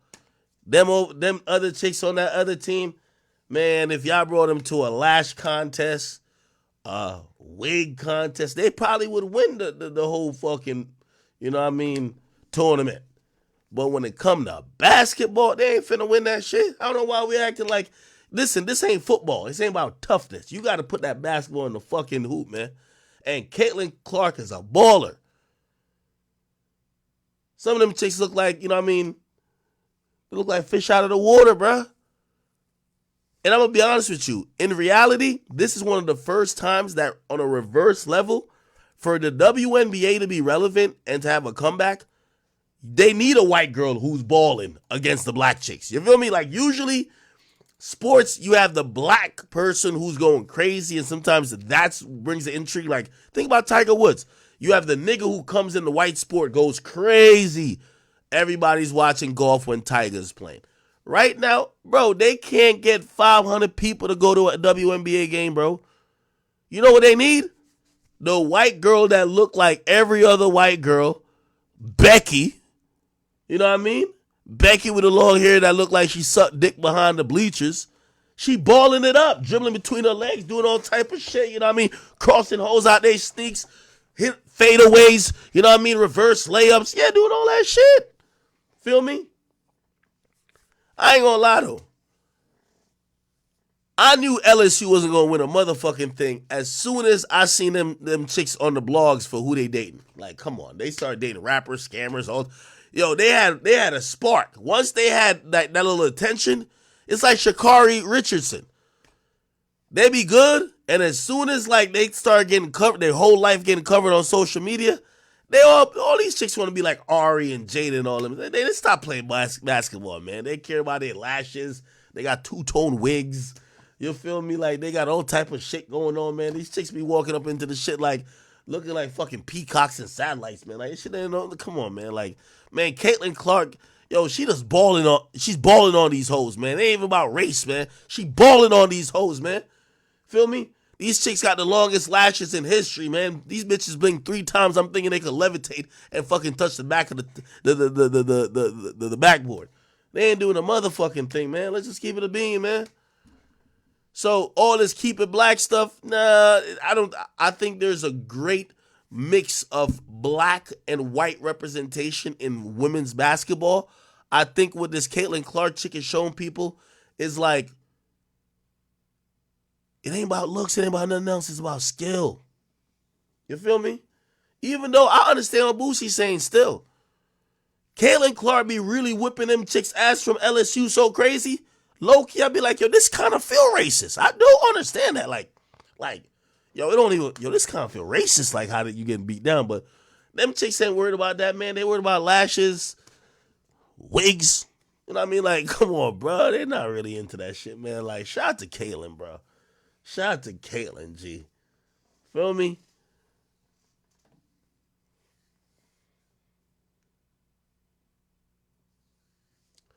Caitlin Clark, the female Jokic, bro, she's not even like Jokic is like 7 foot, bro. Like, or like he's super tall, like he's like a dominant presence. Like, Caitlin Clark look like a regular white girl, bro. Let me see what else is cracking on here.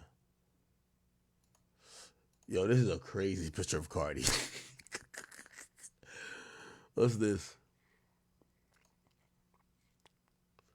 Yo, nobody gonna mention the fact that Gunna just can't. Yo, I ain't gonna lie to you. Niggas, I don't think niggas care about Young Thug no more. I'm gonna keep it a bean with you. All that free slime shit stopped. Nigga, Offset just performing with him. Nobody give a fuck. Yo, if Offset was performing with 6ix9ine 6 months after he got out of jail, nigga, Meek Mill would have been throwing a flip. Like he would have been throwing a fit. Everybody would have been wilding out, nigga. They chilling with Gunna, nobody cares. Nigga, they about to say Gunna and Offset the new Migos. Come on, bro. put it in bank. Fly out the day. Spin a hot shit like a Pontiac going up. I'm on city by the streets, I feel better. I see you walk out of vendetta. Bro, it is what it is, man. Niggas don't give a fuck about that, man. I ain't gonna lie, man. Yo, I see my boy Gunna on the gram. Good for him. My boy lost a shit ton of weight, man. Only thing I just ain't get with what I seen today. Only thing I ain't get about him. Let me see. Oh, we gotta talk about Kevin Gates too. Let me see. Spiritual. Let's go. Only thing I ain't get about what I seen about this nigga today was like, I was like, damn, why the hell is this nigga working out like an Instagram model, like one of them Instagram hoes? Like, what the fuck? Nigga, go get a bench press. Nigga, do a curl or something, nigga. Like, you know what I mean? Like, bro, what the fuck is this? We have him drip, out of them, put it on the jet, out of here. 2024, out here, call paramedics, killing them, stepping on their necks, milling him. I ain't gonna lie, I'm gonna sound like a hater. I'm like, man, I don't even know why Gunna acting. Yo, Gunna doing the same exercise that we seen Moneybagg Yo and like Kevin Gates do. We all know them niggas got surgery or went on these Ozempic. Hey, come on, man. Them niggas was working out like that, man. Stop the cap, bro. Stop the cap. Speaking of which, yo, when is this nigga Kevin Gates gonna stop, bro? Like, Kevin Gates got like a problem, bro. Like, bro, this nigga got on skin tight jeans. This shit look like jeggings. This nigga got platform boots on. Oh, this is like heels. Like, I don't even know what's up with this nigga. Like, yo, what is going on? Yo, Kevin Gates is the only nigga that, yo, he be looking in shape and out of shape same time. This shit is crazy. Like, you can't even tell, is he in shape or out of shape? You feel me? Like, yo,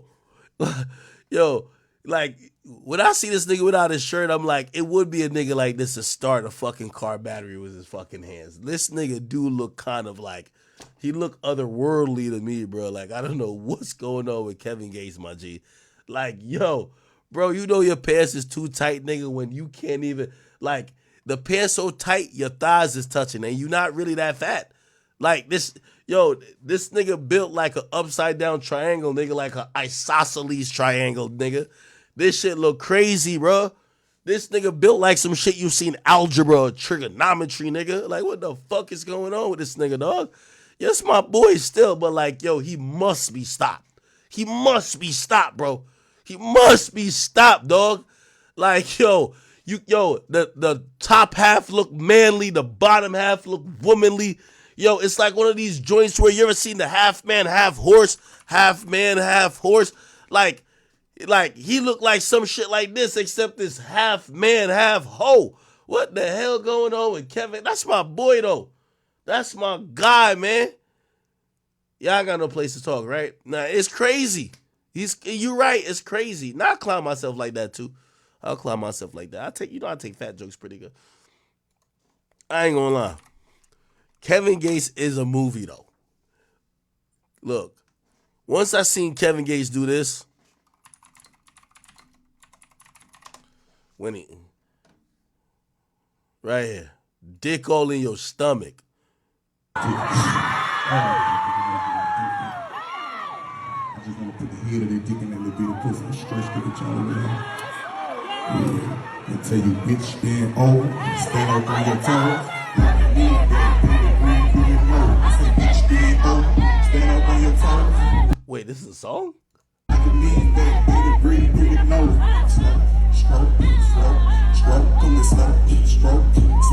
Stroke, come and dick all in your stomach. Dick all in your stomach. Slap your ass, bitch, you better not do no run.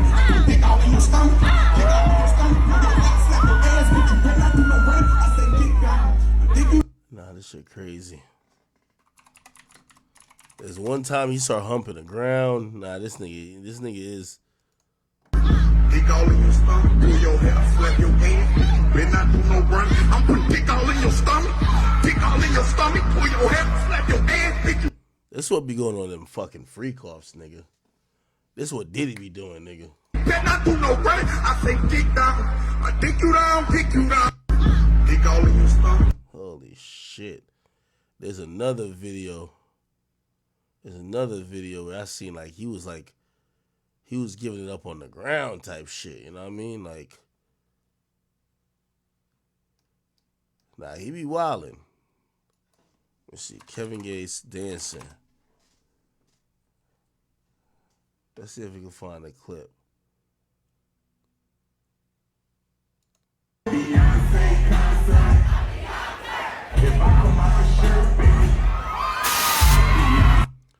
I ain't gonna lie, Kevin Gates the only nigga who got, he got the Miami Tree special. Like, belly button look fucked up, abs look abnormal.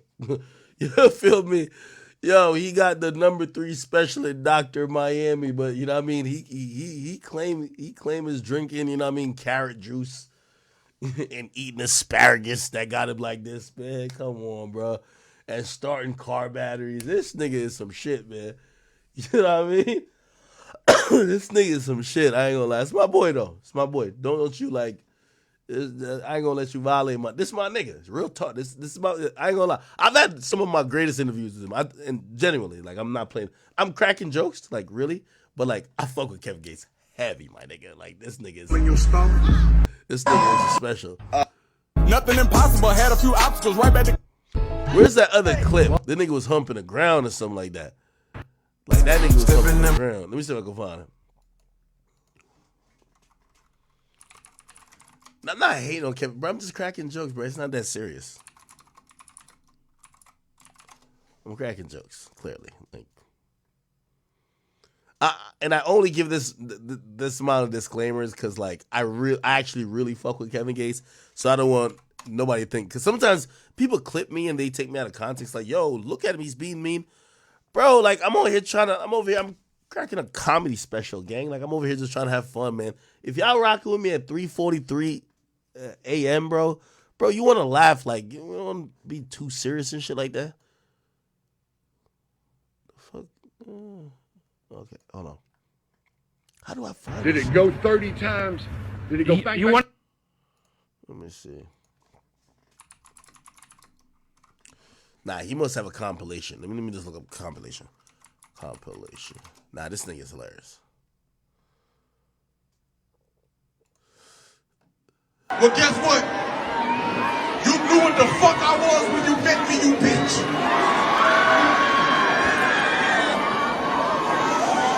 I ain't gonna lie, man. When that nigga came off Man, the you record, don't have to be what people want you to be. You got.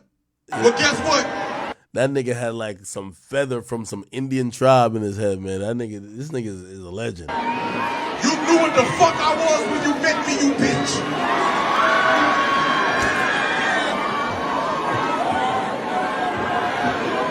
Who that was said that? Boy, I said I don't get tired. I ain't never said I don't get thirsty. For however long they let me stay up here, I'm gonna stay up here. Then when I leave this bitch, I'm going dick something down for about 4 hours. Whatever. Nah, this nigga's hilarious. Man, you don't. One thing. The later car was broke down, and I told her, listen, I could start your battery for you. She said, we need jumper cables. I say, no, you don't. I put my hands on the battery. I got this little thing that I do. I told her, give me the keys. I jumped in there and cranked the car. She said, you my angel. I say, speak nothing of this. You know, the later car was... Don't nobody want to talk about Bob Marley's... If you... This nigga said, speak nothing of this. Y'all know that clip I'm talking about where that nigga's like, he humping the ground. It's like in an interview setting, though. It's in an interview setting.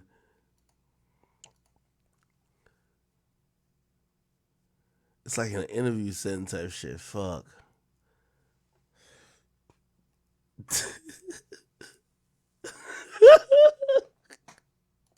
You did not start no car battery with your bare hands. If I didn't, may God murder my children. I hate that I even spoke about that. If I didn't, may God murder my children. No, don't say that. Please, kill them today.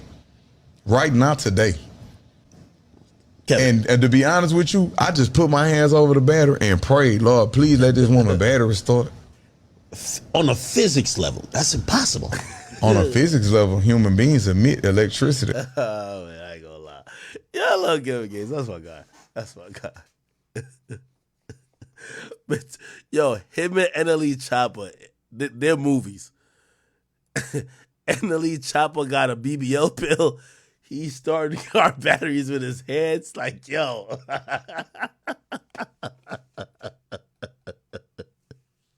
Yo, I'm done. I'm done. Oh, shit. All right, man. All right.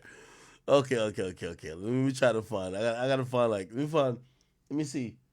All right. We're 15 minutes away from 4. I'm gonna get off at 4. But we got 15 minutes. So let me try to. I gotta find some topics for 15 minutes. Okay. Yeah, if you got work in the morning, my bad. Like, I know I came on late tonight, and I know, like, you're probably like, man, fuck you, Act. Because, damn, I got to go to sleep type shit. But it's okay. It's okay. All right, let me see. What else? Give me another topic. What's Adrian Broner talking about? Oh, you been dropping music? Okay, nah, we're good. Let me see. Who else? They got Cybertrucks. How do you get a Cybertruck? I hit that nigga Your Rage up, and I was like, yo, nigga, how'd you get a Cybertruck? I want one. I want one of these Cybertrucks joints. You gotta be on a wait list or some shit? What else?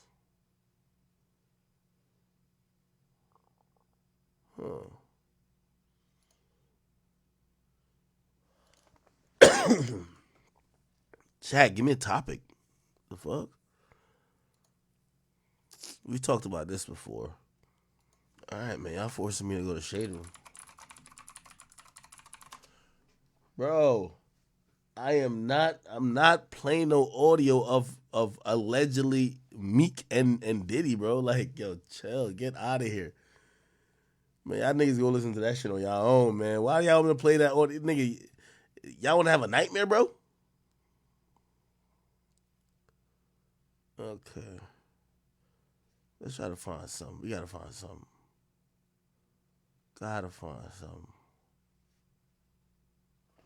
Oh, actually, I had a topic list anyway. Let me see.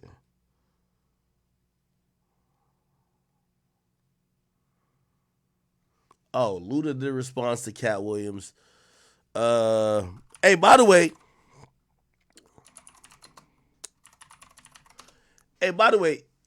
can we just all say the obvious, man? Playboy Cardi's on the best feature run in the game right now. Come on, let's just keep it real, man. Yo, right now, Playboy Cardi, he's killing everything. Playboy Cardi is showing how, when you're locked into your art and your craft, you could reinvent yourself 3 different times from when you first came in the game, and you could still be great at every level. Every feature we seen this motherfucker on, he's killed it. He's on Carnival, he killed it. He's on my type shit, he killed it. Both records are like top 10 records. He's been killing all of his own songs. I think, obviously we're going to get distracted by the thong talk. Like, yeah, he had a thong on. Yeah, this happened. He's Cam Aiden. But I'm going to be honest with you. Cardi is in a very special bag right now. And I think some of y'all were lost in the bag that he was in when he was doing Whole Lotta Red. Because, some people were like, oh, this is more rock. We can't really get it. But when it comes to rap, yo, he's been killing every damn feature, right? He's been putting out amazing music by himself. And I got to say that, to keep it real, Cardi season is good. He was right. 2024 music, he's in his bag. Everything he's been dropping is fire. You can't name one Cardi whack, like, verse or song in the last, in this whole, rollout. So we're just going to have to give my man his flowers. Personal life aside, like, we could, sit here and be like, was it a thong or a bodysuit? Was it this or that? But I just want to give my boy some credit a little bit for that. You feel what I'm saying?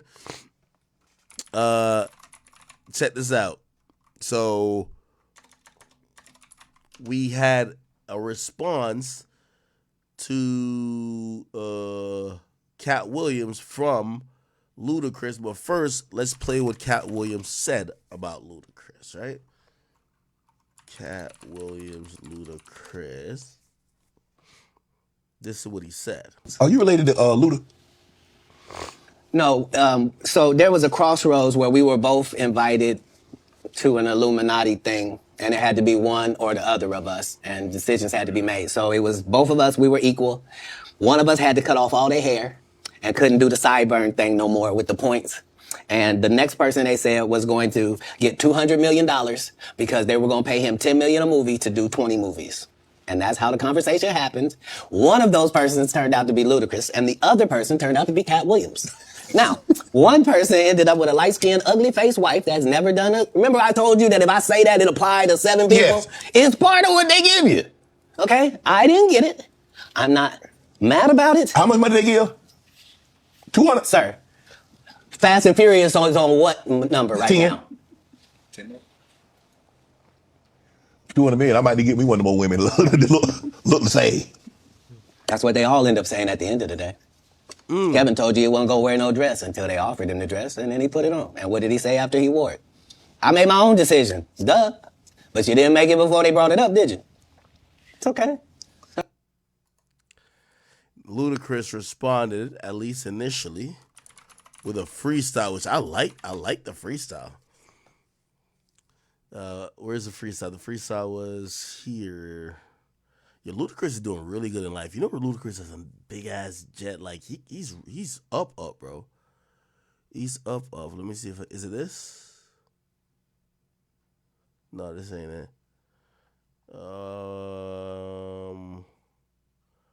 Where is that freestyle? Damn, he posts a lot. Right here. Whatever's heavy on my heart is always on my mind. Like Snoop's cannabis shredder, I'm always on my grind. They throwing shade cause niggas could never take my shine. I bring my watch collection on my jet, let me take my time. Like fine wine, I'm aging like Benjamin. Top 5, I'm worth mentioning. Bring me rappers, I'm lynching them. See the pendulum swing, Jesus with diamond thorns. Ludacris, swaddled in Gucci linens when I was born. Never been Illuminati. Only a Illuminati, and I only left with bitches when coming from any party. Now I'm married with kids, the evolution of life. Never been a clout chaser, never say shit for likes. R.I.P. John Singleton. You never have to flex when you earn every one of your Fast and Furious checks. Afro with the sideburns, yeah, that's my signature. Addictions on the rise, comedians check your temperature.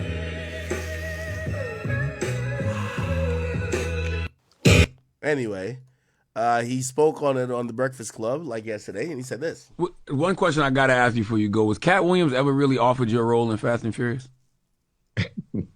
No, he never, not that I know of. You said, was he offered a role? Yeah, because he said, didn't he, if I'm not mistaken, I could be misquoting this. I thought he said on Club Shay Shay, they offered him the role, but he didn't take it because he wasn't willing to do the compromising things that they needed. Allegedly. Yeah. And to answer your question, I wouldn't be the right person to ask that question. I have no idea if he was offered a role in the Fast or not. I do know that I saw him at Rick Ross's crib some years back, and everything was perfectly fine. But he's a comedian, he tells jokes, so it is what it is. So you didn't take offense to nothing, even when he was saying things like, it's about 7 people with ugly light-skinned wives. If you do this and you do that, you get an ugly light-skinned wife in movie roles.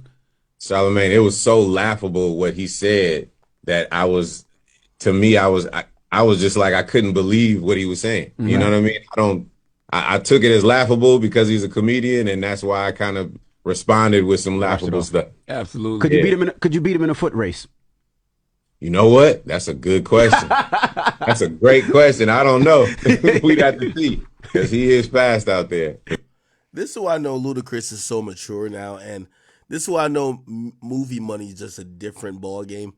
Because if this was a rapper, they would want to indulge in beef with Cat Williams because attention generates attention generates clicks, likes, eyeballs, ears. It's gonna generate that revenue, maybe push it towards a song being streamed. But that's not the game he plays no more. So he didn't even indulge in dissing Cat Williams. And, Cat Williams probably is going to take this and say, well, he couldn't say nothing because I was telling the truth. And who knows who's telling the truth. What I saw was a man who took the high road. He could have definitely got his, attempts at jokes off on Cat Williams. But he actually it seemed like he was pretty complimentary. Now, if you want to believe what Cat Williams said, it's up to you. I don't know the truth behind anything, and I like Ludacris. So, it's not necessarily me having to believe one or the other. I would probably have to see what he's alleged that Ludacris did or whatever compromising soul things that he did for me to believe it. And again, I don't think Ludacris is that, but some people might be like, hey, the fact that he's in Fast and Furious means he sold his soul or something of the sort. So you guys be the judge of that. All right, people. Somebody says, play the Drake AI diss to kill a butterfly. Drake AI Kendrick diss. Let's see. Yeah. This better not fucking kick us offline. Oh, it won't. I don't think so. Yeah. I'm rolling them skunk at 7:45. I chop them in half, that's 7:45. You can't buy this shit, I imported the drink. The bottle just can't place the order in May. I don't do the beef. I'm rolling them skunk at 7:45. I chop them in half, that's 7:45. You can't buy this shit, I imported the drink. The bottle just can't place the order in May. I don't do the beef, but I ordered a steak. You turn to the person, you swore that you ain't. You showed us true colors, they wore up the paint. I rip up your couch or get thrown in your face. Got money to make, I don't care about the clout. You talking too much cause your arrogant mouth. Don't call me for nothing, don't care what it's about. We drop all the bodies and carry them out. We carry them out. They playing it safe, took a scarier route. I rumble with titans, we tear down your house. We knock down your walls, so we airing it out. We airing it out. Was talking that shit, it's embarrassing now. But stay on my dick, apparently. I gotta go and step out of my character now. Yeah, out of my character now. Are we still wearing the crown? And I am not handing it down. Six need an exorcist. That little nigga don't know a big step in this. Came out the shadows to prove that he relevant. See me and Cole running shit like a pillow. This stride ain't enough to be stepping to me. That name dropping shit ain't impressive to me. You pussy, it took you a decade to speak. The K got a dot, knock your head off your shoulders. Man, fuck all them Grammys, I'm best in the league. Yeah, y'all can debate about the 2 or the 3. That shock value verse ain't gonna do it for me. I've been in the field while you sit on the bleachers. I gave you your start, you was touring with me. He pump out his chest trying to prove he elite. My punchlines will knock out that little boy's teeth. Candyman, Candyman, Candyman. Bought you a stepper, but I got you looking real sweet. I'm really like that, I got nothing to prove. My legacy legend could never be bros. That track blowing up in the metro was booming for mentioning me. I'm the talk of the room. We know you can't fit in my shows. Yeah. Fuck it, I'm breaking the rules. I should've left you in Compton. You probably be waiting on tables. It's more hits in the archives than your team has on my hard drive. Did a deep fake for the hard 5, cause you fake deep. Them ain't hard rhymes, bitches tea time. We on par 5, you don't really rap, bitch, you part-time. I'ma live forever through these bars. Why you coming number 2 by a large size? Damn, okay. Not bad. But thank God this is AI, because if Drake dropped this, Kendrick would have just barbecued that nigga. Hell no. Fuck no, nigga. This ain't it. Not a whack song. I like it. But I keep telling you, this is Kendrick Lamar. We're not going at Meek Mill, folks. This is Kendrick Lamar. Every shot has to be on target. Headshot. No. There's some catchy parts in there, some cool lines, but no. And I think that's why Drake is playing the you go first game, because this track would not suffice.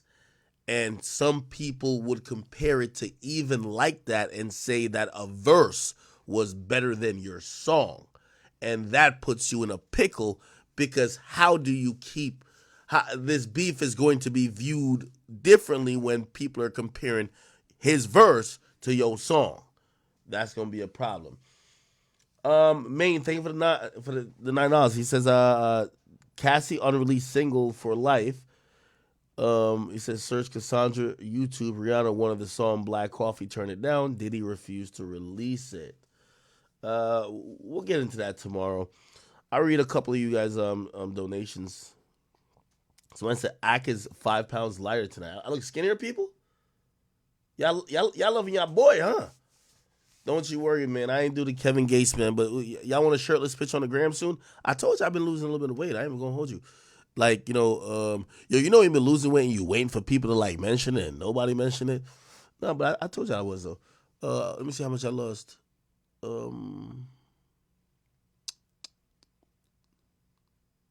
Low key, like no bullshit. Like low key, I'm actually down. I'm down 20 pounds. I'm down 20 pounds. Like, yeah, like it was 15. I weighed myself this morning. I'm like, let's just say 15, because like, you know how niggas are. Like, you take a shit, you lose 3 pounds. You eat a meal, you gain 2. But yeah, it's been good. I know a lot of y'all enjoy what I do. Y'all, I read so many encouraging messages from you guys, and y'all saying, yo, Act, listen, you got the money, you got this, blah, blah, blah. But take care of your health. Make sure you're like, we want to make sure that we're still listening to you in 10 years, motherfucker. Like, you know what I mean? It's and obviously part of that is, I'm going to make sure, we get the drink into a nice space as well. I don't have no health concerns right now. I'm straight, but, you just want a better quality of life. So anyway. All right. Corey, what up with you, bro? Thank you for the one. $50 from Lord Hybrid. Holy. He's an accurate, best hip-hop journalist, man. But if I was Diddy, I'd do you like I'll Be Sure. Pause. Okay, that's what we're going to do. We're going to delve into the I'll Be Sure thing tomorrow. Okay, chat? Remind me. The I'll Be Sure angle, that's a whole different story. By the way, I seen I'll Be Sure at, he was performing in Jersey for the first time at Eddie Murphy's like comedy show, and I'm gonna be honest with you, like that shit was kind of like I could tell, like, I didn't know the full story about him, but definitely, people had so much love for him, but like you could tell his health issues like still affect him, right? Remind me to do that. We'll do that top of the show tomorrow, all right? Low key T for president. He said, I need a job. I got experience in media. I stay in Jersey trying to send you my resume. How can I link with you? No, a Diddy. Well, what are you trying to do? I would definitely say send me an email. This is what I would like for people like, who always say they want a job. Create a job for yourself, because sometimes like we're in a place where we're building a company, and things that we don't know that we need, we want people who could bring something to the table. It's not like we're like, hey, we're hiring for like this position, blah blah. Hey, if you could bring something to the table, of course we'll bring you on. You know what I mean? Even if it's like, yo, let's try it out for like 6 months. So I'm not saying that has to be for everybody, but if you're one of those people who feel you could bring something to the table, suggest something. Money Bags, thank you for the 2. It says your mental illness at its finest. What are you talking about? Zeph318 says Illuminati sex rituals. And somebody says, Cryptic Diano, thank you for the 2. It says, I bet your icon Charlemagne was on Diddy's Island. 36 ENT, thank you for the 2. RXD, thank you for the 5. It says, look up Jamie Foxx about the Diddy party. From what I've heard, Jamie got the idea to like, he has wild parties too. I heard, there's a parallel there, which by the way, after Jamie we'll get into some conspiracy theory. Let me write this shit down. Actually, my people who usually send me topics, write that down. We're starting with I'll Be Sure. We're going to look into the Cassie stuff, suppression of her career. So we're starting with I'll Be Sure, suppression of Cassie's career. And then we're going to get into Jamie Foxx, his health illnesses, what's been going on. It's probably gonna get a little bit conspiracy theorist type of shit when we get to that topic. But please send me those 3 topics so we know how we're starting off tomorrow. ABK No Heart, it says Big Act doing the research and keeping receipts. W Mans, I try to. I know you guys. You guys come here more than for me to just read like topics. Like, so most of the day I'm trying my best to try to find things that we might have missed.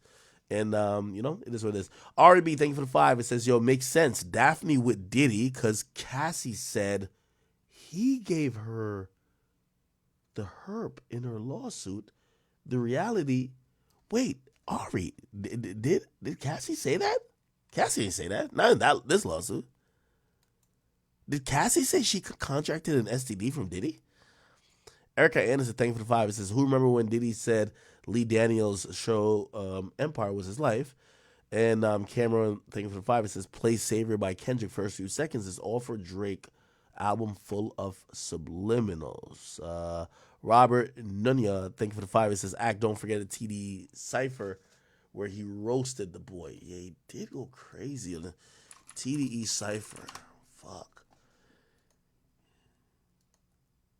I ain't gonna lie, he went bananas on that, right? I hate y'all. I do anything to replace y'all. Shout out to Face Mob. A ghetto boy till I'm unemployed with a day job. And kicking boxes. I kick ass and then kick knowledge. Is this when he says, I tucked a sensitive rapper back in his pajama? Yeah, he been talking a little bit too spicy. Drake gonna have to handle it once and for all. No Diddy. More polished than 99% of the scholars you thought had graduated. Yeah. I'm the master that masturbated on your favorite MC until the industry had wanted me assassinated. Yeah. You either corny or an opportunist. Okay. I let you eat, now go back to church and steal crackers at communion. Donkey boy, you been a Yeah, Drake, take your time, bro. Take your time, Drake. Please take your time, Drake. Take your time. We not gonna rush you.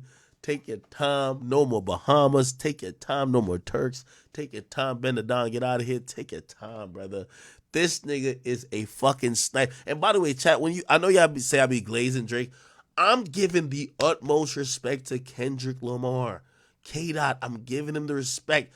I know this nigga is a sniper. I know this nigga is smart. I know this is not an easy fight. This is why I want Drake to take his time, bro.